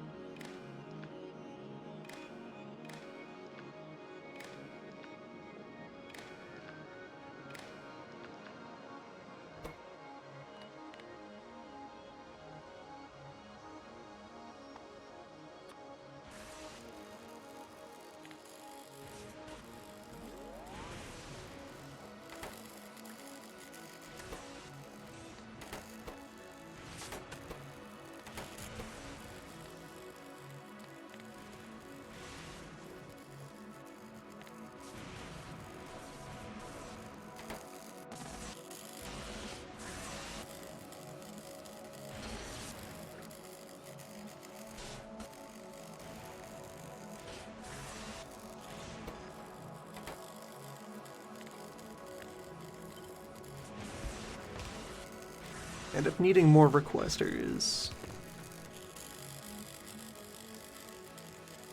it's also not a bad thing to just have each machine have its own input box.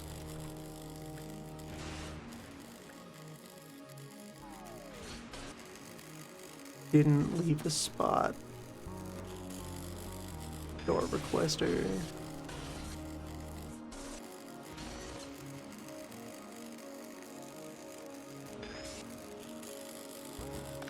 Fine though.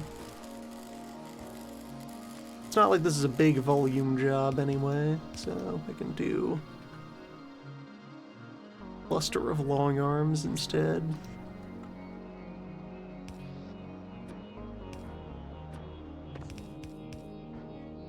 The output to 4 different boxes. Same item.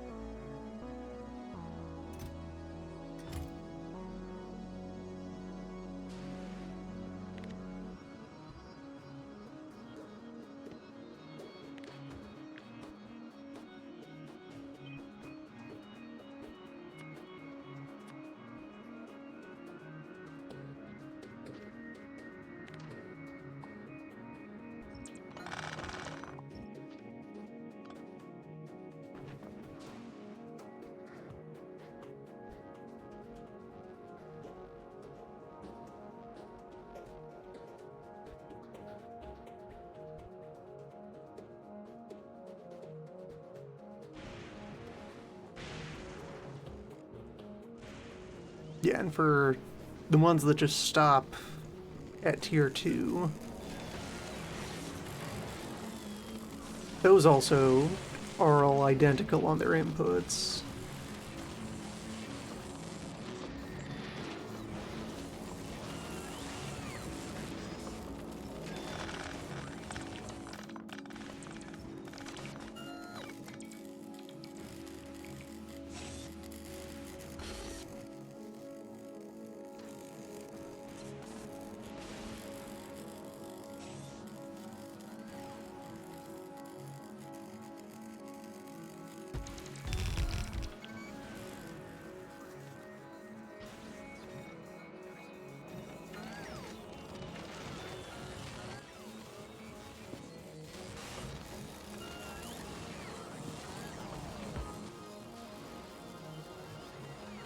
Alright, brandish the module scroll at this, at least once. Yeah, now I have to extract all of the higher quality stuff and add a recycling unit.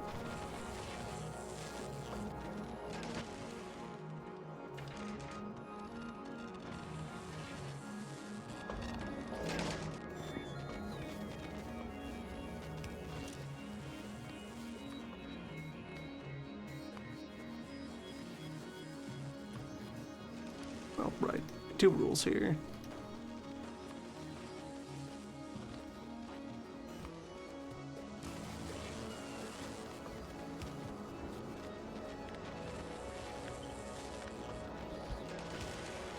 Retain purple.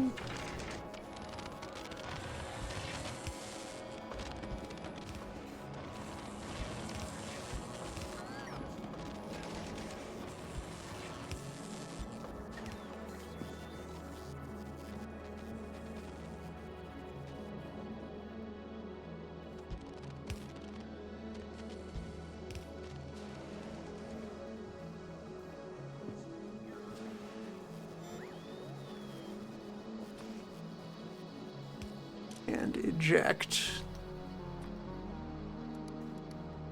Uncommon. Rare.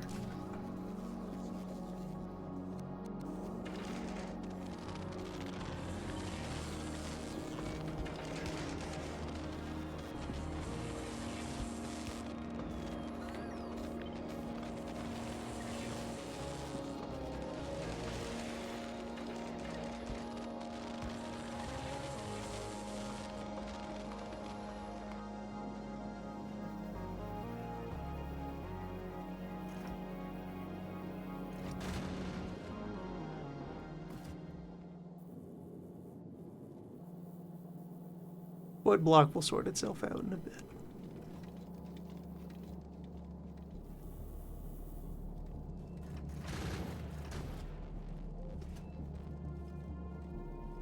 Splitters in stock.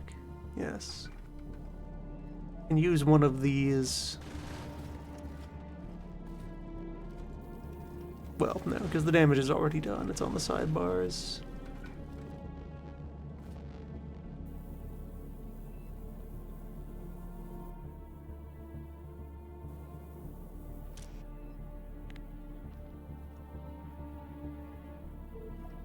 More gears pile up.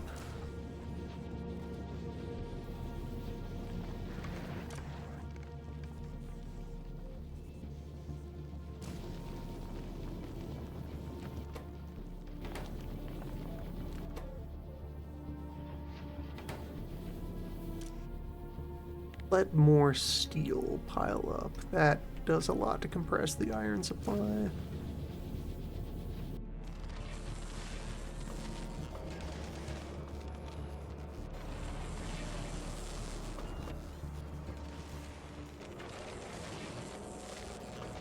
Exhaust vents for quality material. For recycling candidates.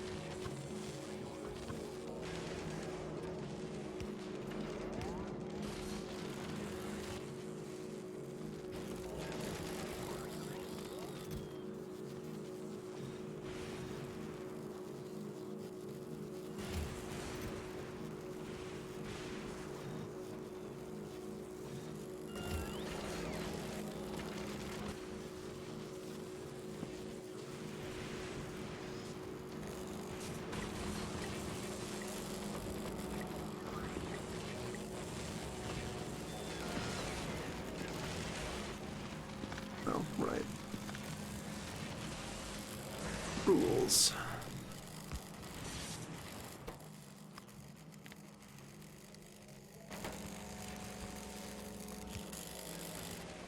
Chain.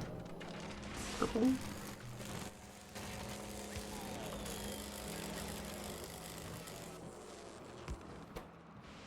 Retain.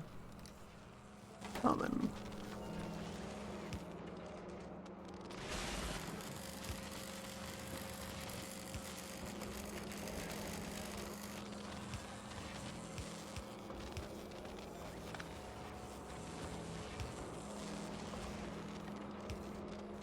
Mulch the rest.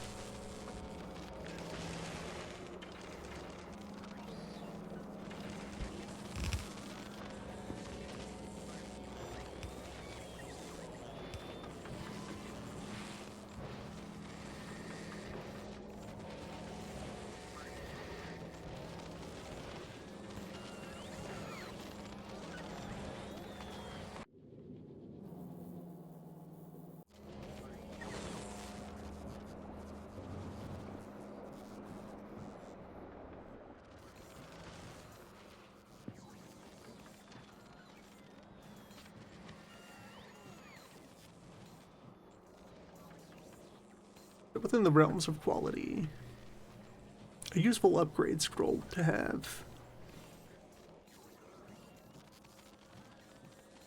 You to just take all of the modules of a type and just have them on the scroll, sorted in ascending order.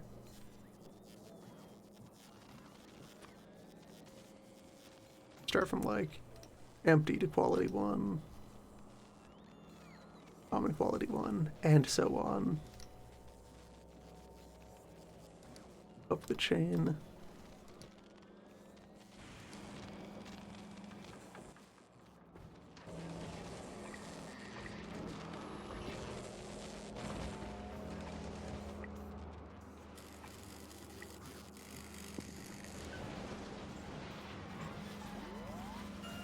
Leaving you equipped to handle all of your module succession by just pointing and screaming. The highest level of managerial art.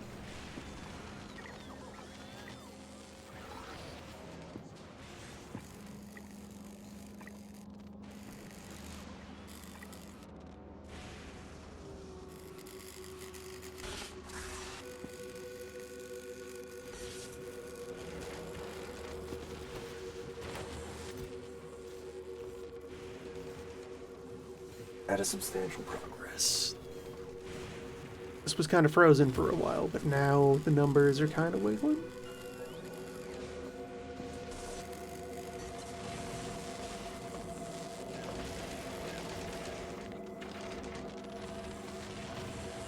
If I took this portion of this blueprint,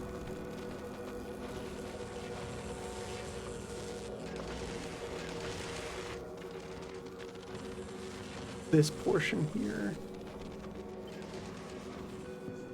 plus that storage tank.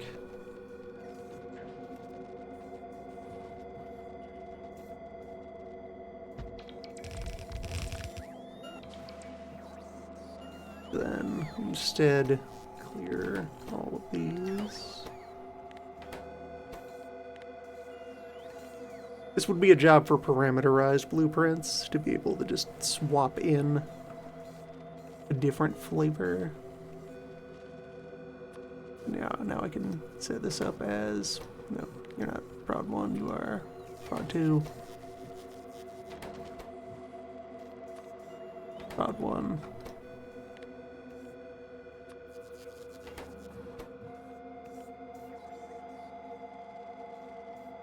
And this will always be true because it's not reading an inventory from a machine upstream that would tell it otherwise.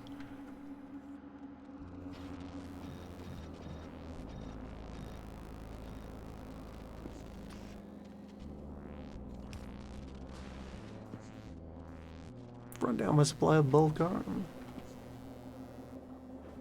Wild.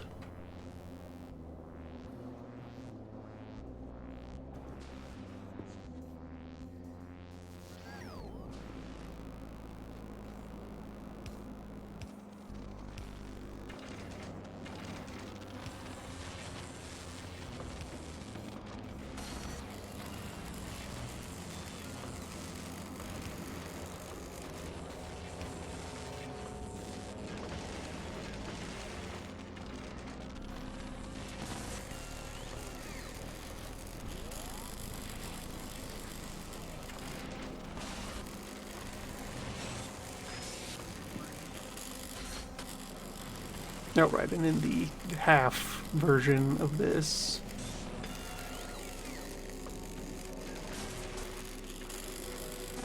I need an output port for the common. It would be here, but that happens to have slammed into a building.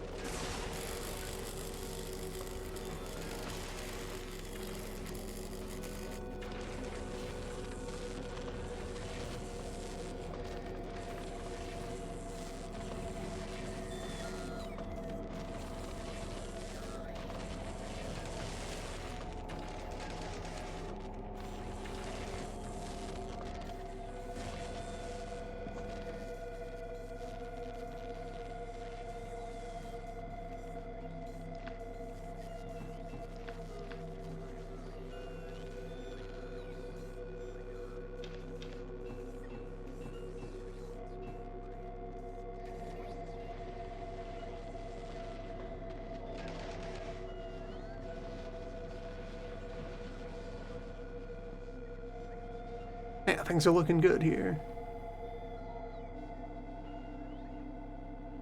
Trash pile continues to shuffle.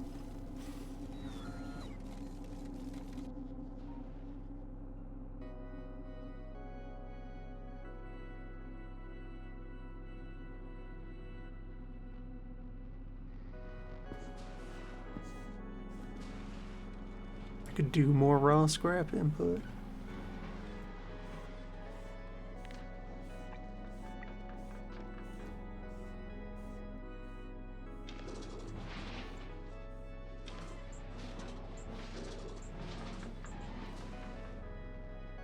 Can do more raw scrap input. The mines finally get to grow.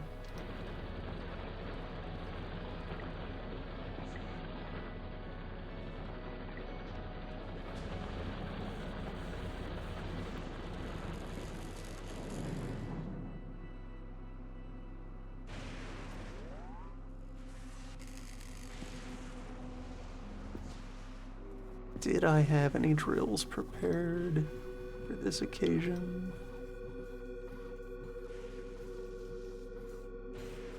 No.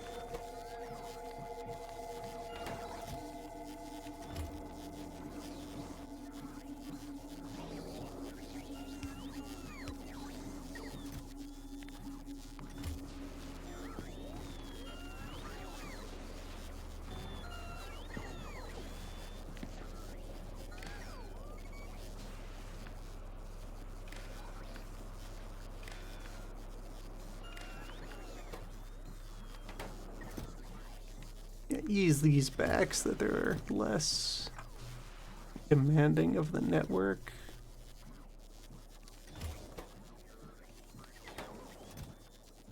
Good to see so much material staged and ready to go.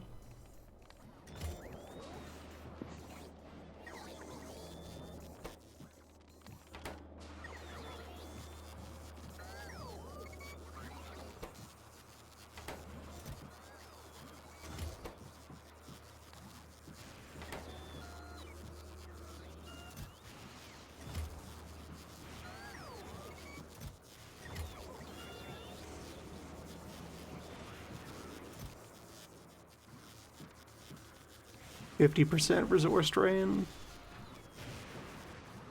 Just double the available material on the ground. Never run out of anything.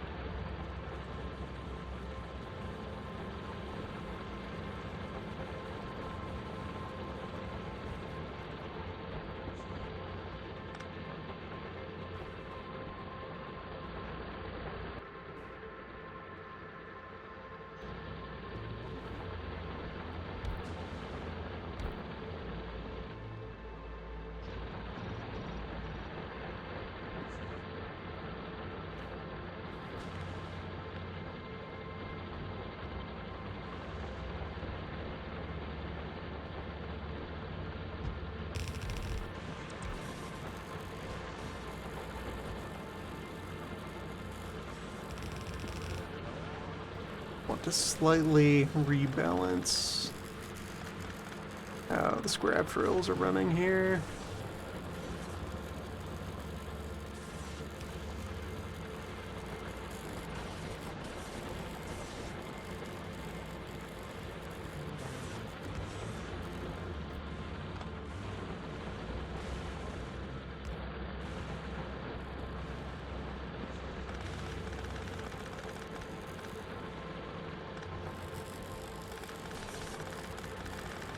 The way things are right now.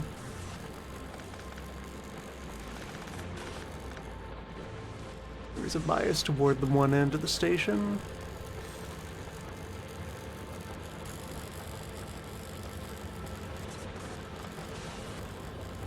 I'd like to try to deliver more of that material to the other end.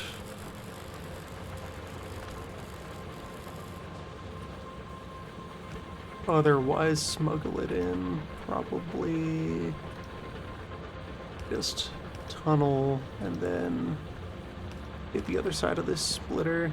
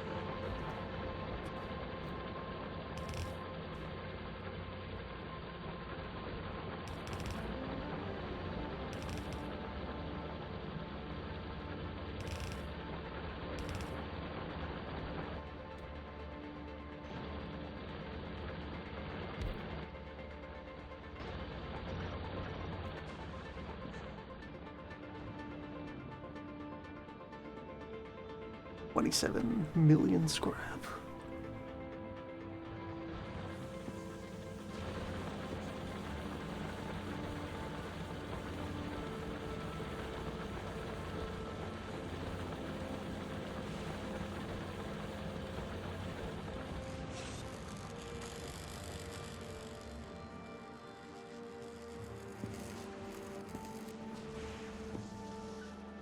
Oh, that's the other thing throwing this off. I never reconnected that tunnel.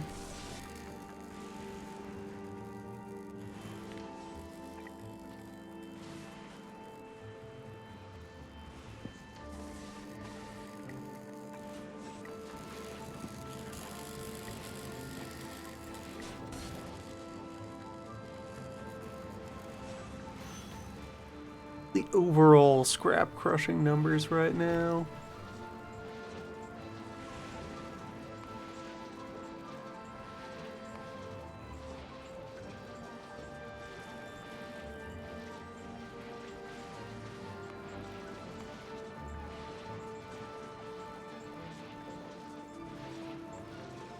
$3,000.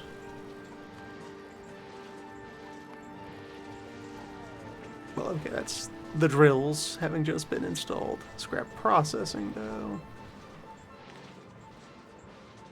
Yeah, it's varied back and forth wildly because the train arrives, unloads, and the throughput of the Phase 1 crusher more than enough to clear out each cargo and then be left waiting. These should shallow out a little bit now that there is more raw supply. Peak consumption at 4.4 thousand.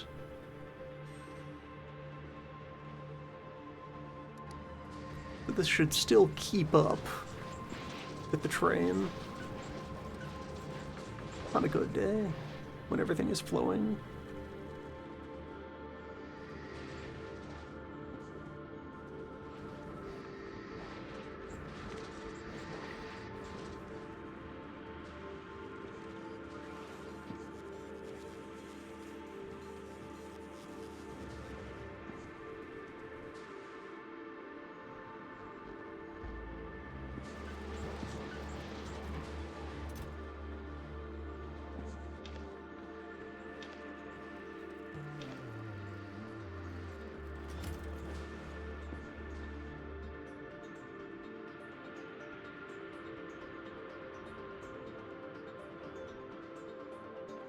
Okay, and productivity stats here, all separated.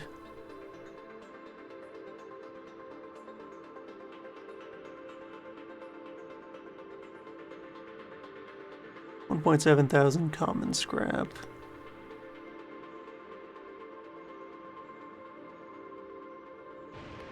Tighten up on a nearby window here. Yeah, so closer to current affairs. 3,000 common scrap, out of which 200 and change uncommon scrap.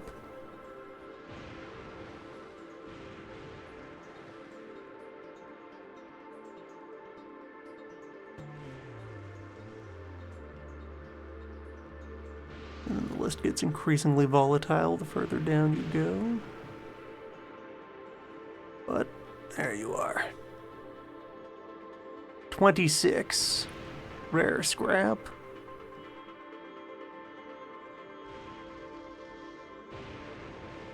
Then a single purple scrap each minute. I saw you, you were there. Take a larger sample.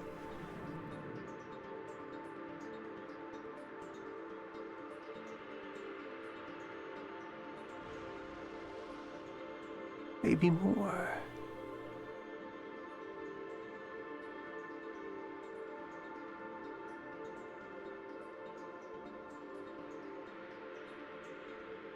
Okay, so statistically it should be close to 3.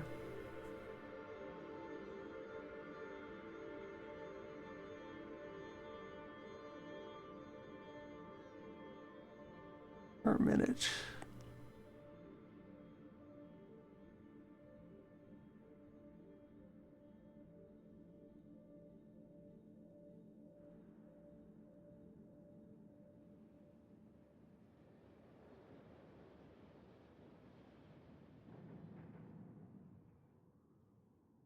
But I've definitely passed it by a couple of times.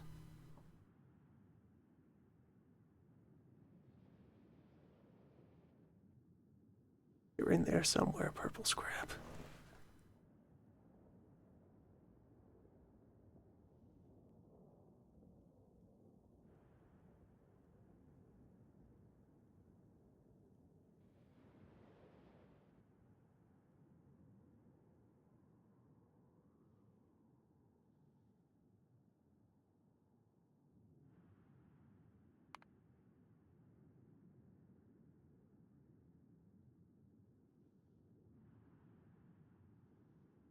There it is.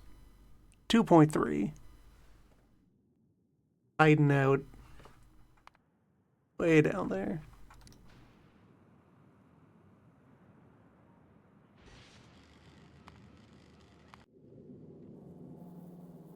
Each layer it manages to pass through shifts the window a little further.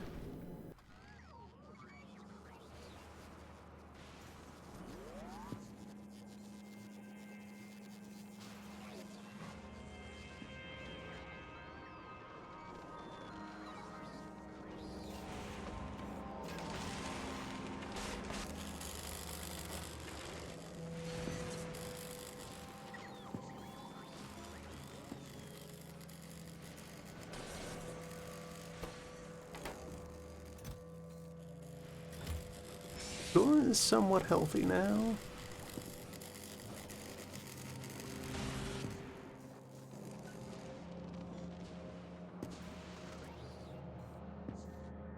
Good that the rebuild managed to finish just as I was running out of arms to pass around.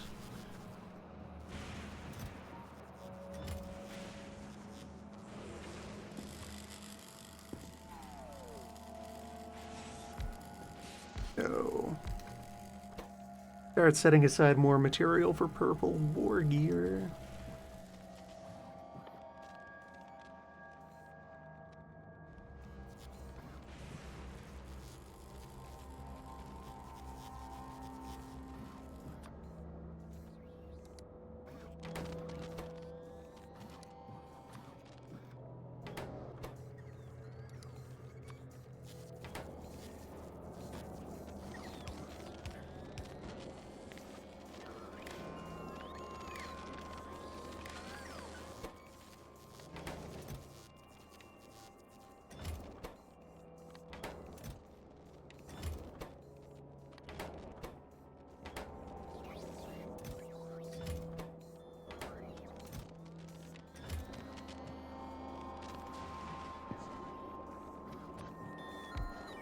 Battery packs.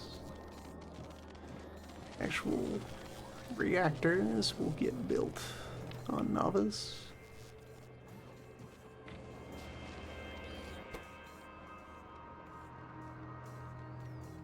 odd number of rows and odd number of columns. So, like, the batteries will be able to move out to the side. See the suggestion that odd-numbered armor would create a natural layer to slide in some tool belts. Even larger pants.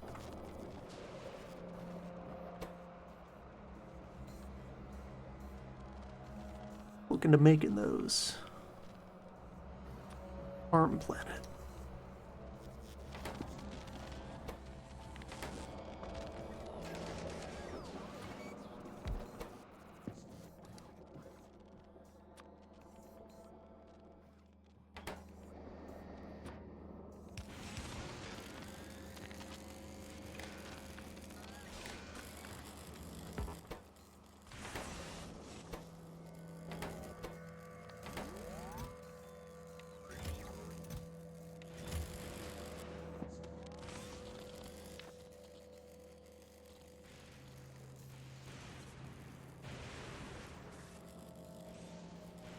Yeah, that's kind of the thing then.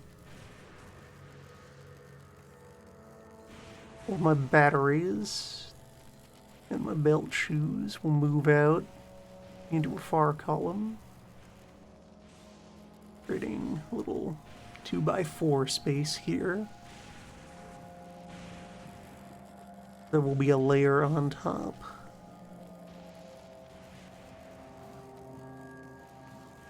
But for the most part, the loadout is going to stay the same. It's going to take a lot of opportunities to upcycle the bits.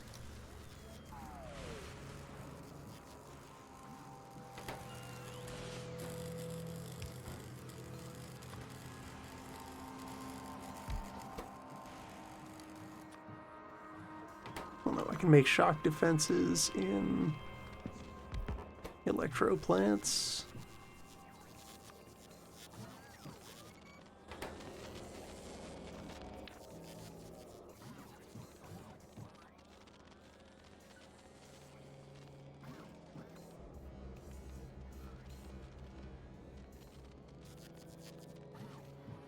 Two extra cells, maybe add one robo port.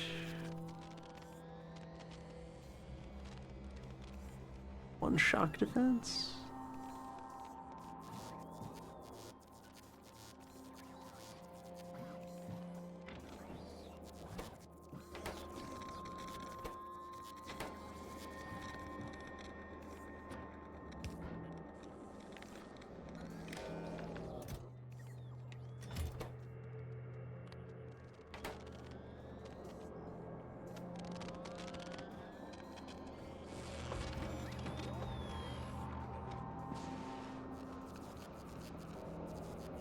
Lasers, tasers.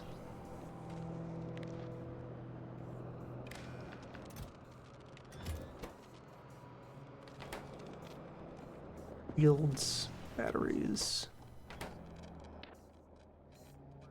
Grind out a single perfect personal solar panel.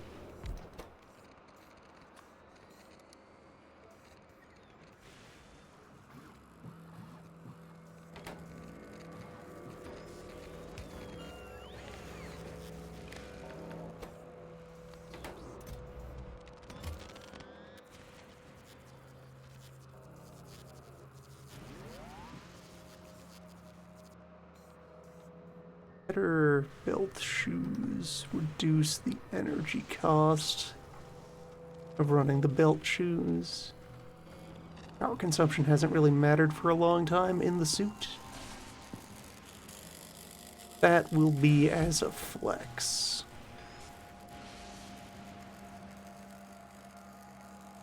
How do you do anything on night vision goggles?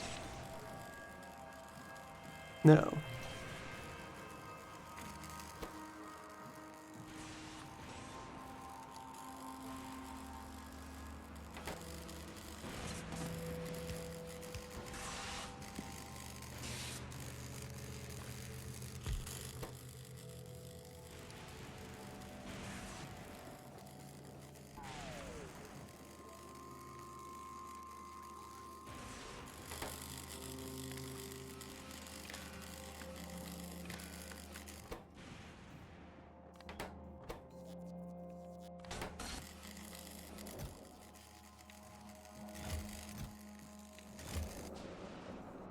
go. Just extrude out all of the other equipment requests.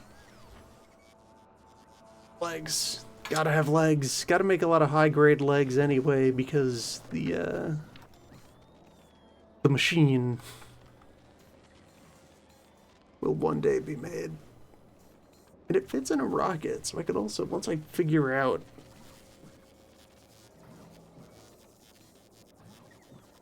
supply chain for a spider bot, I could export spider bots to all known planets. The better legs run faster.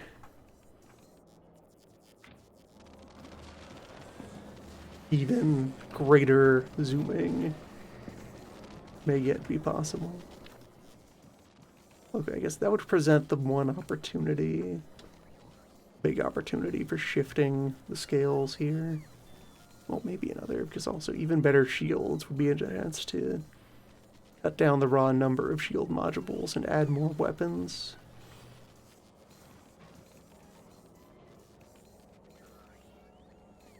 Right now, this is 144 speed up.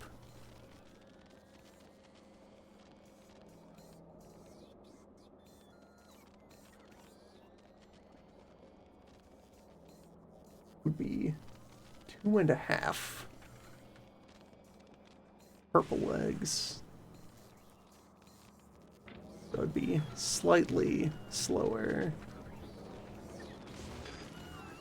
I dropped to 2 purple.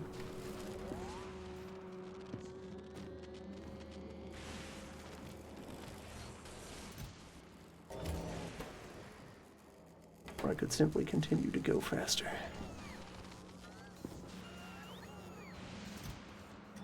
Inventory has rebuilt itself a bit.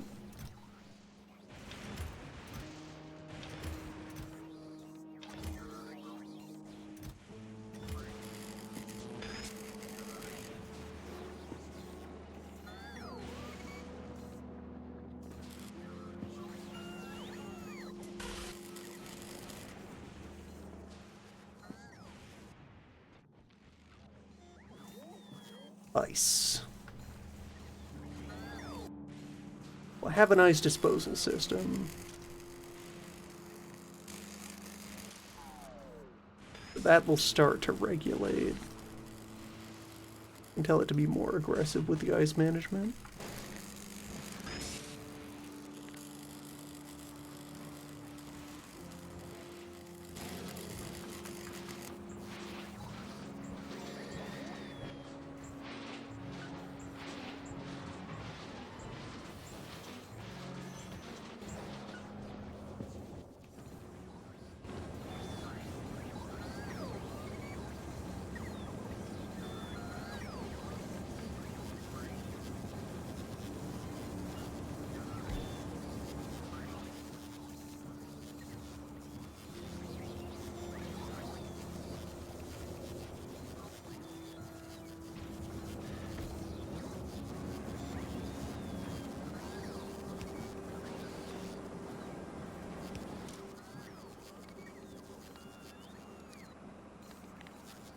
Alright, I need to start sinking uncommon stone.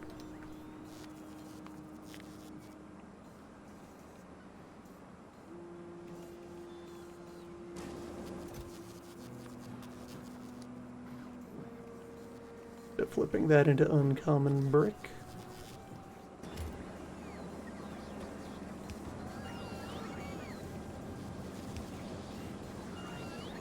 Which will get folded into starship plating.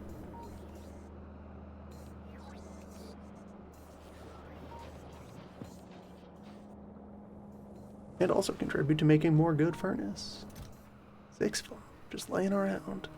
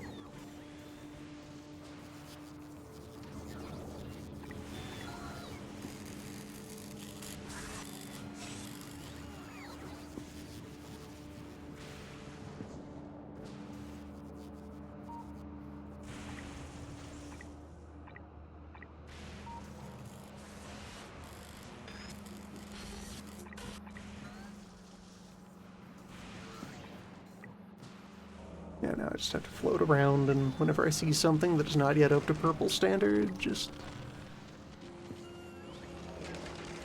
wave the parchment at it. In time, everything will upcycle.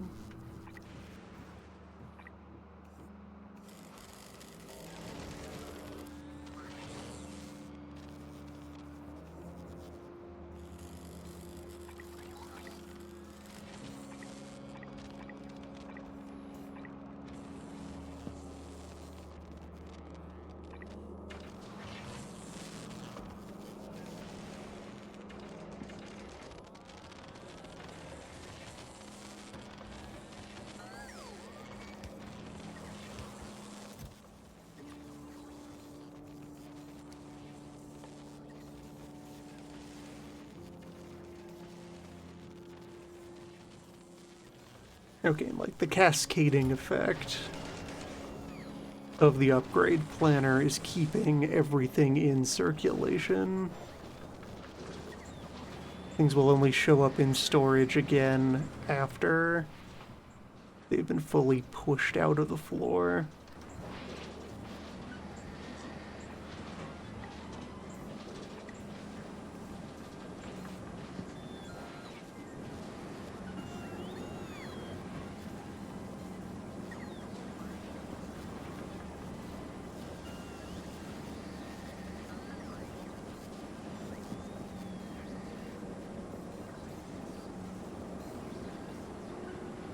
$52 of burn tower. 19 megawatts of heat exchanger.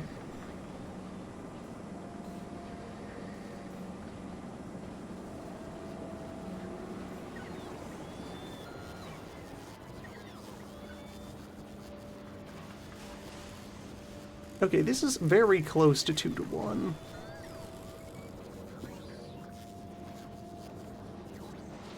I've wound up with a bit of spare volume, though. I could think about building up that thermal plant a bit larger.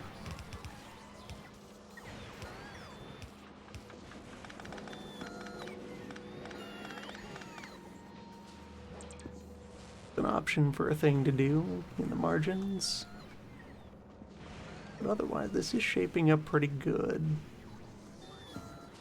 I'll need a new steel crusher.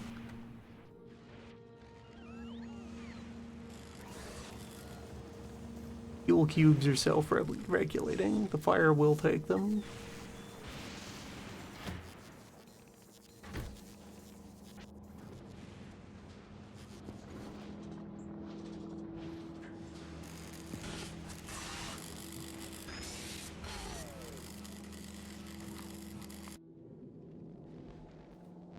If I were boiling more water,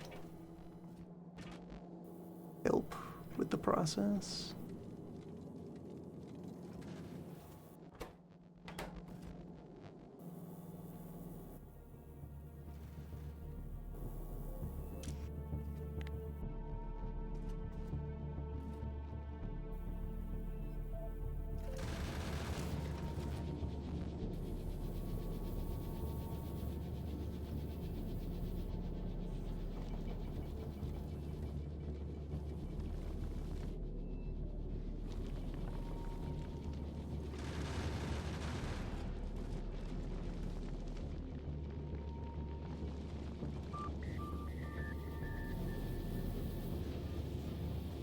Void block must grow stronger.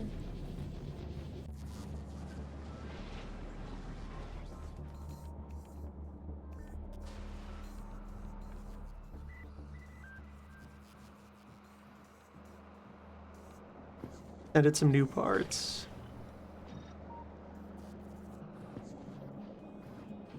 Let it really think about getting powerful. The day and night of the good fuel recipe.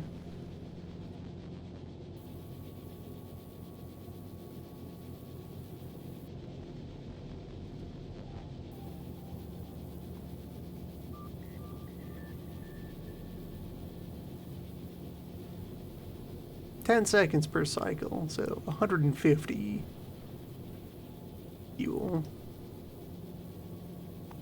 Second.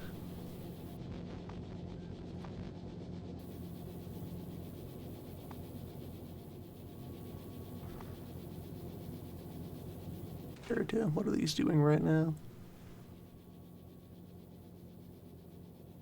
Capable of 7.5.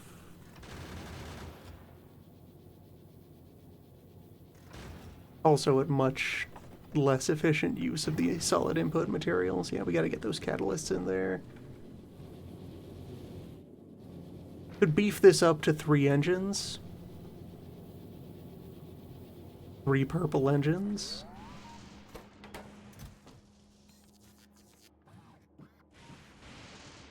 Make a 3rd purple engine. Thinking about it.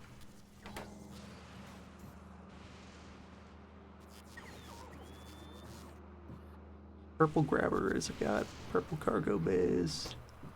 Don't have any purple rock crushers yet. Also just scale up at blue.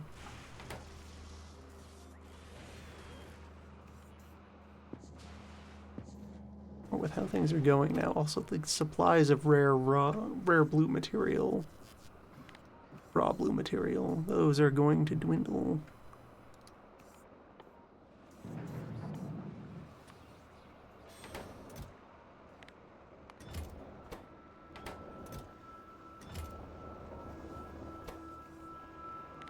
Set up purple motor production.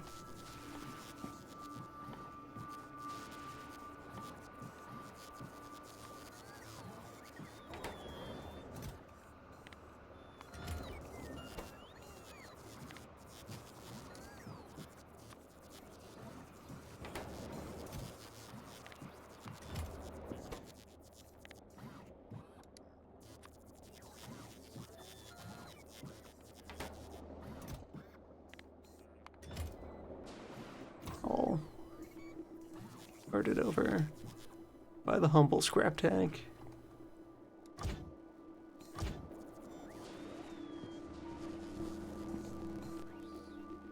There when it's needed.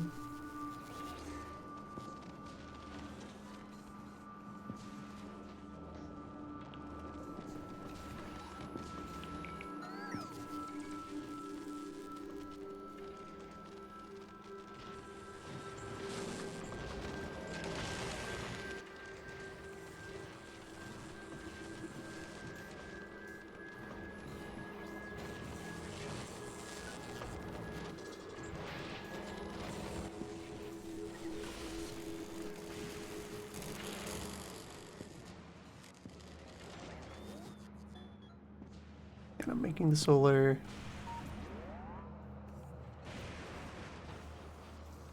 Did not start making purple guns yet.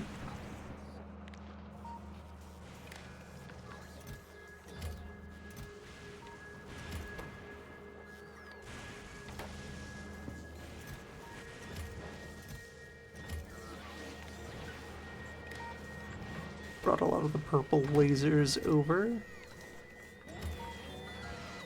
Used for personal war gear.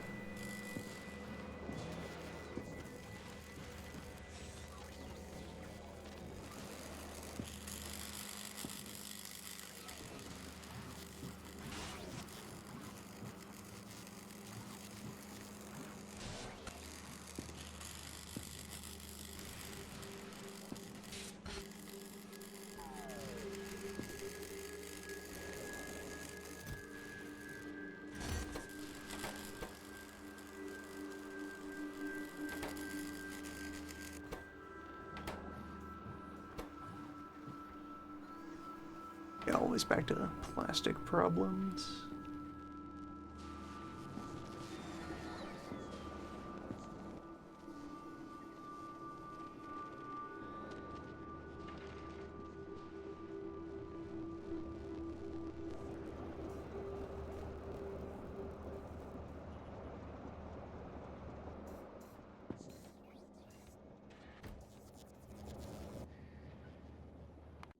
Yes, getting the meat van established had been a priority previously.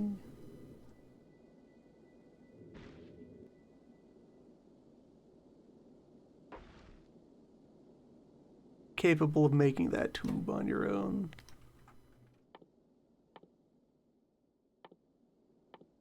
Buttons here.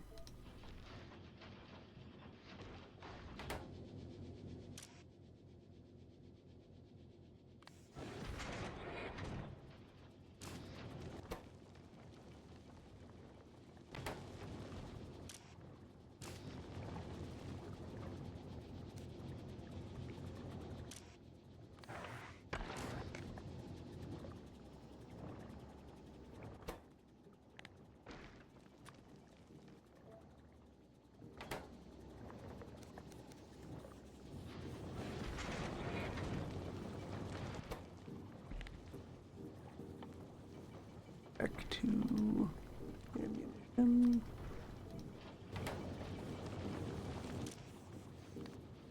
Limiter back on.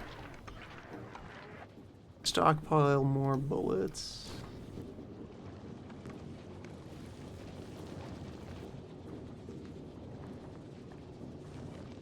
There we go. So now Meat Van can stock up on fuel, and then Meat Van can attempt its journey. Because if it proves that this is a viable, just station-keeping, place-holding shuttle, that'll be enough to also launch Trash Block.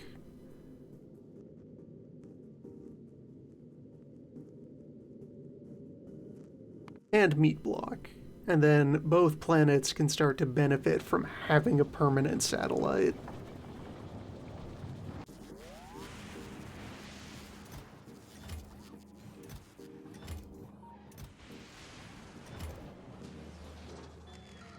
Over here, the plastic shortage would legitimately be solved by using space carbon to make synthetic coal. And then just using that to build fresh plastic. Not a convenient recipe to shake back and forth until plastic falls out. As close as I could get is just taking the plastic and recycling it back into itself. In the recycling. That is a very lossy process.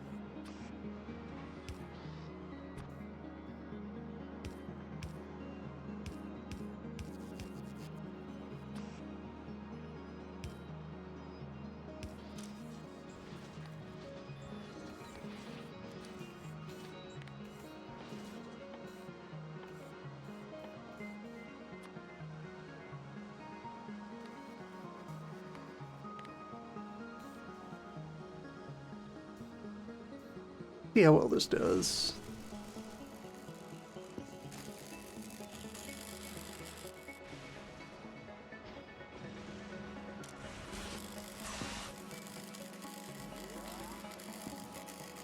Because that's also relying on copper cycling.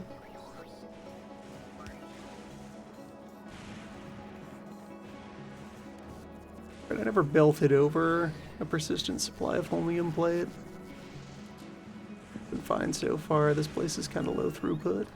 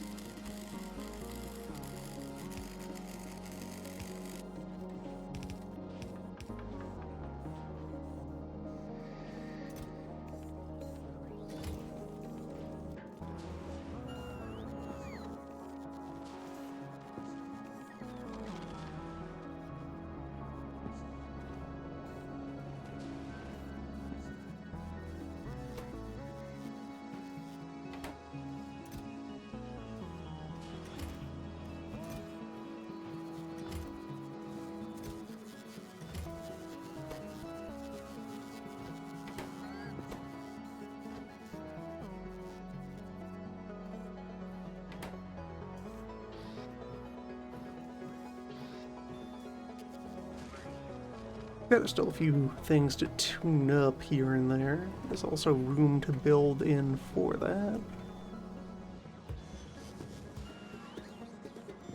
Re-establish a steel press. Things like that.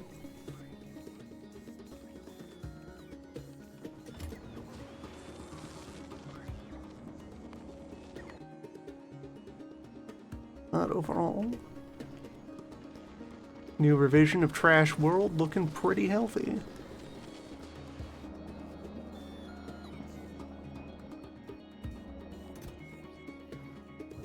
You love to see these.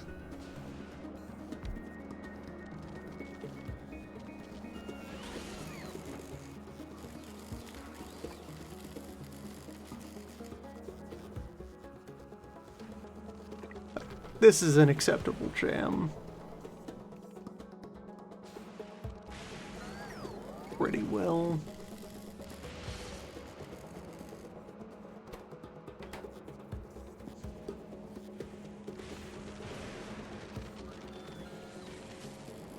It's generated 6 high-grade recyclers. That is the good stuff.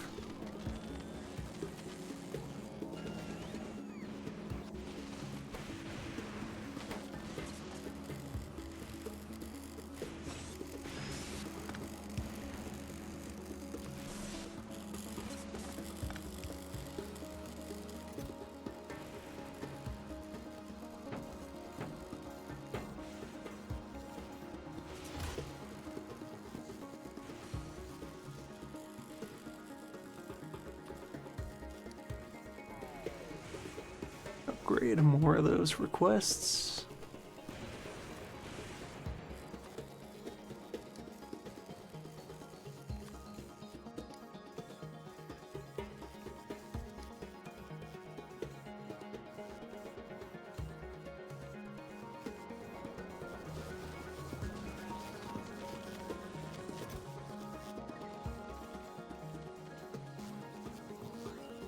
You do love to see them. Blue is still suitable for export. They're all good labs. I would need to quite wildly scale up overall trash production, perhaps on some of these adjacent islands. Start trying to seriously qualitate the electro plants.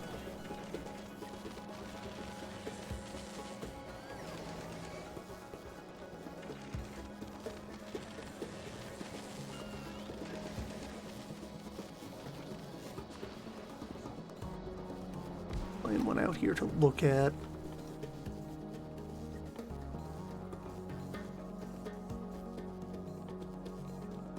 There's not that much that one of these would do in space.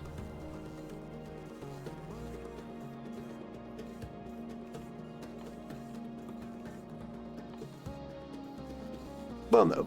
Yeah, panel production, accumulator production. Module replication. Haven't used any beacons on spacecraft. Those are good for high density builds. And of course, on-site chip making.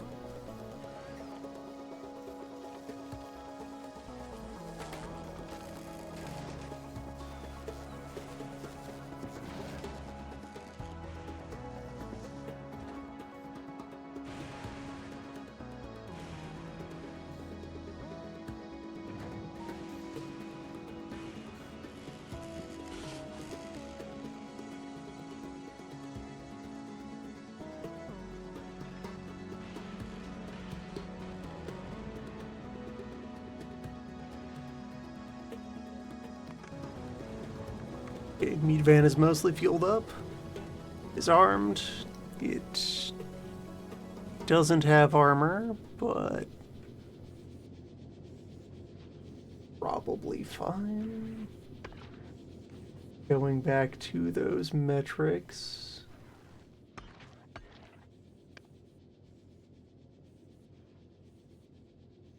It costs 13 normal bullets to kill a medium asteroid.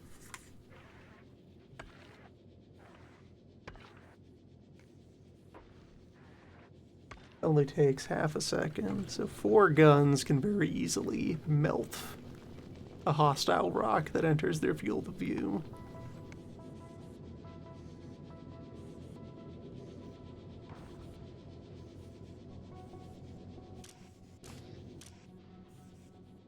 $700 ammo. And rising.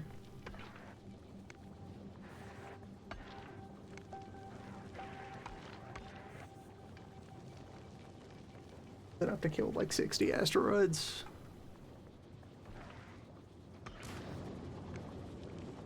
Close it at half that when you allow for the smalls also needing to be broken up.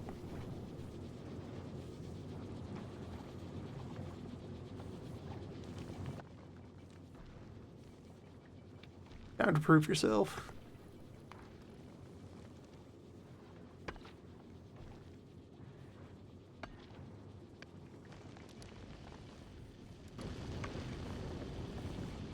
Space! How fast will this thing get? That engine on only 100 tons of platform.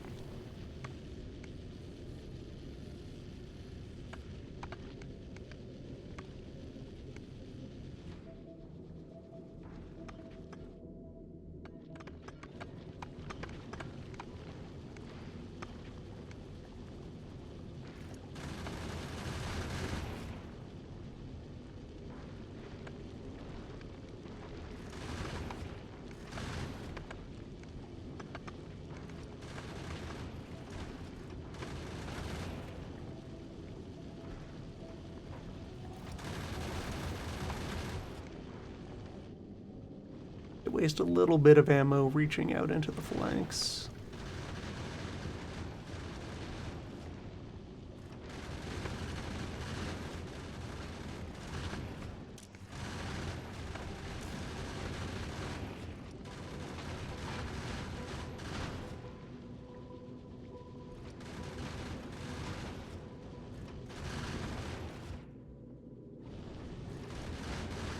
Looking good though.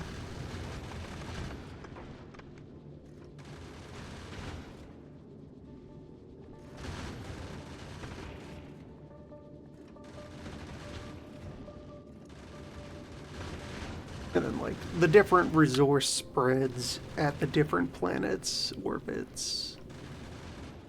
Yeah, that'll affect how efficiently the stationary satellites are able to build up.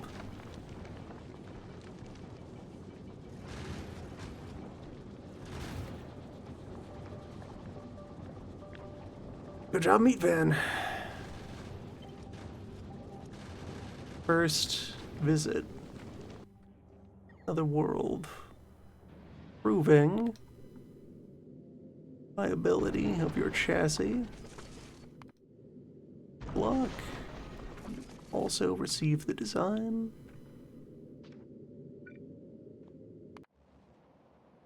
Oh, this can start attempting to auto-launch some of the supplies for that.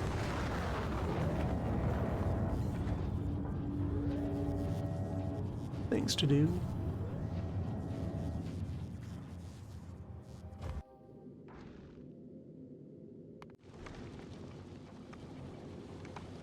Yeah, the satellites, once they arrive at their homes, they'll be able to discard their engines and fuel systems, freeing up more space for their permanent layout.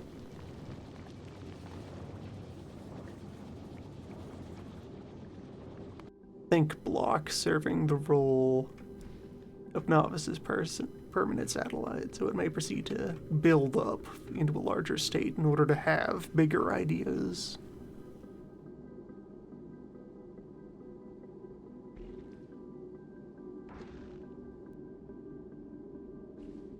Time will tell, but for now, hey, a shuttle. With that in mind, so Meat Van, just with this equipment, is capable of fulfilling its purpose of flying back and forth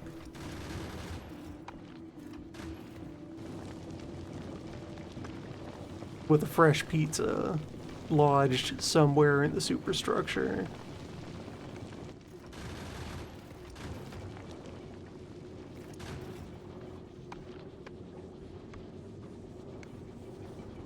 Like to upgrade it anyway, but that's going to be like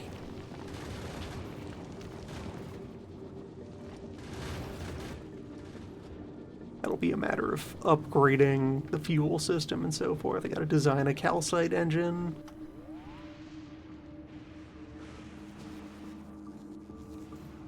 Fuel lines that go into it.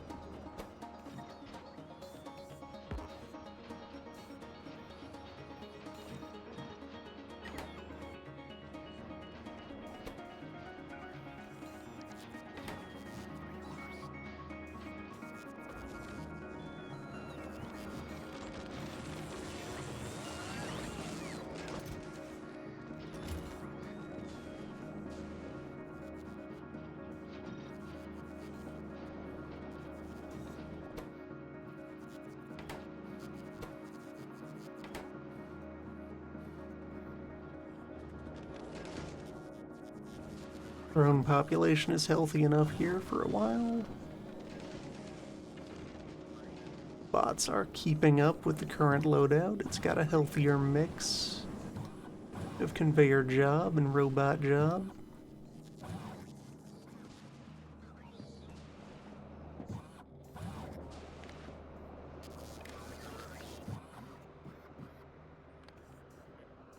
And 700 logistic bots floating around.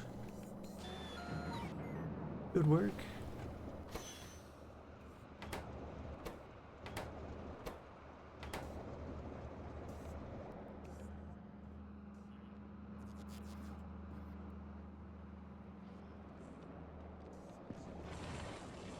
This is the perfect planet to donate barrels of heavy oil to serve as the starter material for a space oil system.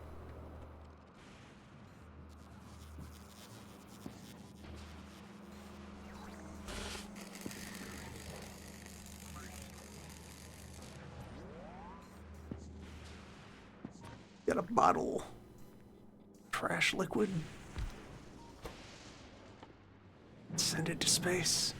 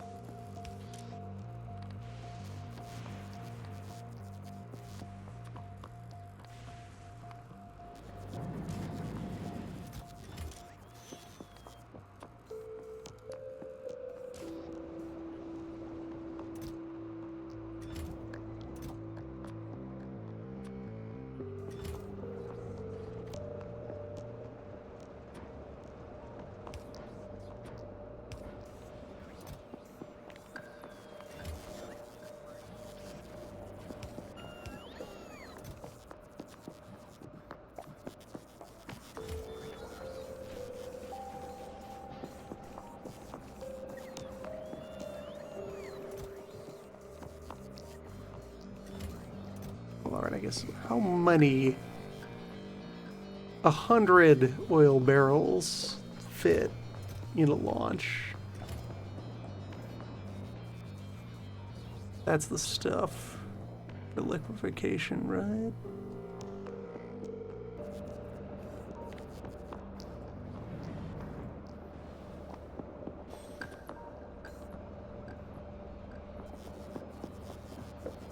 Yep.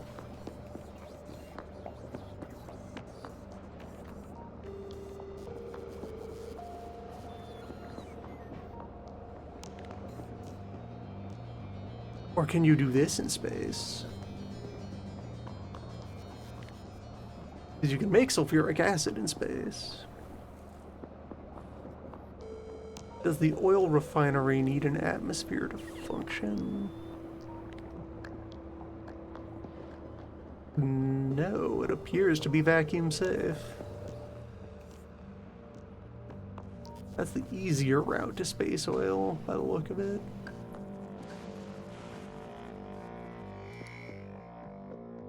That volcano tech, or is that something I already know? That's volcano tech.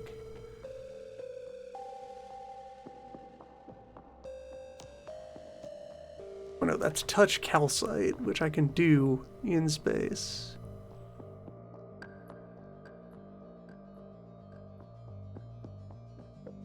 Finally gain the power to turn steam back into water. At a slight loss.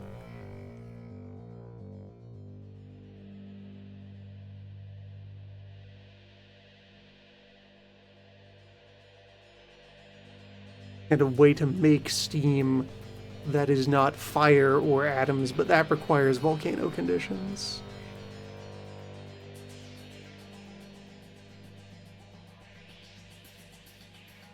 Simple coal liquefaction does not, though.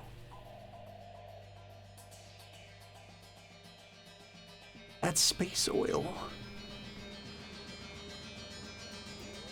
Space grease. Space plastic.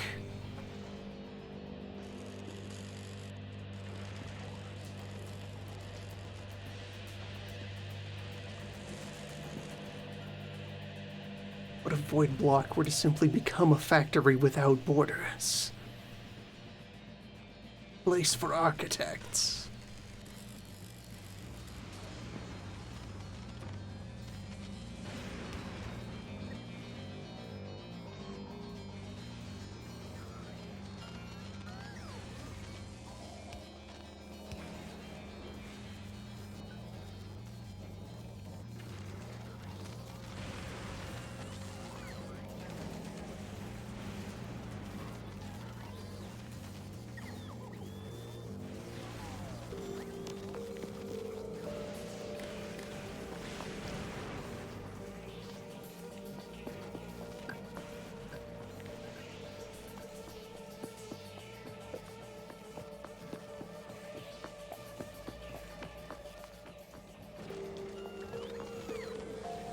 There we go. Simple throttling mechanism to enforce that, no, the cycle must continue.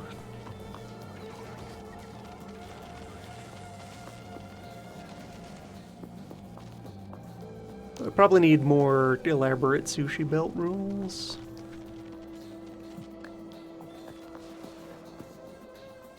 Or a way for, like, each of these arms to detect when the equipment for their matching assembler is already present on the belt or not.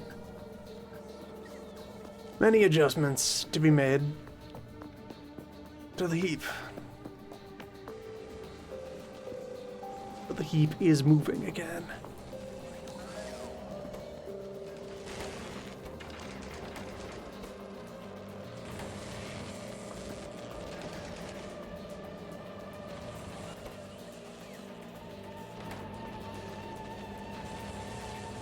I need to relax those limiters a bit because the numbers aren't evenly distributed across all the machines.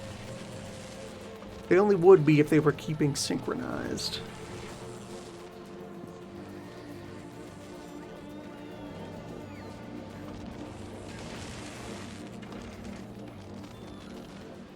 Things to tune. Power to gain. Quality to propagate.